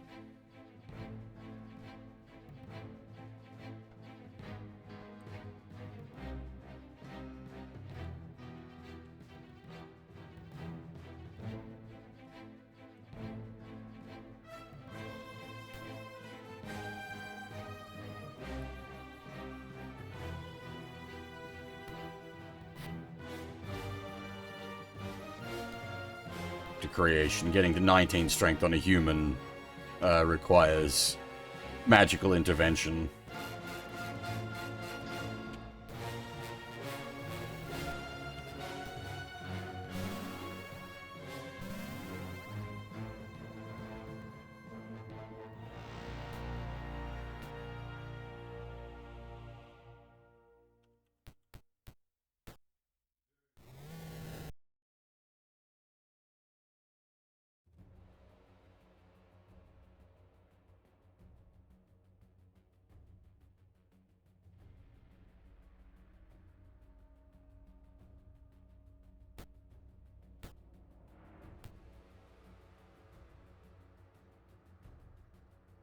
Oh, god damn it.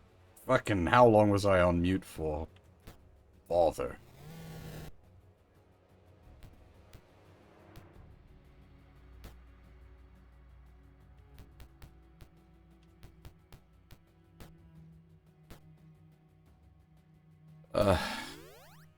Frustration.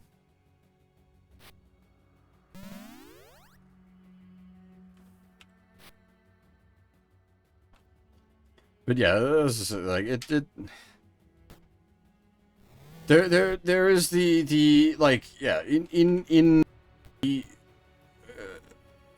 overall generalized sense, a man is more likely to be physically stronger than a woman due to, like, biology. But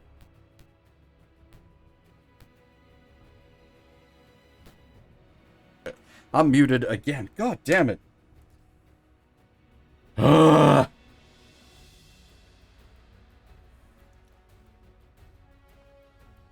Genetic averages do not preclude outliers.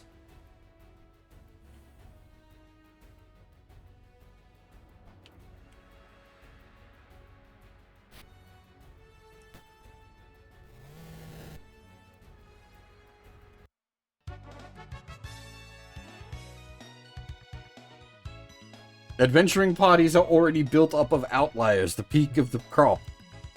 There's no reason a female character can't have 1800 strength.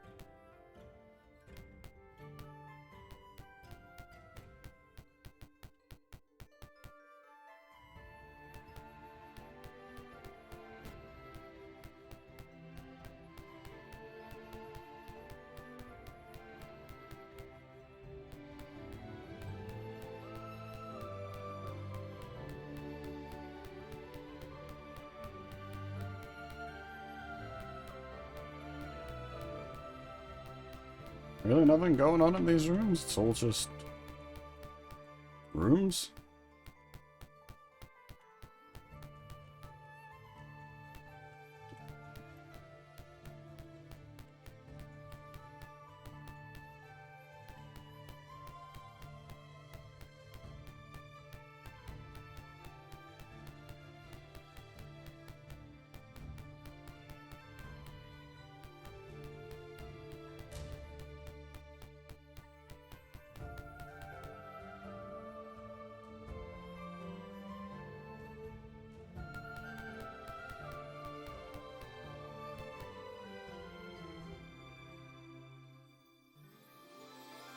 Hmm.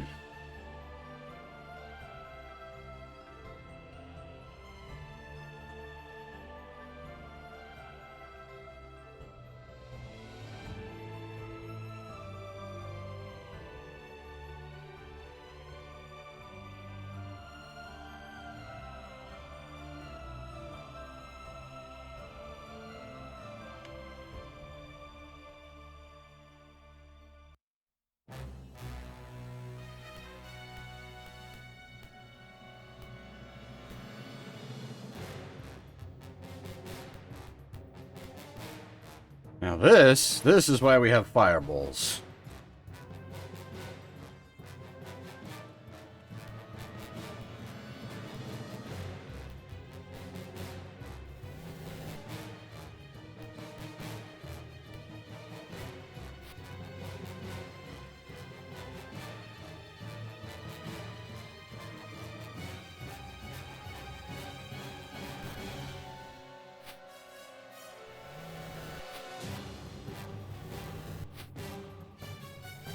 I feel like the random music actually hit it pretty well this time.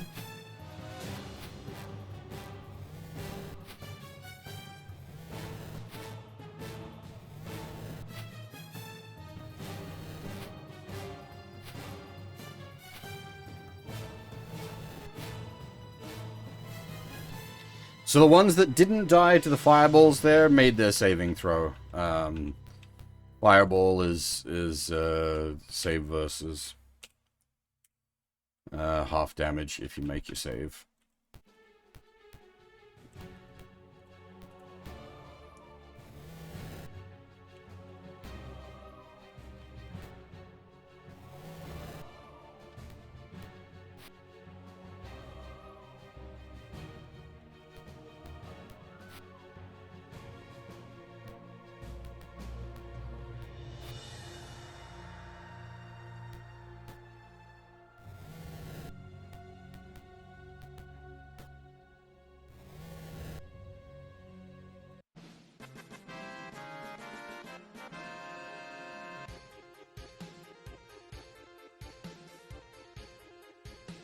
You've taken the gate.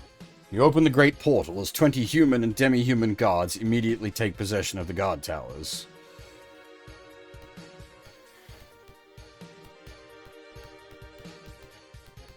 What demi-humans are we allied with?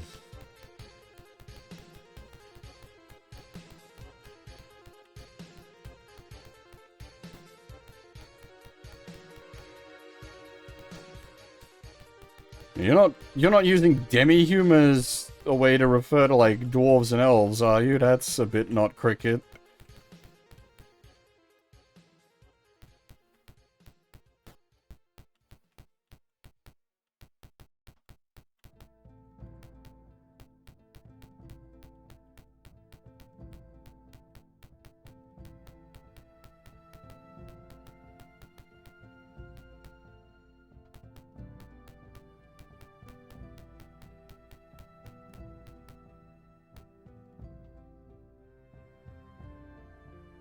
Are they even demi-human? They're humanoid. They're not human. This is demi-human is I guess like half orc, half elf. You could, but that's again a bit like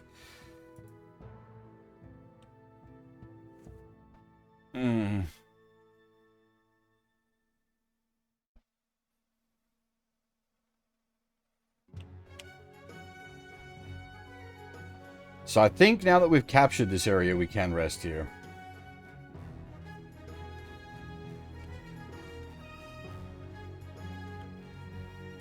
I'm gonna say if we can rest for 12 hours, I'm just gonna do an in... actually, we need to... What's our magic? I'm gonna say if we can rest for 12 hours, I'll just do an in-camp fix.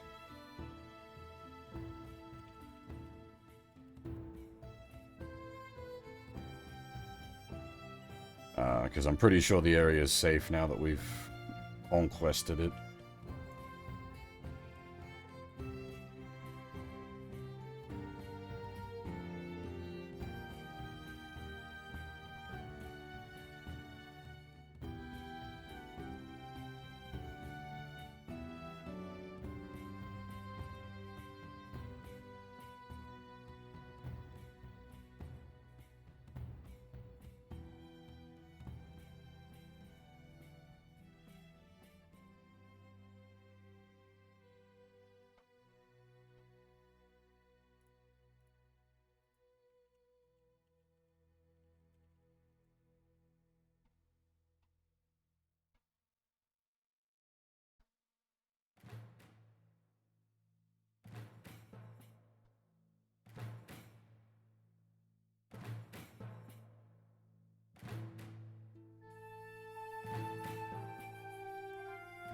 I'm curious. Give me a second.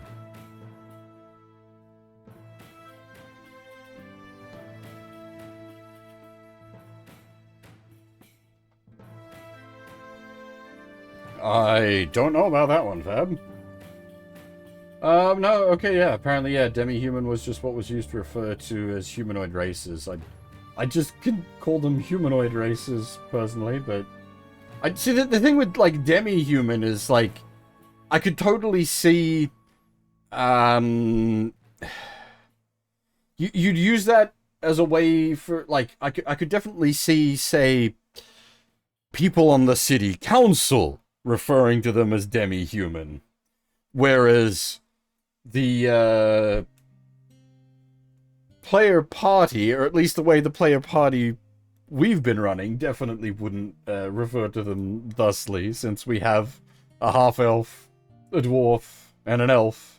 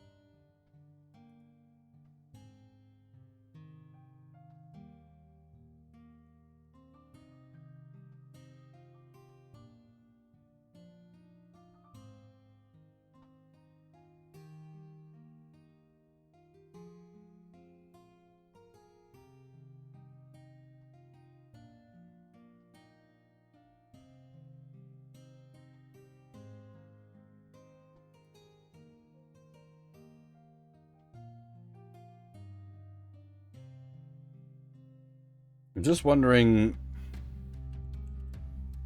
how close to leveling are they? There was 125, wasn't it? Yeah, I doubt the quest reward for cracking the gate is gonna be like 8,000 XP.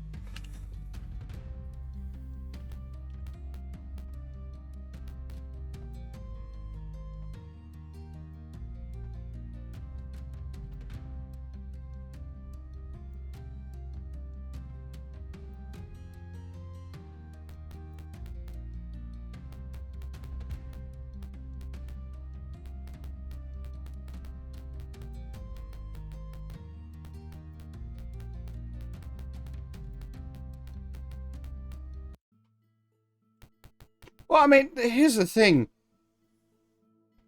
If you're talking about, like, people making, like, diplomancy checks, it's not inappropriate.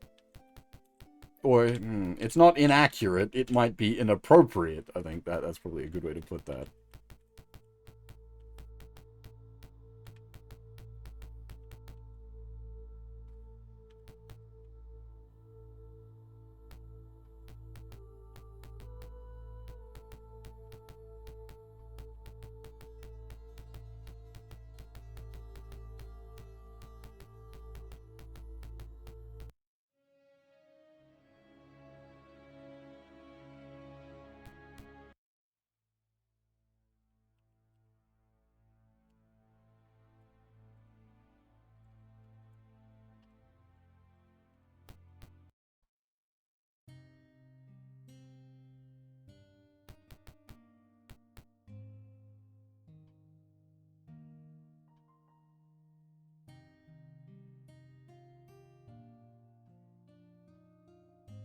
LIX. I didn't think there was any proclamations left.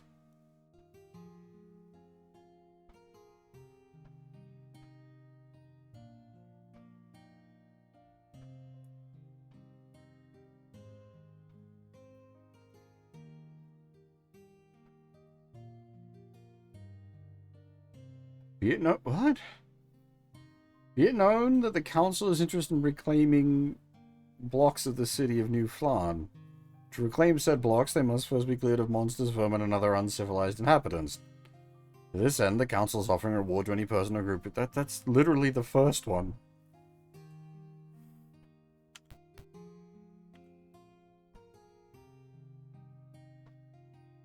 Well, it depends on how you read charisma, because a lot of time charisma is also like read as like good looks and whatnot, but there is also a degree of like personality, influence, speechcraft, that kind of thing. Maybe his charisma wasn't so high, but he had like mad points in diplomacy. The clerk speaks. Your taking the gate will enable our forces to assault the enemy stronghold. Return there to lead the attack. Here's your reward. Oh, that's 3,600 XP.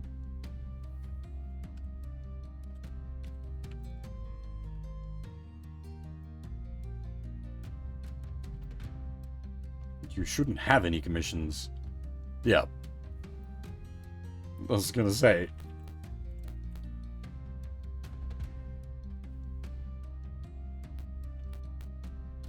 But then that's like... That kind of a dictator usually does have that kind of, like, high charisma personality, as it were.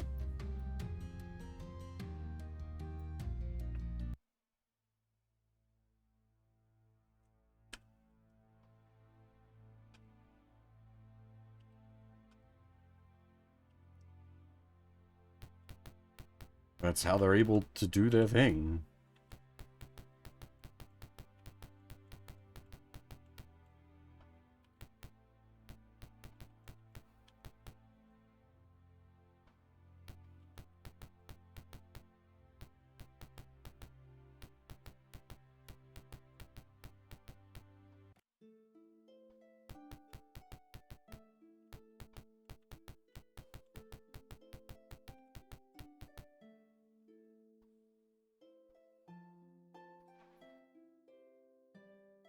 And, like, from what we know of Hitler, he was one of the sort of, like, higher charisma, lower intelligence type characters, as it were. Because he's able to, you know, pull off all of his speechcraft, but he certainly made some, like, very poor tactical decisions and whatnot. A lot of stuff he should have left up to his, you know, advisors and such.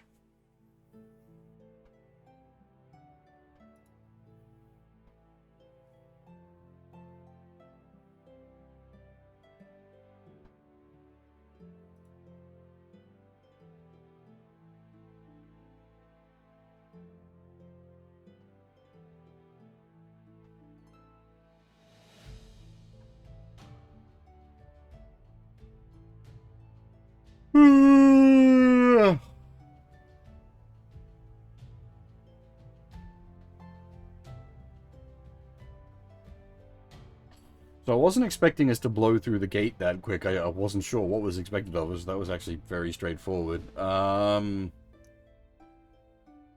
Do we start the infiltration of the, like, the final dungeon? I'm expecting it's going to be pretty massive, given we've already picked up multiple maps for mazes that are in there.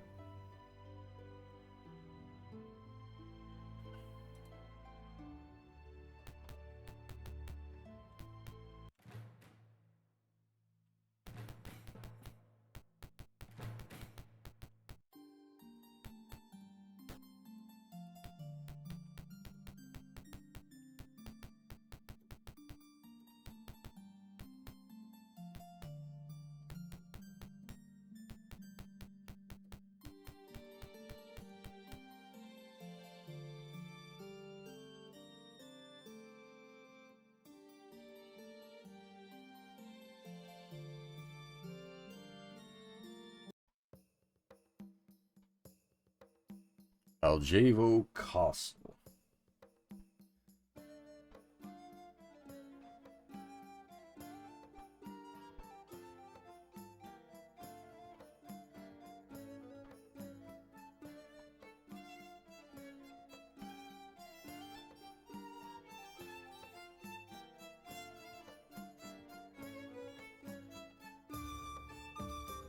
If the, like, map is anything representing size-wise, this is going to be, like, 4 whole grids.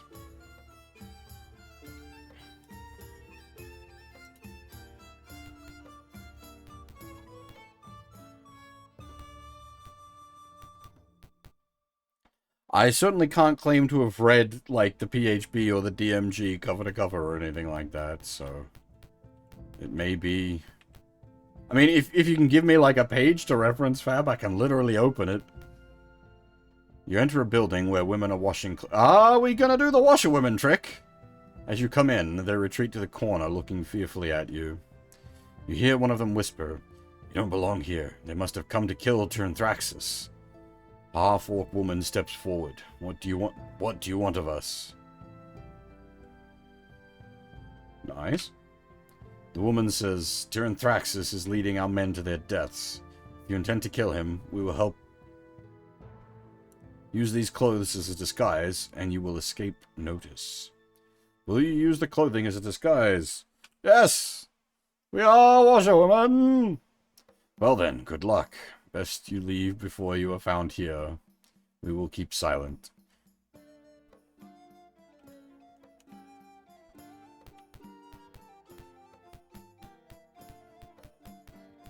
We're actually doing the washerwoman thing.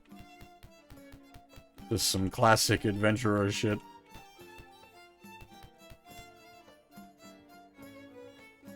Page 15 of the DMG. Hang on, I've still got the DMG open.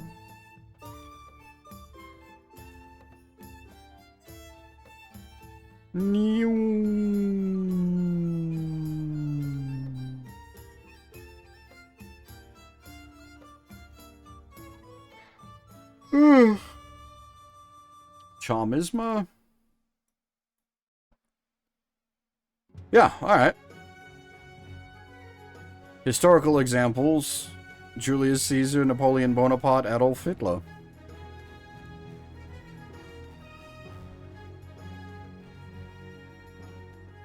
Obviously, these individuals do not have an 18 score on physical beauty, so it is quite possible to assume that scores over 18 are possible for any one of the named historical personalities would have had a higher charisma score. There can be no question that these individuals were 18s. It would have had greater, if they would have had greater attractiveness as well as commanding personal magnetism and superhuman persuasiveness. Yeah, that's literally what I just said as well. Like, it doesn't represent, like, an 18 charisma doesn't necessarily represent drop-dead gorgeous in that sense. It also represents their ability to just words.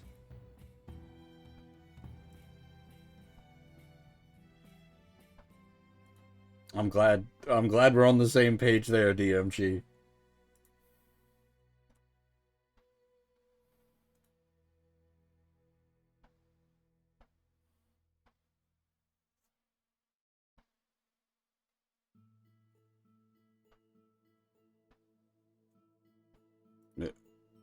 Hmm?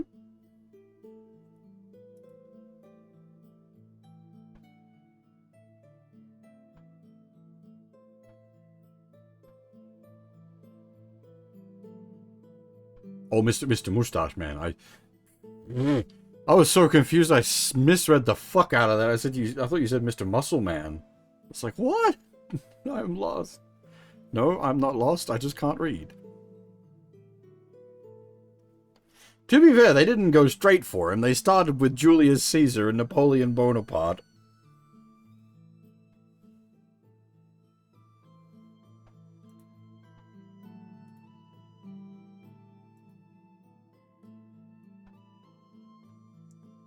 I'd say Hitler definitely is in those leagues.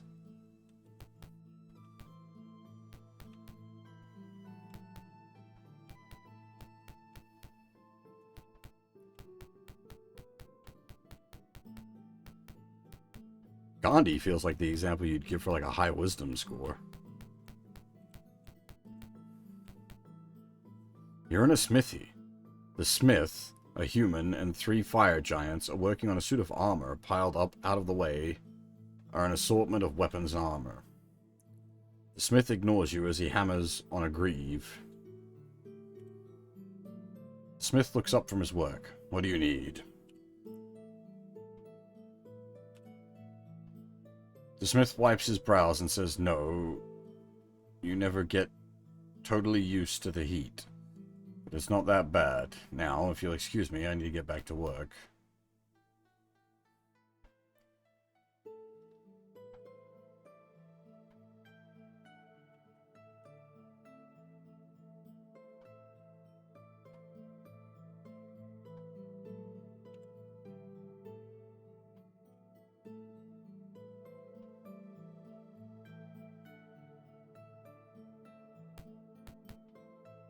I see, are they going to talk on every square?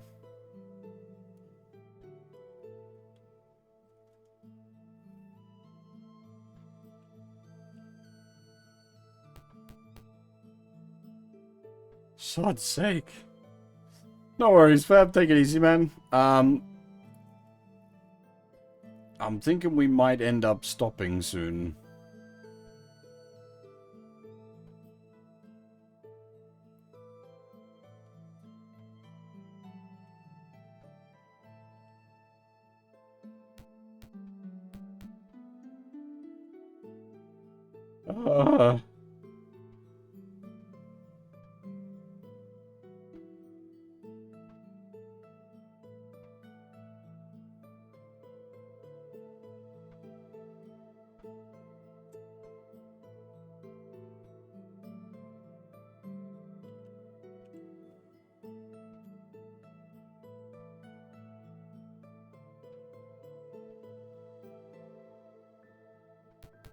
My worry is that if we start any shit, we lose our washerwoman disguise.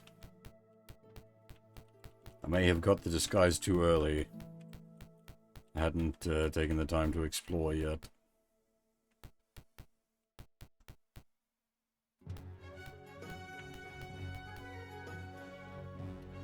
Your standard meat smokehouse. Well, maybe not quite standard. You feel a little sick as you look at the meat. The smell and the stone don't help either. Oh, is it man meat?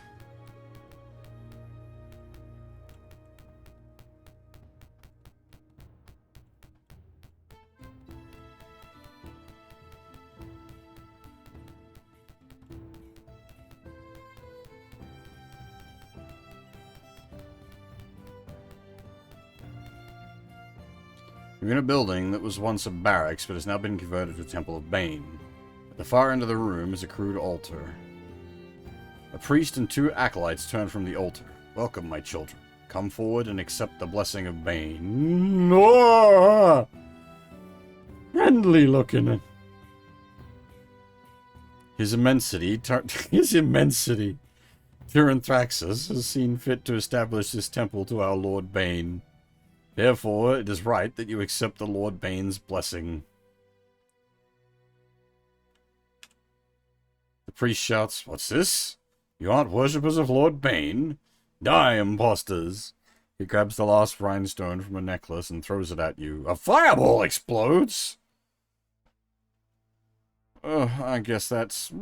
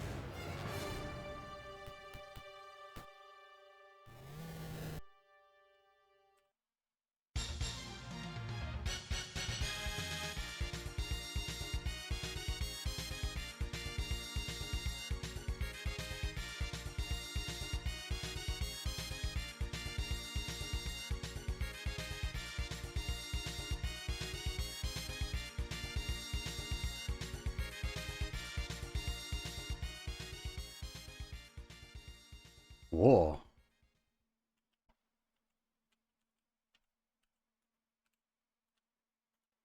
Magic plate?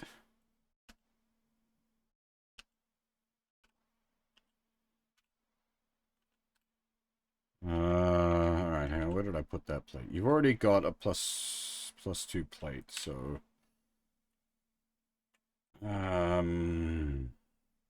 you got detect magic on. Everything is magic, yes. We've worked kind of hard for that.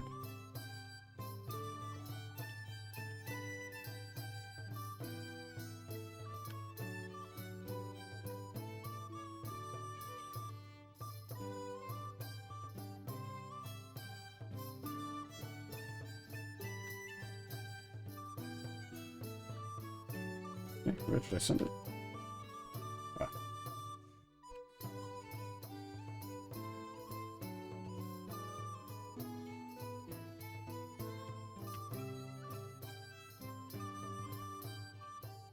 Ah. It's definitely better than what we had. It might only be like magic plate +1, but even still, it's better than what we had.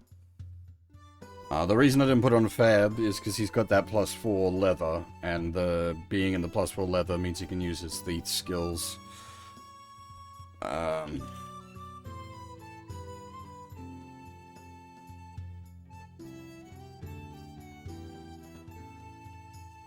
That fucking fireball shenanigans, holy Christ.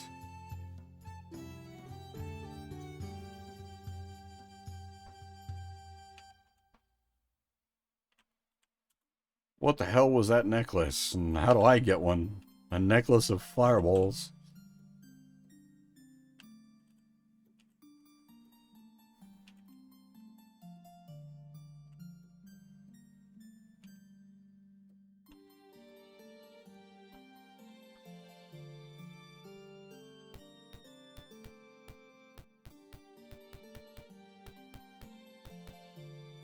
You're before the altar. Near it is the offering box with some change in it. Do you take it? Yes! Loot the Dark God's money! 37 silver. Apparently the Dark God does not, there's a feeling of something immense and evil staring down at you. What?!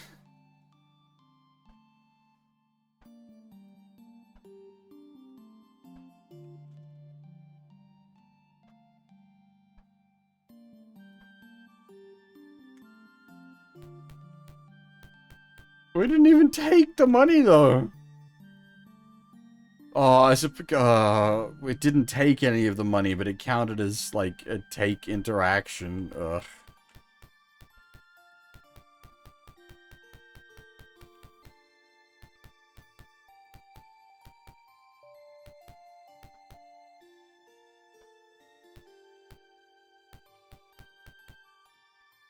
In a storeroom full of coal. Okay.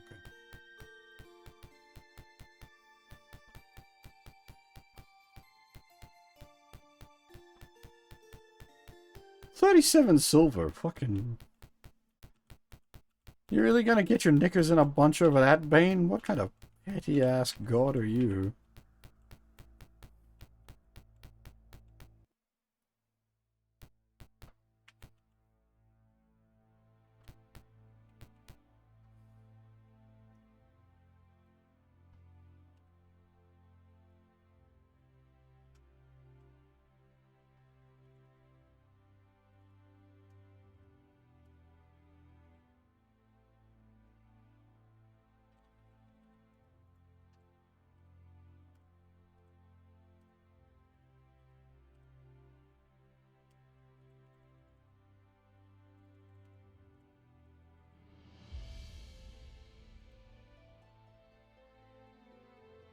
Yeah, I'm pretty sure we're, like, free to just rest here. Yeah. Just do the old encamp fix.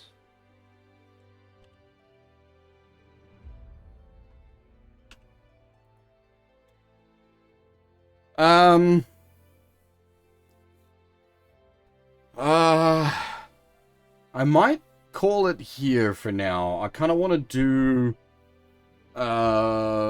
Valjevo Castle as like its own like big segment.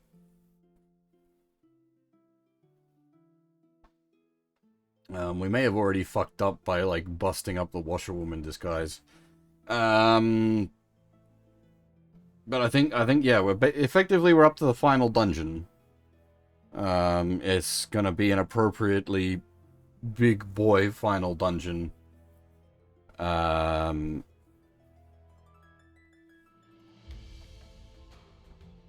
I might do, yeah, we'll do one more stream to finish the game off.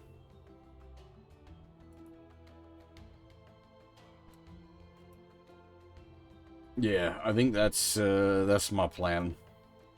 Now. Oh, that's me. Why can I hear myself?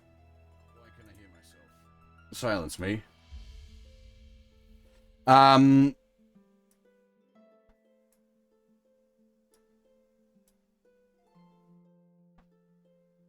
damn it, I've completely lost my train of thought thanks to that. I broke my own mind. Good job. Right. I got a bunch of medical shit that's gonna be taken care of today. And it's gonna take, like, all fucking day. So, I'm almost certainly going to be exhausted this afternoon, this evening. If I get a decent rest in, I'll stream again tonight at the regular time. It may be a bit of a late starting stream, depending on how much it knocks it out of me. But yeah, hopefully we'll be able to get a stream in tonight and finish the game. Because yeah, hopefully it's pretty obvious from the way I've been, but I've been having a real good time with this game. I have absolutely enjoyed the crap out of it.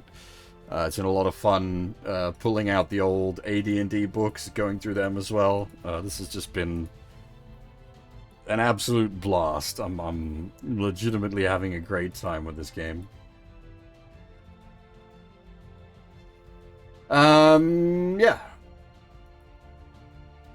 Oh, I think our friend Mr. Jason Sky is currently doing a set. So I will send you guys over to hang out with him. He's going to be dropping some sick beats like he always does. So head over there, hang out, and party down. But yeah, otherwise, yeah, so long as I don't crash out too bad, we should be streaming and finishing the game tonight. For now, that is all. Thanks for watching, everyone, and hopefully I'll see you all next time.